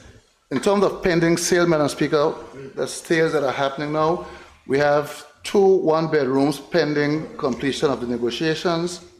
We have 2 2-bedrooms going through the process. We have 1 3-bedroom going through the process. And we have 1 2-bedroom house going through the process and 1 3-bedroom house currently going through the process. 1, 2, 3, 4, 5, 6, 7. So 7 more going through the process. Pending sale. Pending sales, correct. So ma'am, and the question was how many actual properties you have up there at Joseph Manor, so we could get a sense in terms of the percentage of the properties that have been actually sold, the actual amount of properties. base per property type. Yeah, if memory serves me right, I think there were 52, but let me run through them quickly here. 6, 20, 26, 52 total. My memory does work. 52 keys total. So 2 for 12. So 52 properties, you have sold 7, and you have about 4 pending. So 4 pending, you sold 7, that's 11. So that's 40 something, 41 properties left to be sold of the 52 properties you're saying.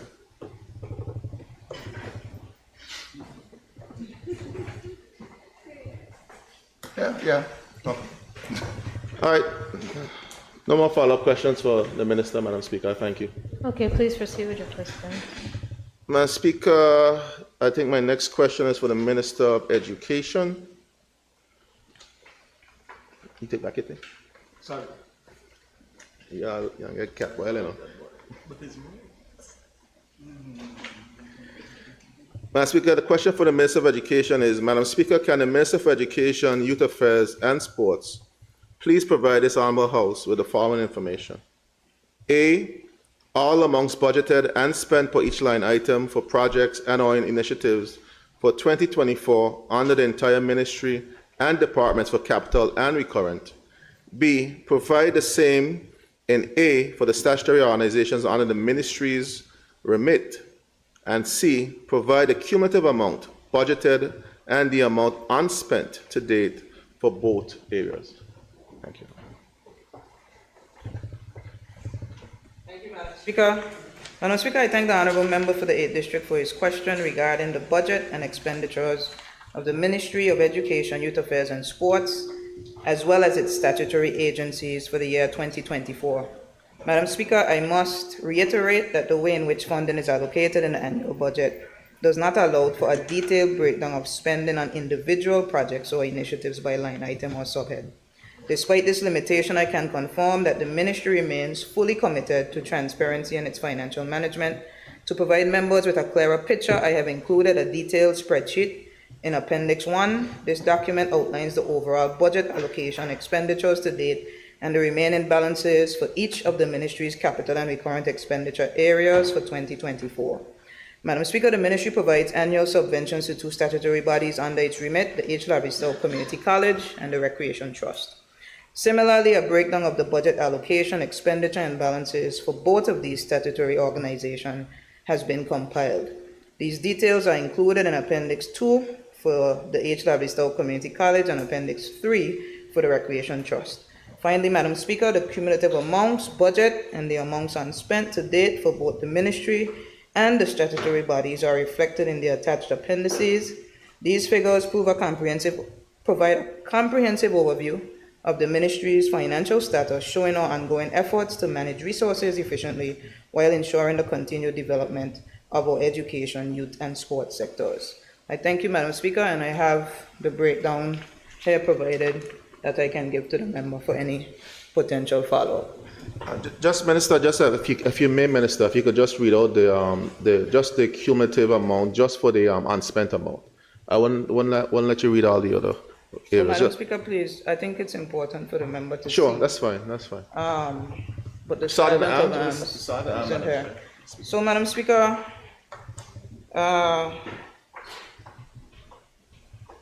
for the recurrent, under the Ministry of Education, Youth Affairs and Sports, 57 point, I had the, Circuit follow. yeah. Good, Vincent, you could pass it, please. One, pass one of them. This one. Just give them all, so the totals, in terms of recurrent, is 57.16 million. The total recurrent expenditure to date is 42.55 million, leaving a balance of 14.61 million. Madam Speaker, the more significant portion of the balance remaining is to cover salaries to the end of the year. The ministry has 500 plus staff, including the administrative and all schools in the territory. So the balloon amount of that figure is for that, as well as scholarship payments for spring 2025. We make payments for next year towards the latter part of this year, as well as the HLFCC subvention that is released to HLFCC monthly. So the member would see that the ministry does not have an excess in funds sitting, waiting to be spent. Okay. Madam Speaker, in terms of capital, you would see that the ministry received 4.79 million for capital expenditure, and 2.52 million has been expended, and $2.26 million is remaining, which is committed, as seen through projects like the Esden Henley Richer Learning Center, which is ongoing, as well as other works, including school rehabilitation for windows and doors that are expected to be completed before the end of the year. But the member has it completely broken down. If you have any supplementary, I will assist. Thank you, Madam Chair, Madam Speaker. Minister, it's clear. I wouldn't ask any supplementary. I think this is enough information for me. So, Madam Speaker, I thank the Minister for answering the questions.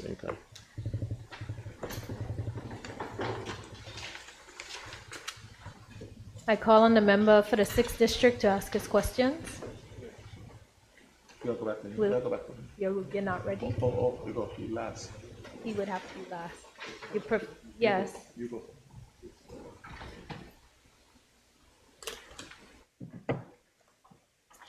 Thank you, Madam Speaker. Madam Speaker, there was a recent accident in the Bargos Bay community that caused the only road going in and out of that community to be closed off for a significant period. There's an urgent need for an alternate route to connect this community to the main road to ease the traffic congestion that builds up during the drop-off and pick-up of students to school, to help to save lives in the event of an emergency, and just for the ease of access to this very important community. Could the Minister for Communication and Works please tell this Honourable House, A, whether he is in full agreement that this alternate route is necessary, B, whether he would agree that this current situation is a risk to the safety of the residents of this community and should be addressed with the utmost urgency, C, whether he would make this matter a priority and advocate strongly for the funding to build this road in the next budget cycle, and D, whether he would ensure that Public Works Department or some other qualified firm is asked immediately to investigate possible alternate routes and do all the necessary prerequisites in anticipation of having the road built. And before the member answers the question, Madam Chair, Madam Speaker, I will ask that he don't give me a full answer. Just give me A, B, C, D, so that I can understand clearly what it is you're trying to say to me.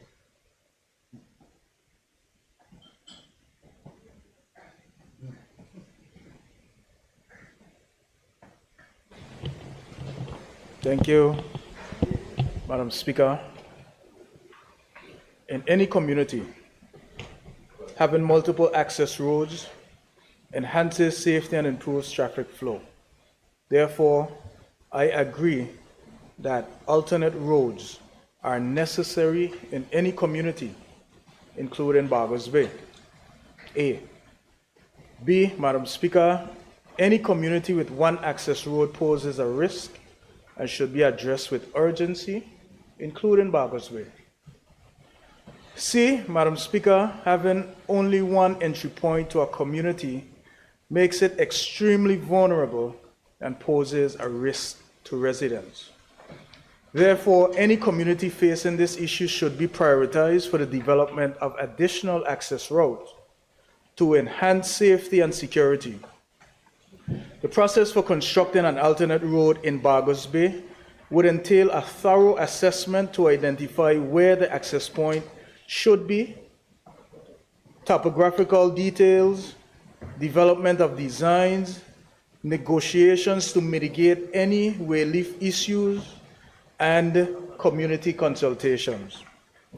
These activities represent a significant budgetary undertaking and would have to be executed in phases. Madam Speaker, after understanding the urgency of the situation, a site visit was conducted with the Ministry of Communications and Works team at the request of the district representative. It was agreed that as addressing this issue would be prioritized, along with requesting the necessary resources to mitigate this vulnerability effectively.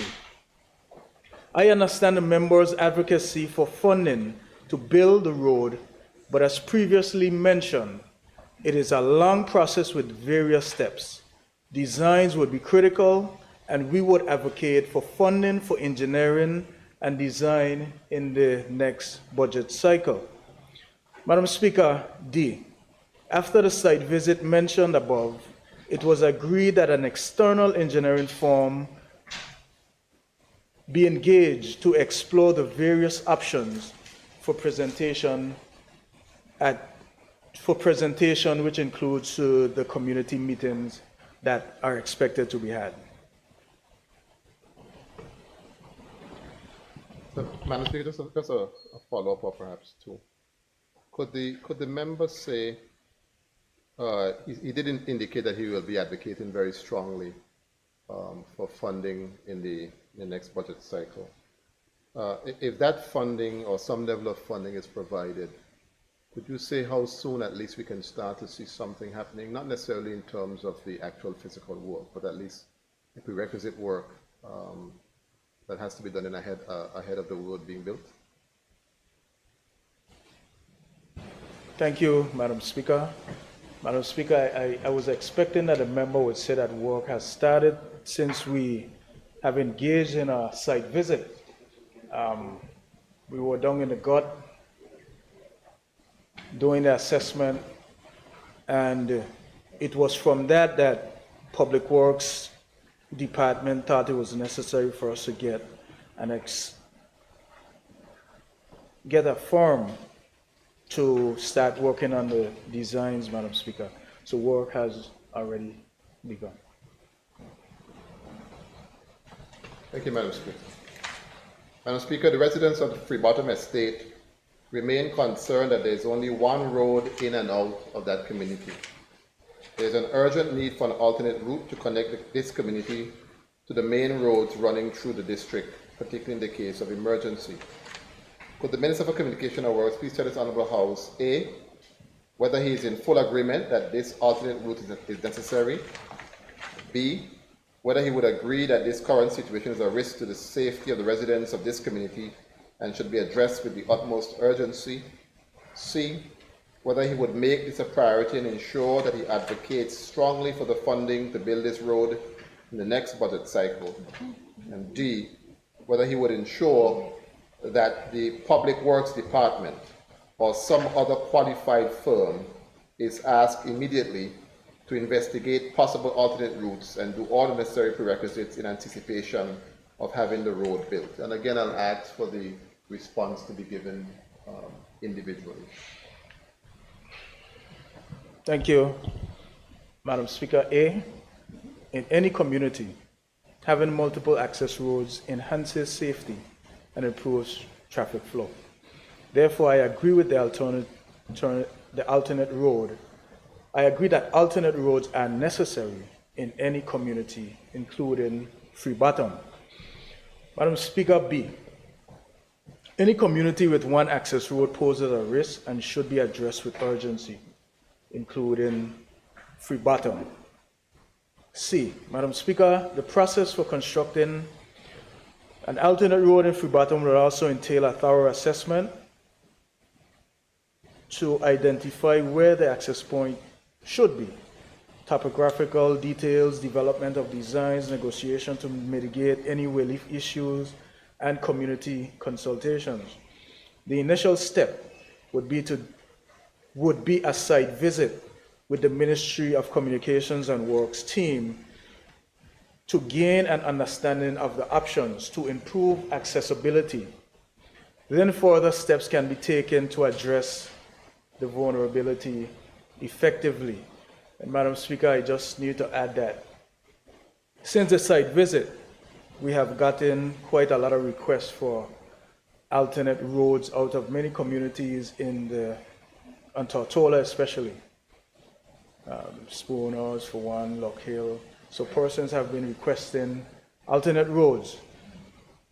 D, Madam Speaker, a site visit would be necessary before determining if an external entity needs to be engaged for engineering designs and any other prerequisites for road construction. Thank you. Madam Speaker, could the Minister indicate when this site visit can be done and the assessment as well? When can we do that? Thank you, Madam Speaker. Let me confirm a date.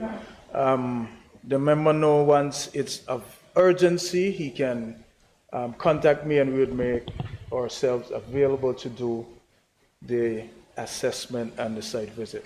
So I will confirm with the member, Madam Speaker, for our next date. And just one last thing. I heard the member say that he have gotten other responses from other persons for alternate roads. This matter in Barbers Bay and in Freebottom have been vexing matters on the table for a very long time, even before Spooners was established. So I hope that proper priority is given to these two areas and not get them muddled up with everybody else who is now requesting an alternate road. Thank you, Madam Speaker. As I mentioned, we will prioritize based on the request and we would go from there. Thank you. Madam Speaker, the community of District 6 continues to deal with an unreliable supply of potable water due primarily to broken pipes. The district is out of water at certain times every single day, and this is causing great disruptions to residents with respect to the peaceful enjoyment of their homes. Could the Minister for Communication and Works please tell this Honourable House what immediate relief could he bring to the people of District 6 with regards to this vexing issue?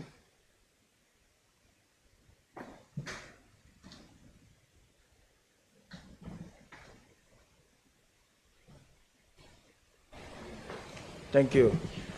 Madam Speaker, the current pipeline infrastructure that serves District 6 is age-old, and as a result is susceptible to frequent breaks and failure. The Ministry has engaged a Recovery and Development Agency to execute a water optimization project that includes leak detection and remediation exercises in areas including Road Town that encompasses Barbers Bay, Purcell, Lower Estate, and Huntomsgov. Madam Speaker, the RDA has already secured a contractor and works on this project would be slated on the ground on the 25th of November 2024. Madam Speaker, the Ministry is cognizant of the complaints. However, once this project is completed, residents should start to see a more consistent and reliable supply of water immediately after. Speaker, the response given by the member seems to be a global response. I was asking specifically to my district for the reason simply the water goes off most often now at 7 in the night, in the evening, and sometimes even up until 8 o'clock the next day, the water is not back for persons to go to work and children to get to school. That is the problem we're facing, and it could be very difficult for my constituents because the reservoirs are located in our district and we're suffering the most. I'm so giving my answer specific to my district. Everybody will talk for themselves, right? Thank you, Madam Speaker. His specific district was mentioned in the response, but Madam Speaker, the reason we started to do this exercise was because of the continuing lack of resources at the Water and Sewage Department. I must applaud the few that remains that continue to do leak repair. But Madam Speaker, I presume that since the reservoir is there in the district, on the way to Road Town, it would be the first stop to address the Bargos Bay area. But I will confirm once the exercise commences. Thanks, Madam Speaker. Madam Speaker, I noticed that you hit the nail on the head. It's a lack of resources. Because the guys at Water and Sewage, they work exceptionally hard. When I call them, they respond. But the resources to work, I think, is a major part of the problem. We have to try and get that addressed. Question 4. Madam Speaker, there are several projects in District 6 that were requested by me to be done from the district civil mitigation allocation, and others that are to be done from the ministry proper.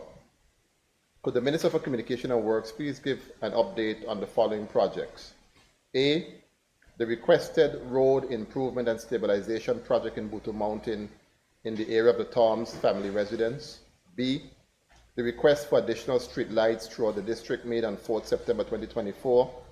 C, the request for road resurfacing in Purcell Estate, the entire Warner Road and the Free Bottom Road from Coma to the Well. D, the project in the area of John Collimore's residence in Lower Butu Mountain. And E, the project in the area of Valencia Pickering's residence, which was started but was stopped due to flaws in the design. Thank you, Madam Speaker. A, Madam Speaker, the Public Works Department is currently undertaking the designs for the road improvement and stabilization in this area as reference. The designs and bill of quantities are completed. A restricted tender will be issued for obtaining a contractor for these works shortly. I will have to give a date when that tender would be sent out for confirmation. B, Madam Speaker, we note that a request was made on the 4th of September 2024, which was subsequently forwarded to BVIEC shortly thereafter. However,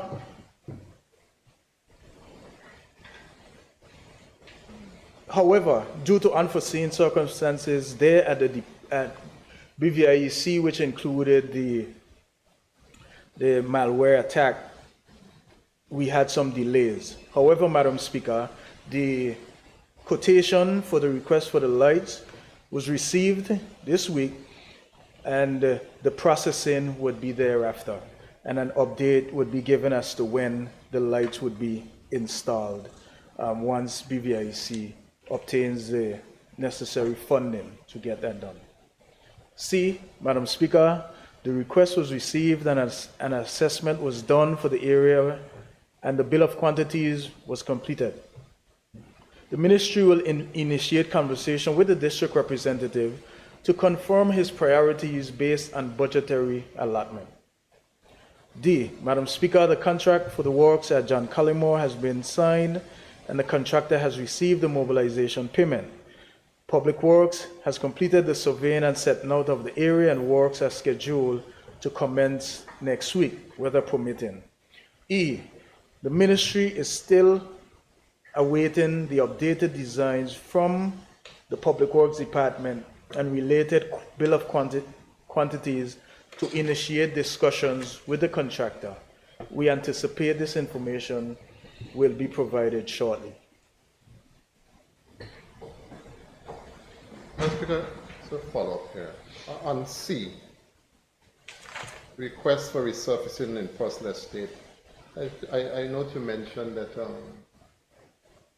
you'll check with me in terms of resources. Are you expecting to get the money to do that road for my civil mitigation? Is that what I'm hearing? Madam Speaker, hence the answer was written that way, because initial discussions were had with yourself and myself pertaining to the road resurfacing, or is it not that area? No, that was not the conversation that we had. The conversation we had would have been that the civil mitigation would have been used to assist with some of the material, but the actual work, because it's a proper road that falls on the government, that shouldn't come from my civil mitigation, and that's what I'm hearing from you. Hence we'll have the conversation. No, but I want my people to hear, because they're listening. But you could answer me and let me know, because I imagine the funding would have come from government proper. I said to you that I would have been Members, prepared to assist. please remember to address the speaker. Yes, Madam Speaker, I'm so sorry. Madam Speaker, I did indicate that I would be willing to assist with some of the raw material, right, from the civil mitigation, but it was never intended, Madam Speaker, that the entire road would come from my civil mitigation, because that is the work of the Minister of Communication and Works, really. Madam Speaker, thank you. Hence, the response was that we will have the conversation with the district representative and confirm based on priorities and budgetary allotment. And one last follow-up, Madam Speaker. I realize that the response in relation to A and B, the Minister indicated that those things will come shortly. We're in October. We know the position in terms of revoting. Can you give an undertaking that these things will come out in time for them to be at least started, in the case of A, and in the case of B, at least completed before year end?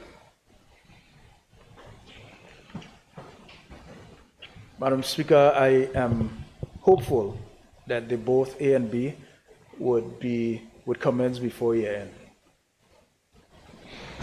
Thank you, Madam Speaker. Speaker, my final question. Madam Speaker, the collapsing bridge and terrible road condition going into Sabbath Hill continues to be a major concern for the residents of that area.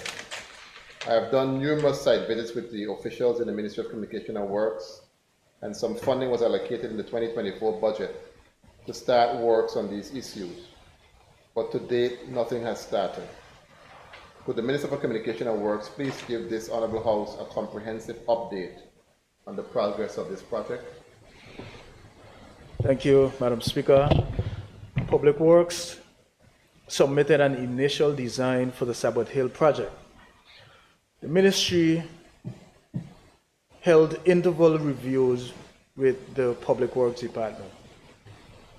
Adjustments are being made to the designs for final submission by the end of next week. After this information is received, the ministry will issue an open tender for this project based on the bill of quantities, and this would be done via the Ministry of Finance. Madam Speaker, due to the works that are intended with this major development, the Sabbath Hill side of the road is anticipated to be closed for a period of about 3 months from start of the project. As a result of this proposed road closure, the Public Works Department is now undertaking designs to rehabilitate and upgrade the road on the Hope Hill side to allow residents that live on the Sabbath Hill side to obtain access during the construction. Madam Speaker, with the increased traffic on the Hope Hill side expected from the road closure, it is necessary that rehabilitation works are undertaken as the road is not safe for the increased traffic anticipated. Thank you, Minister. Madam Speaker, could the Minister tell me again, when do you expect the open tender to be? Do you know when? I didn't hear the date. You probably said it, but I didn't hear it. I didn't say it. Can you say it now? I don't have it. I'll give you I can't. Madam Speaker, I don't want to tell the House any stories, so let me get the actual date and I will revert to the member as to the date the tender would go out. Before the end of the year, Madam Speaker? You got to give me something to go home with. Madam Speaker, I will revert once I get the information. Thank you. Thank you, Madam Speaker. Madam Speaker, I just have one question for the Minister for Education. Yes, please proceed. Madam Speaker, the Bellevue Gym was destroyed by the hurricanes of 2017 and has not been rebuilt. This was a place for the entire community of District 6 to hold various functions, including sporting and other civic events. The Minister for Education, who is an at-large member, is aware of this issue and was questioned on the matter, where she indicated that her ministry had no plans to rebuild the gym. Could the Minister for Education, Youth Affairs and Sports please tell this Honorable House whether any funding to rebuild this facility was provided for in the proposed $100 million loan facility being pursued by the government for infrastructural and other works? Madam Speaker, I appreciate the opportunity to address the matter concerning the Bellevue Gym, a significant facility for the community of District 6, which was tragically destroyed by the hurricanes of 2017. The gym has always been a cornerstone for sporting events, civic functions, and community gatherings, and I understand the deep impact its absence has had on the people of District 6. Madam Speaker, I must clarify that the records of this Honorable House do not support the statement by the member for the 6th District suggesting that I, as Minister, indicated there were no plans to rebuild the Bellevue Gym.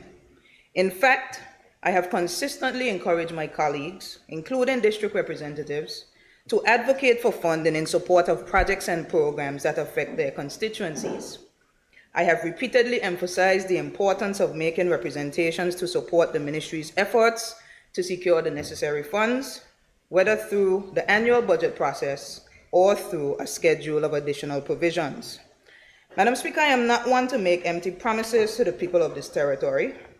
My record shows that I am known for fighting vigorously to secure funding, both through government allocations and through partnerships with the private sector, to initiate educational and recreational projects that benefit our people. I invite the Honorable Member for the 6th District to join me in this fight, to be an active participant in advocating for the reconstruction of the Bellevue Gym. It is through collaboration and joint efforts that we can turn this vision into reality. Madam Speaker, given the limited funding allocated to the Ministry for improvements and maintenance of recreational facilities, the Ministry needs the support of all representatives, especially district representatives, when it truly counts. Madam Speaker, it is my expectation that during the upcoming budget process, the member for the 6th District and all members of this Honorable House will actively advocate for the allocation of funds in support of the Ministry's ambition to reconstruct the Bellevue Gym. This collective support is crucial to move this project forward. As stated previously, as Minister for Sports and a territorial at-large representative, I am fully committed to seeing the reconstruction of the Bellevue Gym to fruition, provided that the necessary funds are secured. I remain dedicated to advocating for the people of the 6th District in this regard, but I must reiterate, Madam Speaker, that this is a collaborative effort. The member for the 6th District is well aware of the processes available to advocate for funding, and I trust he will stand with me to ensure this vital project is realized. Finally, Madam Speaker, in reference to the $100 million loan facility, Madam Speaker, I would respectfully suggest that the member for the 6th District direct his inquiries to the Minister of Finance, who is responsible for the content and allocation of any loan facilities accessed by the government. Thank you, Madam Speaker. Madam Speaker, just two comments to refresh the Education Minister's memory. She's younger than me, but I guess with all the pressures of the ministry, she's not remembering. I remember specifically asking in this House this question about Bellevue Gym. I remember specifically asking if there were any plans to rebuild the gym, and your response was no. So that is why I indicated that you said that there were no, I'm on my feet, that there were no plans to rebuild the gym. Secondly, the Minister of Education and Sports, you are the Minister for Sports in the entire country. So I'm advocating to you, this is my second time saying to you, that the Bellevue Gym needs to be rebuilt. So you can't redirect me to the Minister of Finance for something for your portfolio. I don't think that's the way the government works. Member, just remember, please address the Speaker. Yes, Madam Speaker. Madam Speaker, since the member wants to be adamant about my response in this Honorable House, I took the liberty to pull the documents because I stated that as reflected in the document on Tuesday, the 5th of September, 2023, during the second sitting of the fourth session of the 5th House of Assembly of the Virgin Islands, the member for the 6th District asked the Minister of Education, and I quote, "Madam Speaker, could the Honorable Minister for Education, Youth Affairs and Sports please tell this Honorable House if the government has any plans to rebuild the community center and gym in the Bellevue community that was destroyed by the hurricanes of 2017, and if so, when could the residents expect to see this commence? Now, Madam Speaker, I took the liberty in the new question, as much as I answered it before, to give a very lengthy answer. But my answer on that date was 1 paragraph long. And I quote, Madam Speaker, Madam Speaker, the Ministry of Education, Youth Affairs and Sports intends to reconstruct the Bellevue Gym once the required funds are made available. I therefore look forward to the support of the Honorable Member for the 6th District and all members in the upcoming budget exercise to ensure that the funding required to reconstruct the facility at Bellevue is allocated so that works can commence. Madam Speaker, I don't take lightly to the member insinuating that I have spoken in error when he himself has spoken incorrectly based on the record of the House in his question. I think it is inappropriate, Madam Speaker. I just want to assist the member. I'm not sure. Madam Speaker, I'm still standing. No problem. I'll answer after. The member also asked a question regarding the loan facility, and I was very clear that the Minister of Finance is responsible for any question regarding loan facilities and access to such in the territory. Once again, Madam Speaker, I want to reiterate that the record of the House is there. I pulled the record submitted to the House, and I want to respectfully ask the member to correct what he said in his question, because it is absolutely incorrect based on what has been submitted. Please, Madam Speaker, I request a retraction from the member. Well, I am now even more entrenched that the member really did not remember what happened, because my question to her was in a follow-up. What she just read was a substantive response to the first question. I remember vividly asking that question. She said there were no plans. And when I say plans, plans could be interpreted in 2 ways. Plans could be physical plans. Plans could be whether you intend to do it. So I know specifically what I was asking. And the response that there were no plans to rebuild the gym. You have to now interpret what you mean by plans. I interpreted how I wanted it to interpret it, but I know what specifically I asked. Madam Speaker, I will say what I said again. I'm a student of the English language, and I'm a lot younger than the member, as he stated. And unless the member can provide the record of the House, like I just did in regard to my response on record, I do not appreciate what has been stated, because I have reiterated that the ministry is willing to advance the project with the support of the member and the support of the Honorable House. Madam Speaker, I thank you. All right, some members, where are we? Are we satisfied? Is there a request for anything else? No, Madam Speaker. Just that I'm not retracting anything. I stand on what I said. I know what I've said. And the point really is I want to see the gym rebuilt. And as a Minister for Education and Sports, I think she should be a strong, and a large member at that, she should be a strong advocate as well. Madam Speaker, just to say, I want to note that the member has said he will not retract. I am not comfortable with it, but I also want to state and reiterate that I am fully committed to the rebuild of the gym, and I want to give the member some advice. He can speak to the member sitting next to him directly on his right, my left, because the member for the 8th has come into the Standing Finance Committee and has advocated vehemently for his projects, his recreational projects in the 8th District to receive the requisite funding during the budget process and the SAPs, and he has received them.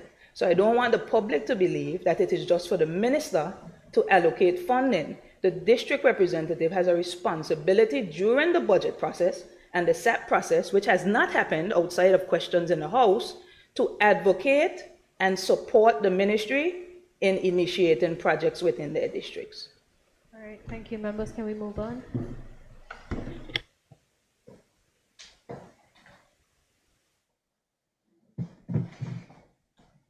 We will remember that in District 6.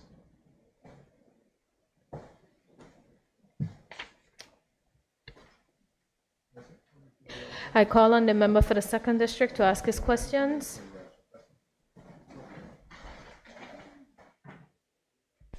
Thank you, Madam Speaker. Madam Speaker, I I am grateful for this opportunity to ask my questions. And fortunately, Madam Speaker, I just want to state before I ask that these questions were originally posed from March of 2024. And I ensured that I insisted to leave them the way they were then, because a lot of the information from March of 2024 is still relevant. So, Madam Speaker, question number 1. Madam Speaker, would the Honorable Premier and Minister of Finance please tell this Honorable House when Bruce Bay restroom facility and wastewater facility will be open? A, what is the status of the three-phase electrical connection? B, what is the status of the water connection to the restroom? C, is the sewage treatment plant, which was substantially completed, now not completed? D, what is the status of the handicap access ramp at the facility? Madam Chair, and I would also ask, as was stated before, that the Honorable Premier answer the question in the way that they're asked, A, B, C, D. Thank you, Madam Chair. Madam Speaker.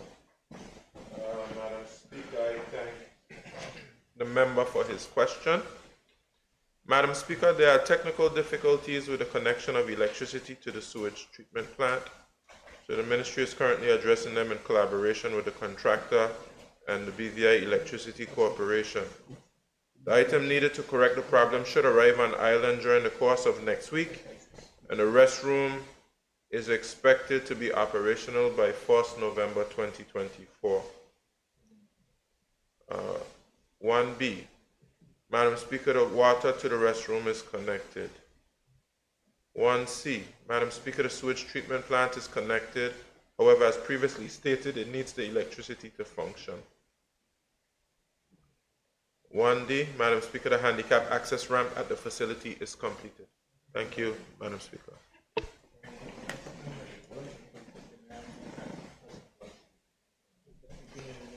Thank you, Madam Speaker. Madam Speaker, Premier said next week. I just want to confirm that you said the three-phase should be here next week and the restroom facility open. I just confirm, Madam Speaker, in November, early November. That was stated.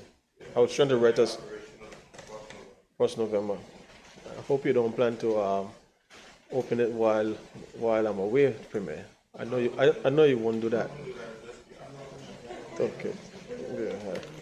Madam Chair, Madam Chair, I thank the Premier for his answer. My only follow-up, Madam Chair, could the Premier, and I'm going to D, my follow-up will be on D. Could the Honorable Premier tell me, or tell this Honorable House, when the handicap access ramp was built? Because I was there as recent as last week. And it wasn't built? Madam Speaker, I mean, my answer says that it's completed. So if it was there last week and it wasn't completed then, I didn't check myself, Madam Speaker. But similar to Josh Van Dyke. Don't get there yet. We're not there yet, Premier. I can take a visit if the member wants me to confirm. Thank you. I love Bruce Bay. Thank you, Madam Speaker. Madam Speaker, just for the record, the ramp portion of it has not been completed as yet. So the answer was not accurate. I'll move on to question number 2, Madam Speaker. 3 years to build one bathroom.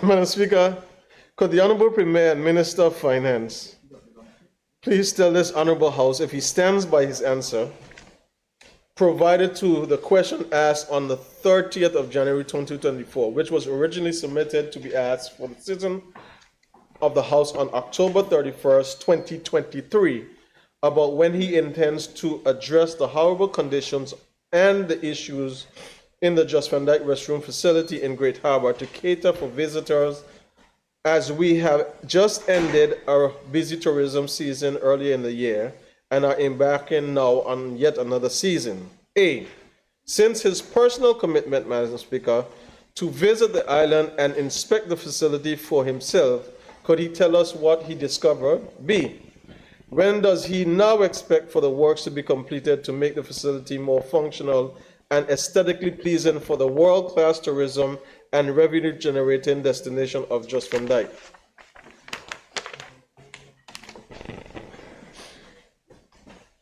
Madam Speaker, again, I thank the member for his question. I mean, in the previous question, of course, if indeed the member is correct that the ramp hasn't been completed, I'll certainly go back to the ministry and see why they have a different interpretation. But I'm certainly committed to ensuring that that project is completed properly for the people of Bruce Bay and the larger tourism industry. Madam Speaker, in my answer given on the 3rd of January 2024, I indicated that the issues at the restroom at Just Van Dyke had been addressed. Ministry officials had indicated there were previously some plumbing issues which had been addressed in 2023.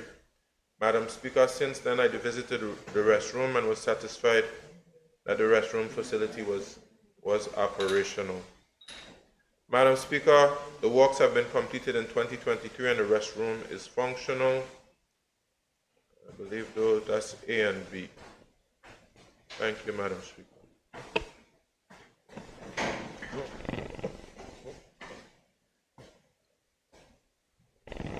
Masika, I'm smiling to keep from bawling and crying. Madam Speaker, the first answer to the first question, the Premier said his team. But when he answered this question to number 2, initially he said, if it's not so, he will go visit himself. Him and I and the member for the Junior Minister for Agriculture with Just Van Dyke. The Premier walked into the facility and said, Lord, this needs some work. And I end quote. So Premier, now your term and your words have changed to say that it's functional and it's okay.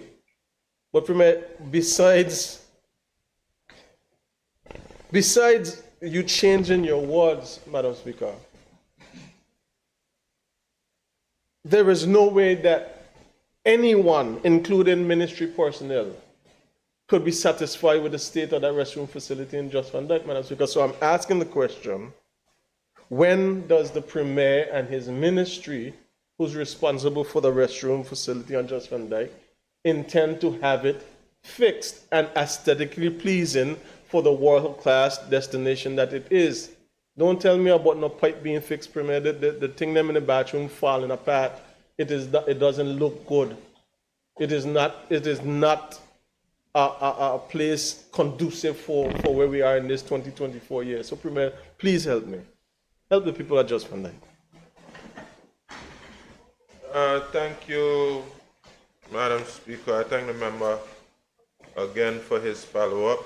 Madam Speaker, I don't recall what the member has said. I just say I don't recall that. Okay. But yes, I'm willing again to take a look at the matter. No, I want you to take a look again. Madam Speaker, we can visit the restroom again. Not me and you. If No necessary. Not me. But Madam Speaker, perhaps I can suggest, Madam Speaker, that the member perhaps maybe just write to me and write to the PS and specifically let us know what you would like to see done to the restroom specifically, and we can have that addressed. I'm very committed to ensuring that the restroom meets the standards of Just Van Dyke, our tourism industry, and the member for the second. Thank you.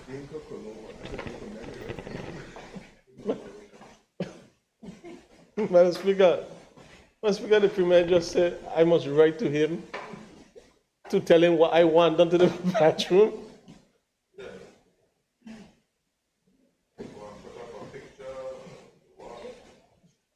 Madam Speaker, you know what's sad about this? You know what's sad about this, Madam Speaker? The leader of this country who's responsible for tourism, who's responsible for finance, is making light of a situation that he knows is in dire need of attention. And basically, Madam Speaker, I would use the word spitting in the face of the people of Just Van Dyke. And it's hurtful, Madam Speaker. Madam Speaker, I would not write because when I wrote after the Premier was elected, I wrote to him and all the ministers. Up to now, I didn't get a response from a meeting. Madam Speaker, question number 3. Well, not question number 3, Madam Speaker. I'll move on. I think that was the... Yes, question number 3, Madam Speaker. Madam Speaker, will the Honorable Premier and Minister of Finance please tell this Honorable House how he intends to secure the 200 nautical miles of water that's under the territory's borders? A, from illegal fishing and trawling. B, from the illegal trafficking activities of the underworld of humans, narcotics, firearms, and explosives.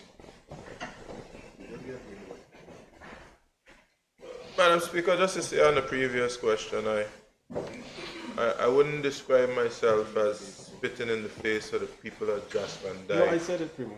I don't want to say it. And Madam Speaker, you know, the member is doubling down from his seat, but I think we have to make sure we keep the standards up as it pertains to parliamentary language and parliamentary conduct, so that we don't see this honorable house degraded. Madam Speaker, thank you. I'll go on to question 3. Madam Speaker, the Ministry is currently working in collaboration with the Foreign, Commonwealth and Development Office via the Governor's Office on legislation to transition from an exclusive fishery zone to an exclusive economic zone. This legislation will speak to, inter alia, the monitoring of the territory's waters, which may be mainly via satellite. This legislation will also include appropriate penalties for violators. Thank you, Madam Speaker.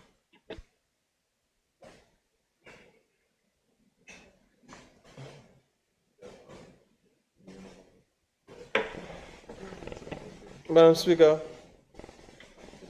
let the record reflect that the Premier is the one who was degrading this House and the standards of it with the answer that he gave. Madam Speaker, I'm still seeking for... It was a general answer, but I had 2 specific areas, A and B, Madam Speaker, that I would like answered by the Honorable Premier. Madam Speaker, the member asked how he intends to secure the 200 nautical miles of water that's under the territory's borders from illegal fishing and trawling. Madam Speaker, we intend to secure the 200 nautical miles of water that's under the territory borders from illegal fishing and trawling through the monitoring of the territory's waters, which may be mainly via satellite. And this is with the assistance of the United Kingdom government as well. And the same would apply to illegal trafficking activities of the underworld of humans, narcotics, firearms, and explosives. I'd add to the point about satellite,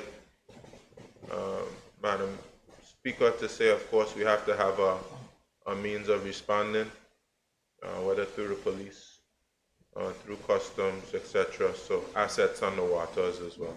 Thank you, Madam Speaker. So, Madam Speaker, is it clear for me to then say that in the near future there's no plan to address this? Because as it states, based on my understanding, Madam Speaker, the customs and the police are limited in their resources to be able to carry out their functions. So there's no immediate plan to address this. And even the legislation, Madam Speaker, it may come, but there's no definitive date on when it will come. So, Madam Speaker, I am left to question if anything actually will happen. So, Madam Speaker, I'm grateful. Madam Speaker, I'm not sure how the member hears that and comes to the conclusion that there's no plan. That's what we call a non sequitur. But, Madam Speaker,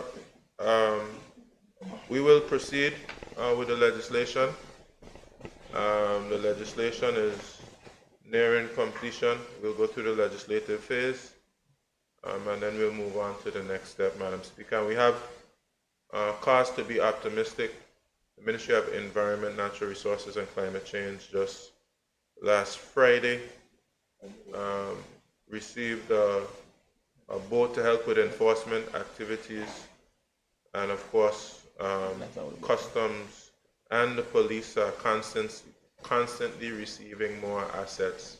So we have cause to be optimistic about the future. Thank you, Madam Speaker.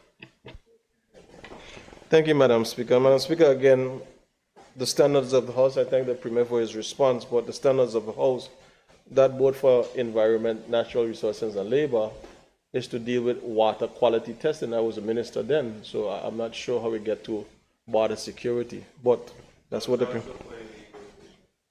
It's also for illegal fishing. And there's no patrol officers, Premier. Premier, stop. Madam Speaker, I'll move on to the next set of questions because they might try to dazzle me with brilliance. Just remember, address the speaker. But there's a lot of baffling, Madam Speaker. Madam Speaker, question number 1. When visiting the beautiful island of Jos van Dyke, the first thing that you encounter is a bunch of tents that have been placed there since the hurricanes of 2017, which is unsightly and unpleasant for tourists to be under as they have to wait to clear immigration and customs. In February, March, April, July, and September of this year, I noted to the Premier the bottleneck that is created when the USVI ferry meets the Jos van Dyke ferry and the cruise passengers together with the day trippers, and there's not enough. And sometimes, Madam Speaker, persons have to stand in the sun or get wet because the rain is there and there's not enough room for them to be placed under these tents.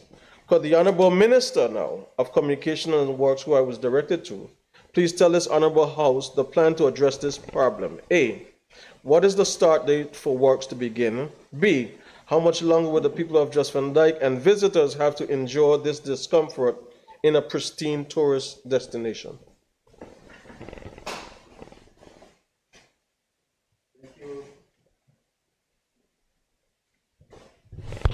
Thank you, Madam Speaker. Madam Speaker, as of 2nd August 2024, the residents and tourists of Jos van Dyke now have access to an added covered outside waiting area at the jetty. Additionally, repair works were carried out on the restroom facilities, and a new generator has since been installed.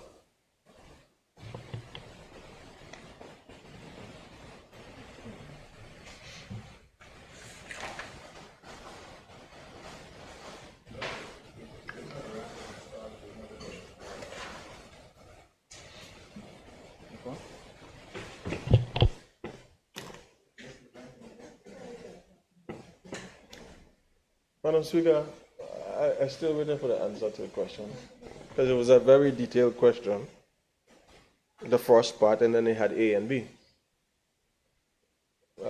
I'm not clear, Minister.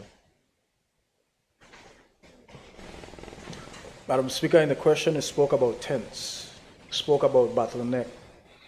The question asks when would works begin? Madam Speaker, as I answered, if the works, when would this problem be addressed? That's the first question. For this whole entire... Member for the second, I'm trying to understand what aspect of the question are you saying wasn't answered? Madam Speaker, when I asked the Premier, the Honorable Premier, in the Honorable House, the question, I think it was in January, regarding the bottlenecks and everything, he referred me to the Minister for Communication and Works. The House will reflect that. So now I'm redirecting the question to the Minister for Communication and Works to understand how all of this is going to be dealt with the cluster that happens when all these ferries are in, because he is responsible for ports. So the international ferry from the U.S. Virgin Islands, the day trippers meet, and everybody are clustered together. So I'm trying to understand when that would be addressed, along with the tents. Because you can't tell me that we're going to continue to allow or have persons come and operate under tents to a pristine destination. Or if that's what you're telling me, then tell me. Madam Speaker, I guess I would need to go back and do some for the research. I answered based on speaking about the unpleasant, unsightly approach for the waiting area.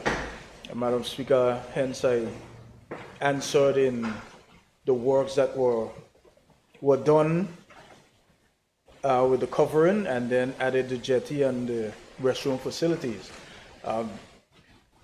Based on him explaining, I think, Madam Speaker, would need to go and do some additional research and provide a proper answer to the questions that is in his mind that I may have missed written here.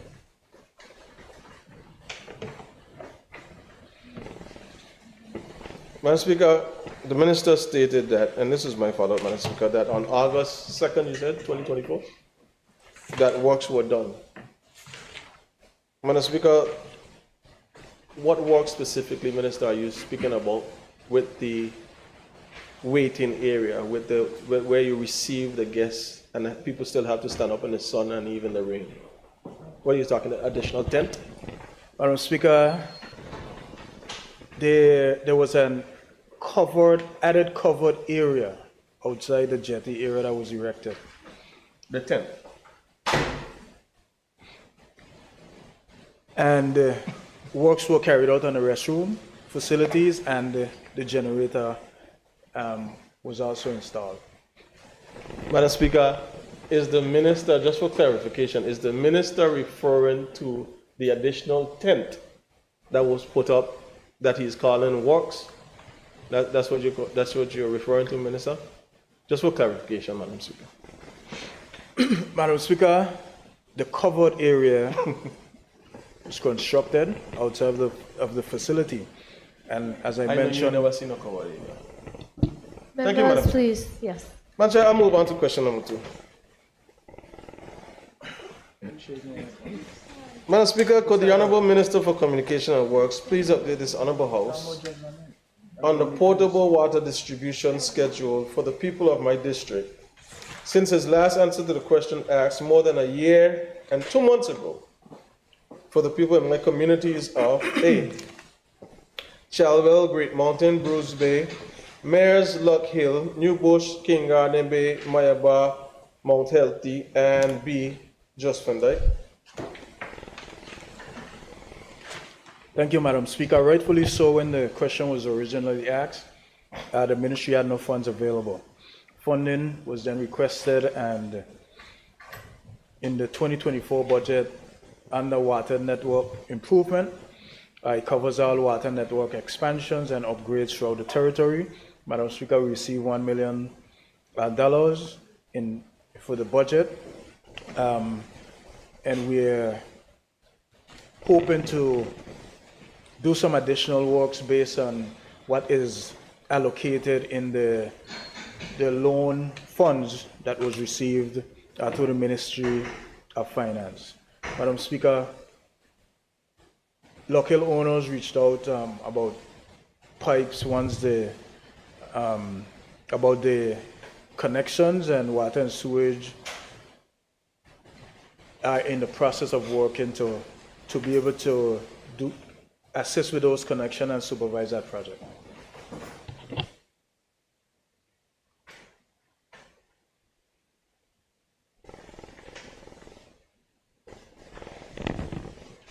Mr. Guys, either I am not, I think I need to slow down when I'm asking the questions, or the minister is not comprehending what he's reading. Mr. Speaker, the question is specific to the distribution schedule for specific areas. I heard about a response for Luck Hill. Just Van Dyke in Part B, Madam Speaker, has been without water for more than 7 days at a time for the last 4 months. So, member, sorry, I just want to ensure we're clear. Are you saying that the member has not answered the question? Specifically so, Madam Speaker.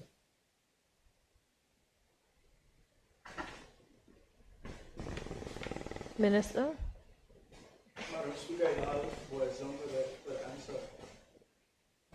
Madam Speaker, it all boils down to, we could create a schedule. We could create designs, we could create everything. Madam Speaker, based on the areas asked about, $100,000 cannot do the installation. Hence, we are talking about funding.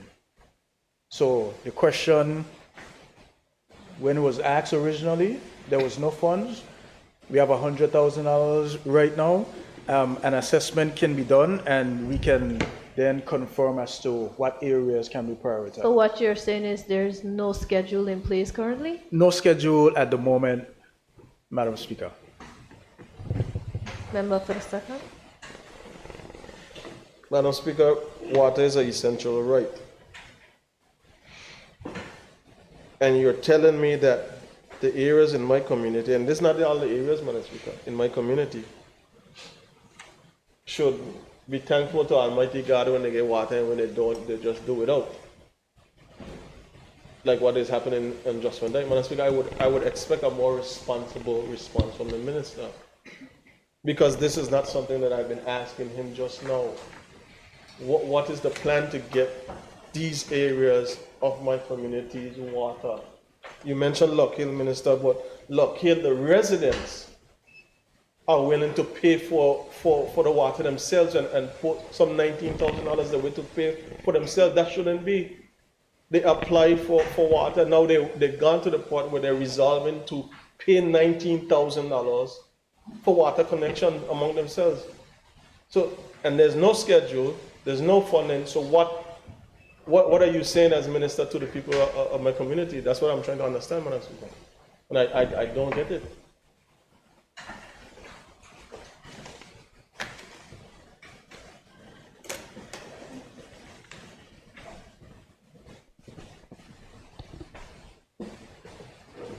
Well, members, where are we? Madam Speaker, we're going nowhere quick. Okay, so let's take a quick break. I'm on number 3. I think we'll want to number No, 3. we'll take the break. No problem, We'll Madam take the break. So let's take a quick recess.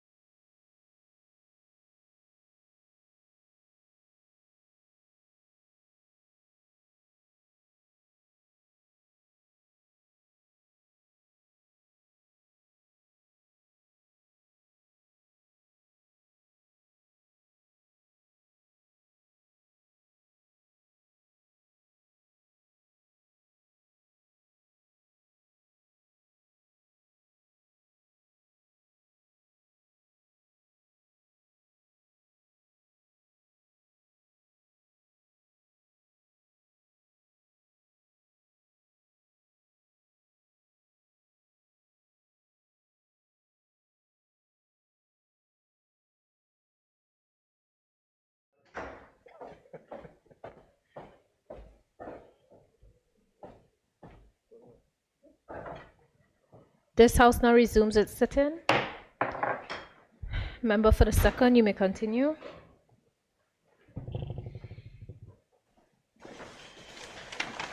Thank you, Madam Speaker. I think I was on question number 3. Yes. You are going on to question 3. Question 3, yes, Madam Speaker. Madam Speaker, would the Honorable Minister for Communication and Works please tell us, Honorable House, which of the roads scheduled to receive asphalt overlay and patching in the 2nd District as per his written schedule date of March 2024 have been completed? A. Windy Hill, Carrot Bay Junction. B. Chalwell to Sage Mountain. C. Chalwell to Treadfall Junction. D. Mayor's Junction to Spyglass.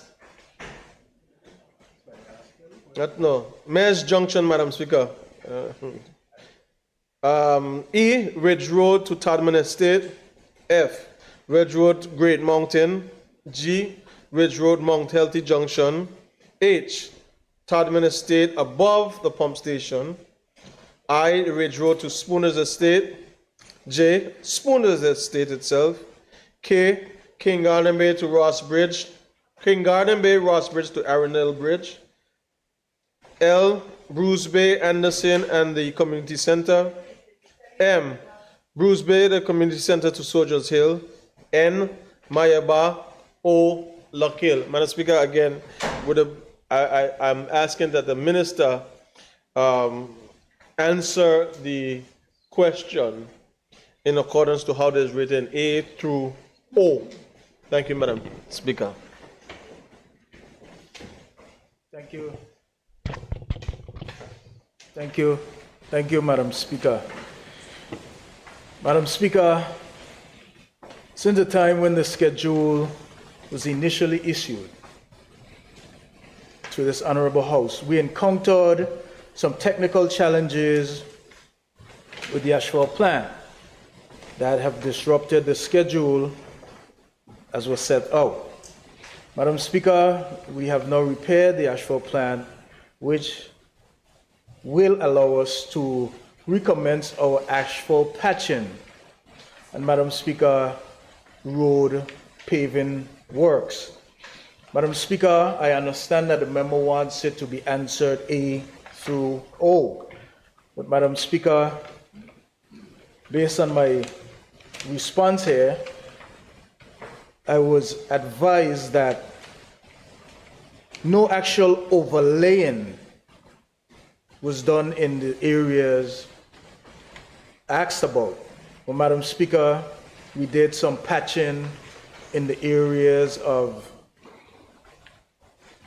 Chalwell to Treadfall, the junction, the Ridge Road to Tadman Estate, the Ridge Road to Great Mountain, Ridge Road to Mount Healthy Junction, Tadman Estate above the pump station, and King Garden Bay. Madam Speaker, that included a little bit of concrete works as well. Madam Speaker, in Bruce Bay, some concrete works and reinstatement of an undermined road was completed. Well, Madam Speaker, we can provide an updated schedule and then have a tentative schedule as to when these works would be done. But Madam Speaker, I just want to let the member know that in some of the areas we are intended to, that includes the 38 miles of road, that we intend to do proper road re-engineering in some of those areas. Madam Speaker, the junction in Tadman Estate above the pump station, Madam Speaker, that area we intend to cut the road and install HDPE pipes from the pump station over to Rudy's. So, Madam Speaker, we just did the patching in that area so that we can make sure that it's a bit more comfortable for the motorists, Madam Speaker.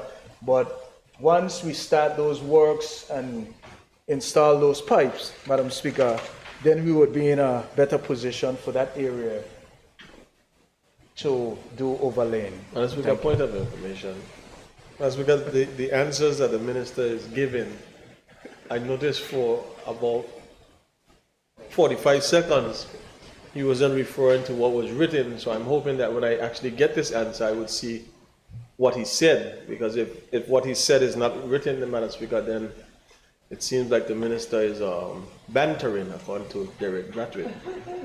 Madam Speaker, there is no bantering at all. I may have taken a couple additional words there for my troubles, but it's basically what is there.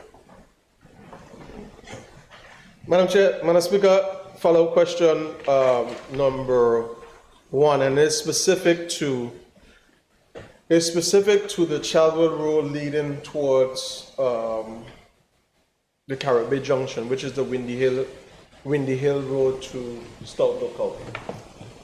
Madam Speaker, I believe it was in October last year, or 2023, Madam Speaker, where the minister had pointed out that some 4,000 linear feet of road on that road, because it was undermined and falling off, would have been reconstructed for the motoring public, residents and visitors alike. Madam Speaker, could the minister please tell me what is the plan there, or is that included in your 38 miles of road? Thank you, Madam Speaker. That is one of the priorities for the works to be done, where we will do a complete rehabilitation of the road. There are quite a few areas on the Windy Hill Road that needs to be reconstructed, and we will do an overall job on that road, Madam Speaker. Thank you, Madam Chair. Madam Speaker. Madam Speaker, then the second follow-up question would be, I know the minister used his words very loosely in terms of going on from asphalt to talking about concrete and walls. Madam Speaker, could the minister please tell the people of my community when this new schedule will come out, so that they are aware and can expect me to hold you to account? Madam Speaker, let me get the tentative date, and I will sure to let the member know in short time. Thank you, Madam Speaker. Madam Speaker, question number 4. Madam Speaker, could the Honourable Minister for Communication and Works provide this Honourable House with the design and costing for the new building that he has stated will house both Public Works Department and Water Sewage Department on the island of Just Van Dyke, who have been without a suitable working environment since the hurricanes of 2017? Thank you, Madam Speaker. We have received designs for the rehabilitation of the Public Works, a building with space for housing for water and sewage personnel. The cost of the rehabilitation work requires that the project be issued for open tender via the procurement unit, Ministry of Finance. Madam Speaker, we are conscious of the working conditions for the personnel of Public Works and Water and Sewage Department. Well, Madam Speaker, we are hoping that funds would be allocated in the upcoming budget to undertake these work that we're expecting to be tendered. We are hopeful, Madam Speaker, that funding in the 2025 capital estimate. And Madam Speaker, I must acknowledge acknowledge the patience of the workers on Just Van Dyke as we seek to get this critical project completed. Madam Speaker, could the minister provide, which is in the question, I know the costing is not yet done apparently, but the design, could you provide this Honourable House with a copy of the design? Sure. That's in the answer? No, I could provide it subsequent. See, Madam Chair, that's the trouble I'm having. I know it wasn't me. I wasn't understanding the questions that I asked. Yeah, I missed that. It said to provide this Honourable House with the costing and design. So you told me that if one was provided, the design was provided, but the costing you're working on to go out to open tender. So When can I expect that, Madam Speaker? Thank you, Madam Speaker. I can provide the design, Madam Speaker. I will get that done earliest. I do apologize for that, but Madam Speaker, we cannot provide the costing. If it's going out to tender, we would be unable to provide those costings for those works. So I should expect it before we leave here tonight, Madam Speaker. Consider. So, Madam Speaker, then this question will be incomplete. I'll have to bring it back. Question number 5, Madam Speaker. Yes, just send a WhatsApp. Just send a WhatsApp. But it's for the people of the Virgin Islands, not just for me. Question number 5, Madam Speaker. Madam Speaker, could the Honourable Minister for Communication and Works please tell us, Honourable House, if he has now secured the minute amount of approximately $80,000 to have streetlights installed on the Ridge Road that leads from Chalwell Estate to Stout Lookout since providing the cost over a year ago? A, when can we expect to see those works commence? And B, what is the timeline for completion?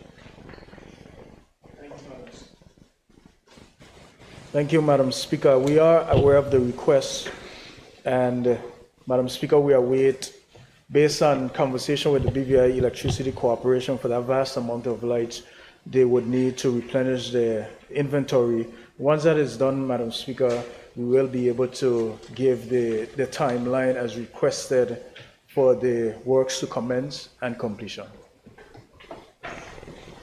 Thank you, Madam Speaker. Madam Speaker, I was hoping that the able people in the ministry would highlight the fact that the district rep wrote to the ministry and asked that $50,000 from the civil mitigation would be used to help towards this $80,000 cost, because it is important for the safety of the residents in that community. But it seems like they only want a plot going one way.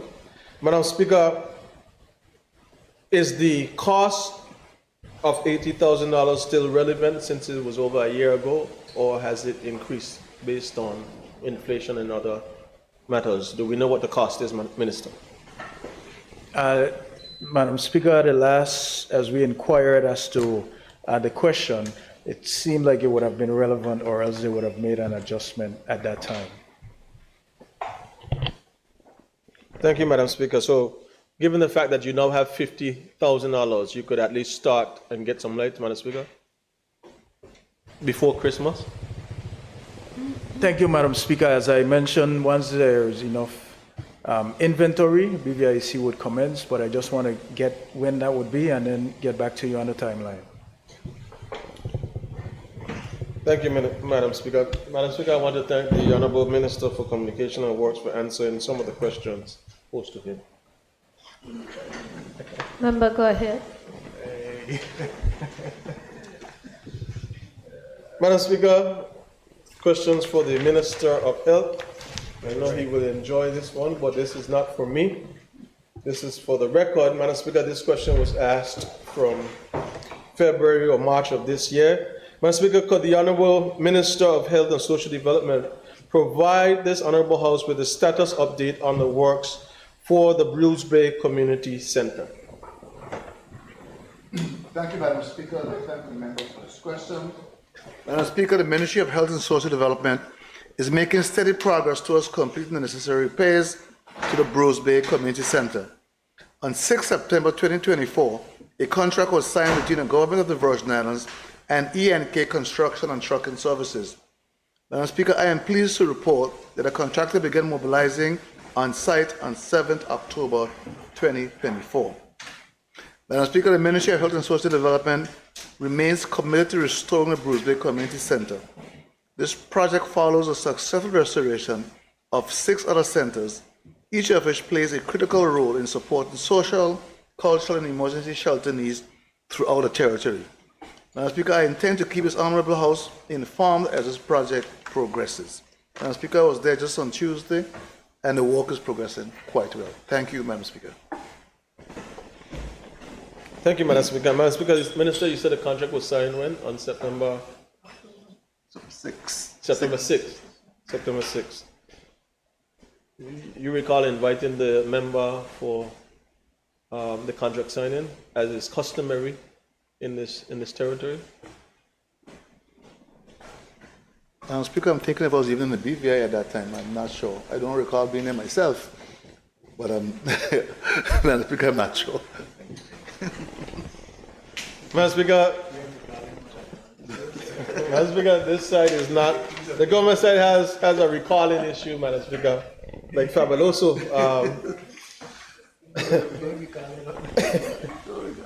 But I guess that's it. Madam Speaker, I'll move on to question number 2. Madam Speaker, and this happened again earlier this week, but it was on the other paper, and it's not for just me, but for the listening public. Madam Speaker, could the Honorable Minister for Health and Social Development please provide this Honorable House with the status update on the works for the King Garden Bay Community Center? Thank you, Madam Speaker. Madam Speaker, the member would be well aware that the repairs to the King Garden Community Center were successfully completed on 13 August 2024. Upon the completion, the center was officially dedicated and handed over to the Social Development Department on Tuesday, 15th October 2024. This restoration exemplifies this government's ongoing efforts to enhance community infrastructure throughout the territory, ensuring that these spaces continue to serve as vital centers for social engagements and emergency shelters. And the member was invited to the opening ceremony. Thank you, Madam Speaker. Thank you, Madam Speaker. I was invited and I was there. Minister, could you please tell this Honorable House when you intend to have the survey of the land that is government's responsibility under social development, have that land surveyed and secured for the government's purposes? For the follow-up question, Madam Speaker, it came to my attention a few days ago that there are several issues surrounding that land. It involves at least 3 ministries, and we have started the process of getting this issue and other issues rectified in terms of fencing, in terms of surveying, and so forth. I cannot give a timeline, but the works and the discussions have begun. Thank you, Madam Speaker. Thank you, Madam Speaker. Madam Speaker, I want to thank the Minister for Health and Social Development for answering his questions. He did invite me to King Garden Bay, but then forgot to invite me to Just Van Dyke for handing over a senior home, social home, Madam Speaker. But it happens. I guess he didn't recall. Thank you, Madam Speaker.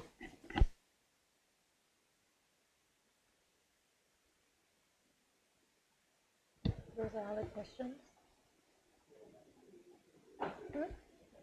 Yeah. I call on the Deputy Speaker to ask his questions. Good evening, Madam Speaker. Good evening to the Virgin Islands, those who are listening. Madam Speaker, my questions, first 2 questions are directed to the Minister of Health and Social Development. Madam Speaker, given the recent accusations in the Elmore Stout High School and the deafening public cry for greater accountability for the protection of children in our schools and communities, could the Honorable Minister for Health and Social Development please update this Honorable House on the status of the Sex Offenders Registry legislation? Is his ministry committed to bringing this critical legislation to this Honorable House before the end of 2024?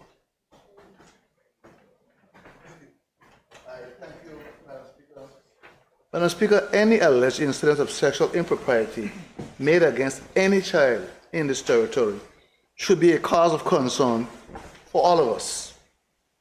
As a Minister for Health and Social Development, I want to affirm to the member my unwavering commitment to safeguarding our children and young persons.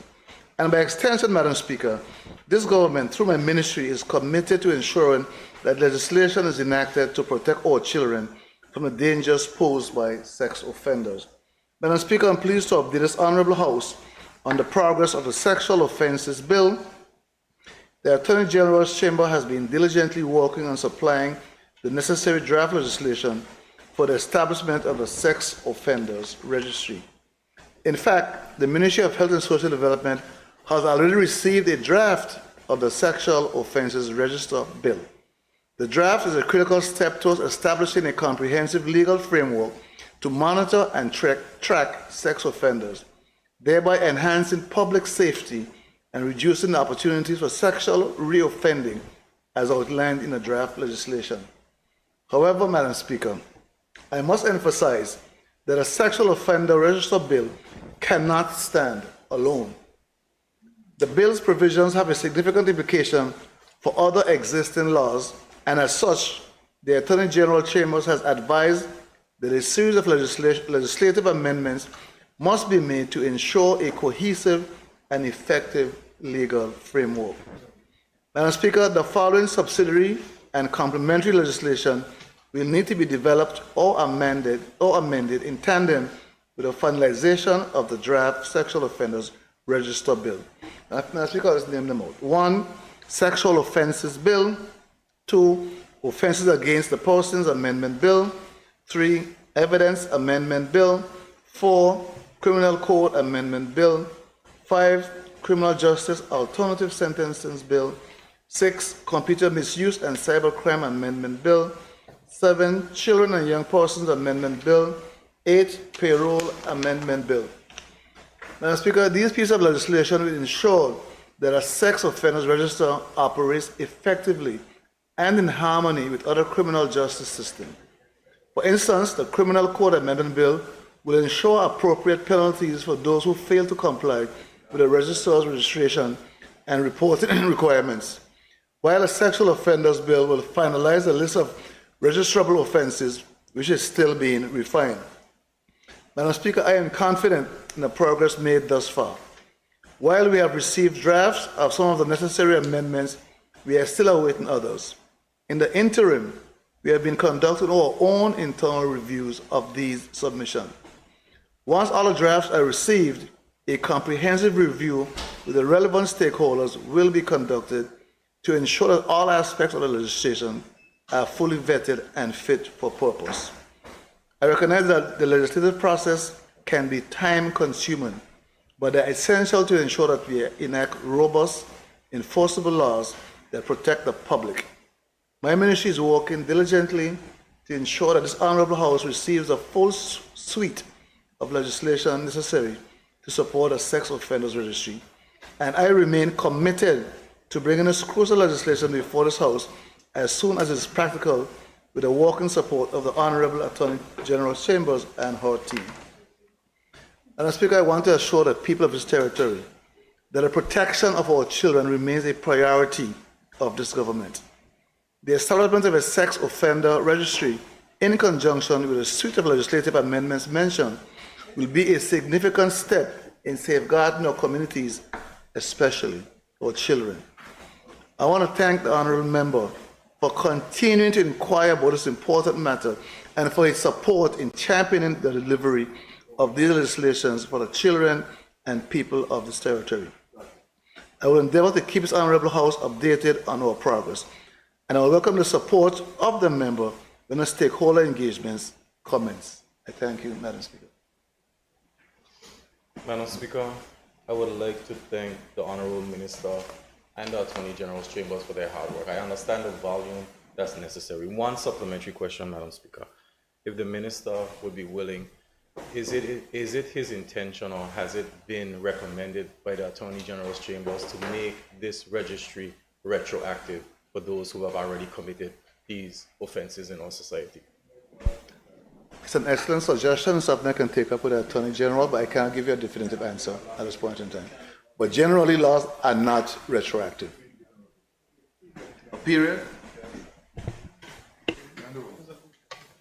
Madam Speaker, I thank the Minister, and I'm sure the public got an answer to the question they asked me. Madam Speaker, moving on. Madam Speaker, given the ongoing concerns about the quality and cost of healthcare across the territory, could the Minister for Health and Social Development please tell this Honourable House the names and cumulative amounts paid to the top 5 local healthcare partners through the NHI, National Health Insurance, from January 2019 to January 2024?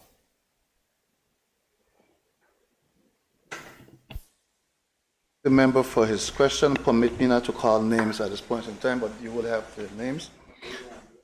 Madam Speaker, the cumulative amounts paid to the top 5 local healthcare partners through National Health Insurance from January 2019 to January 2024 as follows. Provider number 1, $30,646,354.79.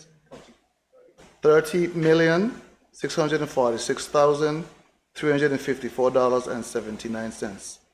Number 2, $21,297,468.74.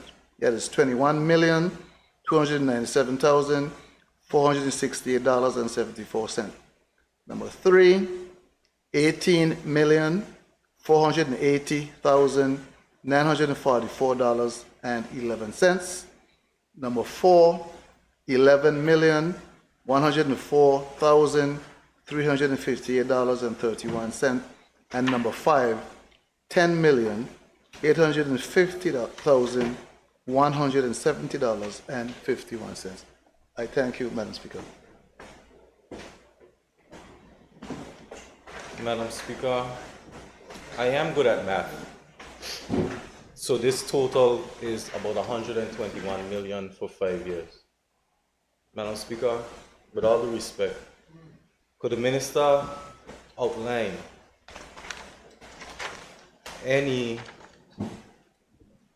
these are local. Could the minister please outline any initiatives or plans to reduce this?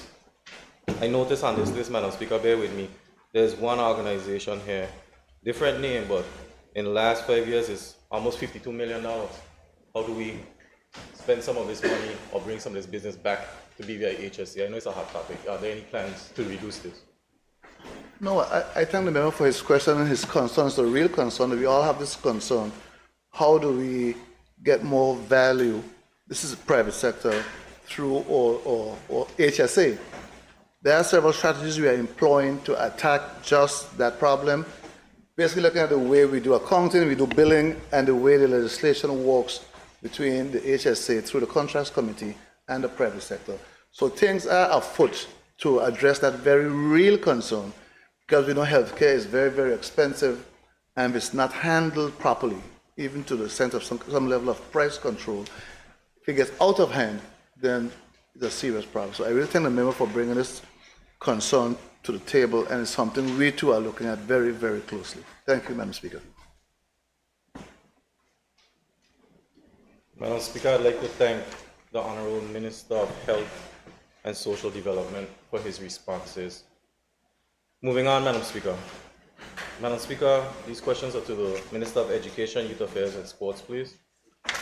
Madam Speaker, given the recent accusations in the Elmo South High School, could the Minister for Education and Youth Affairs and Sports please provide a copy of the Ministry's child protection safeguarding protocols for both schools and youth programs and confirm the last date when these protocols were revised? Thank you.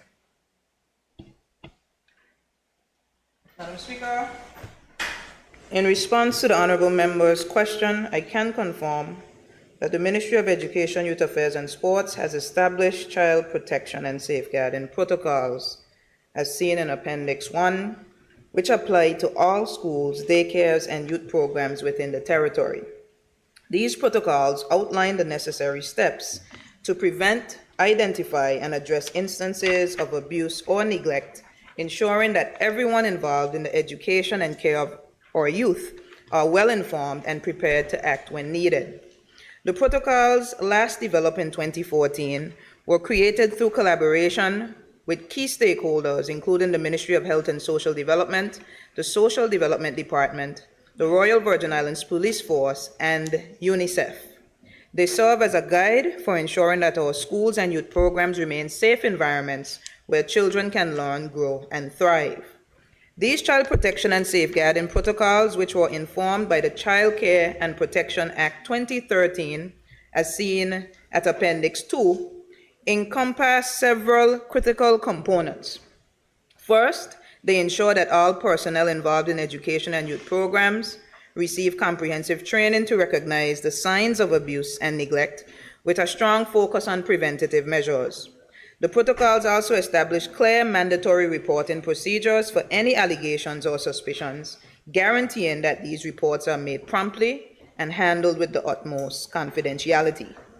Coordination with law enforcement and social services is another essential aspect, ensuring that each case is properly investigated by the appropriate authorities. Additionally, the protocols emphasize the provision of support services to affected children and their families while maintaining a safe and supportive learning environment during investigations. Madam Speaker, the Ministry is fully committed to ensuring that these protocols are not just policies on paper, but living active safeguards. To this end, through our orientation programs, ongoing professional development, and outreach efforts, we will ensure that these protocols remain at the forefront of the minds of all those who interact with children. While these protocols have served us well, the Ministry recognizes that continuous review and enhancement are essential to addressing new challenges and reflecting best practices. With this in mind, we have been focused on the revision of these protocols and have welcomed support from the United Kingdom as well as other overseas territories to ensure that our policies are aligned with international standards for safeguarding children and youth. Madam Speaker, I have provided a copy of the Ministry's current child protection and safeguarding protocols for the Honorable House's reference.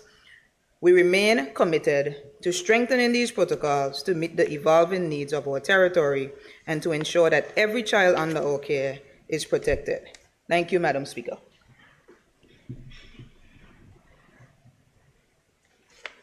Madam Speaker, I thank the Minister, but I'm still awaiting the copy of the protocols, please. Madam Speaker, Madam Speaker, just for clarity, I've referenced a number of documents in my answer. They have been emailed to the clerk as they are pages long, hundreds of pages based on the Act, the protocols, and so forth.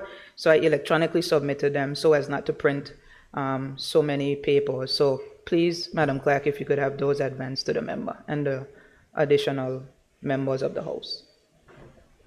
When was it emailed? It was emailed earlier today. It was emailed today. Madam Speaker, I won't hold the House up on it. I appreciate the Minister providing them. If I may ask supplementary questions. Madam Speaker, could the Minister of Education, it is mentioned that this is done. I'm sorry, Deputy, just give me a moment. Who would have sent, would it come from your office? We haven't received it. I saw the email come in. It's with the statements? Yes. Everything is in one. Thank you. Go ahead, Deputy. Madam Speaker, the Minister mentioned professional development and including these, which I am grateful to hear. Minister, if you would, given the alarming situation that has occurred in the school with two situations in the Elmore Stout High School, there is professional development next week, Tuesday through Thursday. Are there plans to make sure that this is revisited? Is it built in the incoming week? Upcoming week, please. Madam Speaker, I just want to caution us to not reference the matter. I deliberately did not reference it in my response to the question because, as I understand it, based on the standing orders, it is not appropriate at this time to speak specifically to those allegations. But, Madam Speaker, in reference to the latter part of the question posed, the Ministry has already made plans for this week, for next week, specific to ensuring that our teachers begin very streamlined processes in training. We have multiple partners coming in, including the police, including the Red Cross, to be able to facilitate training with our teachers to make sure that the protocols are at the front of their mind. There are already established training programs within the territory, and we are continuing to partner with the individuals named to ensure that this happens. So yes, next week, teachers will be actively engaged in professional development hours, specifically given the reality of the challenges that we are facing. Thank you, Madam Speaker. Madam Speaker, I don't think I was speaking out of turn, but I will review it in the standing orders because I don't think I didn't mention anything other than the name of the school. Madam Speaker, also supplementary to the Minister. Minister, in the training that is provided and orientation for the teachers, are they required to sign a document to state that they've reviewed and they will adhere to these protocols?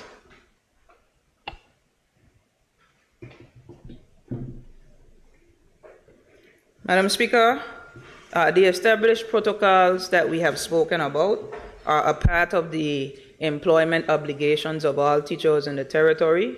They know that by law they are supposed to and that they are mandated to ensure that they follow the protocols which are available to all teachers. So the answer is yes, that it is expected that all teachers engage with the requisite authorities regarding the protocols as outlined, and if it is known to the ministry that that is not taking place, steps will be made to ensure that it happens, because it is an obligation by law once you become an educator or you interact with young people in specific spaces like youth development and empowerment sessions. Thank you, Madam Speaker. I do hope that the package that I will get will also have evidence of that document where they would sign. Madam Speaker, moving along. Madam Speaker, given the concerns across the territory for safer schools, could the Honorable Minister for Education, Youth Affairs and Sports please provide copies to this Honorable House of the crisis management protocols and disciplinary plans/protocols for secondary and primary schools across the territory? Madam Speaker, I assure this Honorable House that the safety of our students and schools is of paramount importance to the Ministry of Education, Youth Affairs and Sports. We understand the deep concern for safer schools, and it is our responsibility to ensure that every student, teacher, and staff member operates in a secure and supportive environment. In light of this aim, the Ministry has established crisis management and disciplinary protocols for both primary and secondary schools across the territory. The crisis management protocols are designed to address a wide range of emergencies, ensuring that schools are well prepared to respond to natural disasters, incidents of violence, and other disruptions that could compromise the safety of our learning environments. These protocols have been shaped by key documents, starting with the Smart Schools Policy and Assessment Tool. This policy, part of the ongoing BVI Smart Schools project, includes crucial guidelines to ensure that our schools are equipped with safe and sustainable infrastructure. It also incorporates structured psychosocial support programs developed in collaboration with the BVI Red Cross, which will provide mental and emotional support to students during crisis. The policy is currently being finalized for implementation before the end of the year. In addition to the Smart School policy, each school has its own tailored disaster emergency plan. These plans were initially prepared with the expertise of the Department of Disaster Management and have since been updated by the school's safety teams to address emergencies such as hurricanes, earthquakes, fires, as well as dangerous persons on campus. The plans are tested through simulations and drills, particularly during the annual School Safety Week, which runs this week from October 14th to 18th, and will be reinforced throughout the year to ensure all students and staff are familiar with emergency procedures. Furthermore, the Comprehensive School Safety Framework 2022 to 2030, based on global best practices from the Global Alliance for Disaster Risk Reduction and Resilience in the Education Sector, offers long-term guidance on enhancing the safety of our schools. This framework outlines policies and strategic plans for reducing risks and ensuring resilience in the face of crisis. Another key document currently being finalized is the Education Contingency and Continuity Plan, which outlines procedures to continue education during extended disruptions. This plan ensures that even in times of crisis, learning remains uninterrupted. On the matter of student behavior and discipline, all schools in the territory adhere to the Student Code of Conduct 2006. This code is a foundational document that clearly outlines expectations for student behavior as well as the consequences for misconduct. More importantly, it promotes a restorative approach to discipline, encouraging students to learn from their actions and fostering positive behavior. The code includes preventative measures, intervention strategies, and sanctions, while also emphasizing the critical role of parental involvement. Schools are responsible for developing discipline matrices based on this code of conduct to address specific issues they may face. Madam Speaker, we understand that up-to-date policy is critical to effectiveness. Thus, significant work has been done on the revision of the Student Code of Conduct. Consultation will commence on this revised document, which will subsequently be finalized for implementation, ensuring that it remains a robust tool for guiding student behavior and maintaining discipline in schools. The updates will allow for greater efficacy in addressing the challenges we face in modern educational settings, while still promoting positive behavioral outcomes and student development. Madam Speaker, both the crisis management protocols and the Student Code of Conduct reflect the Ministry's unwavering commitment to maintaining safe, orderly, and well-managed school environments. As part of our continued efforts, we are working with school administrators, teachers, parents, and students to ensure these protocols and plans are reviewed, updated, and effectively implemented to meet the evolving needs of our schools. For the benefit of this Honorable House, Madam Speaker, I have provided copies of the crisis management protocols and the Student Code of Conduct for review. Thank you, Madam Speaker. Madam Speaker, once again, I thank the Minister for the response. If I may, Madam Speaker, I haven't been able to look at the documents, and based on the response, it would be quite comprehensive. So I will have a look. Say that again. I appreciate that. Madam Speaker, if the Minister would, when it comes to discipline and the way discipline is done, I appreciate that there are documents. Could the Minister elaborate on any campaigns that the school has? Oh, by the way, Madam Speaker, Anti-Bullying Week, beautiful campaign. Expound on any campaigns that the schools or the ministry is taking in order to assist students and parents to be better aware of the code of conduct and the community, the consequences, and how it is being dealt with, please. Madam Speaker, I thank the member for his follow-up question. And as the member has stated, even in regards specifically to your anecdotal comment regarding Anti-Bullying Week, which is a challenge that we do have. As you know, all schools in the territory this week have been acknowledging that week. There was a march even today and a number of events and activities put on by the ministry to sensitize our students as well as our teachers. There was a competition as well this week that allowed students to elaborate on their understanding of what bullying is and subsequently create a space and an environment for them to advocate as well as understand better their roles and responsibilities.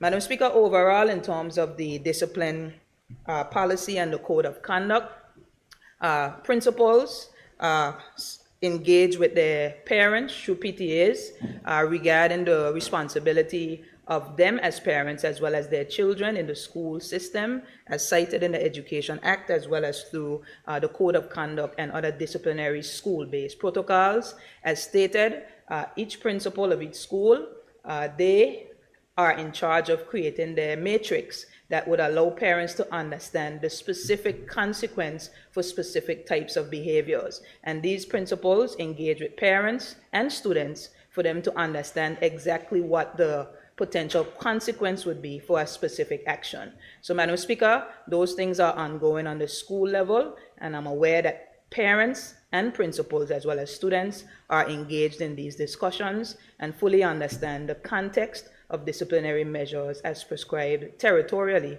but even more specifically by the schools based on the matrix that is established. Thank you, Madam Speaker. Speaker, I thank the Minister, and yes, I was mentioning Anti-Bullying Week. I'm wearing the band. Last follow-up question, Madam Speaker, if I may. Would the Minister be willing to offer any statistical information, Madam Speaker, even if it's not official, to show that there's been a reduction in violence in our schools and in primarily our secondary school, please? Madam Speaker, given the nature of the question, it will not be possible for me to give the detailed response that I would like to. So I would request that if the member requires that information, please feel free. It is something that I am willing to provide. I know that measures have been put in place to seek to lessen the reality and the eventualities of indiscipline, and we have seen some productivity with the approach, but of course there's always room for improvement, and the data will allow us to see the reality of what is taking place on the ground. So I support making that information public, because I also would love to have the support of the community, whether churches or youth groups or any mentor that is available to assist us in this regard, because it is an extensive task that we require the village to assist us in eradicating. Thank you, Madam Speaker. Madam Speaker, I'd like to thank the Minister for her responses, and I look forward to gaining that information. I thank you, Madam Speaker. Thank you, honorable members. At this time, we will take the recess and resume next Friday, the 25th of October at 10 a.m. House is recessed until next Friday.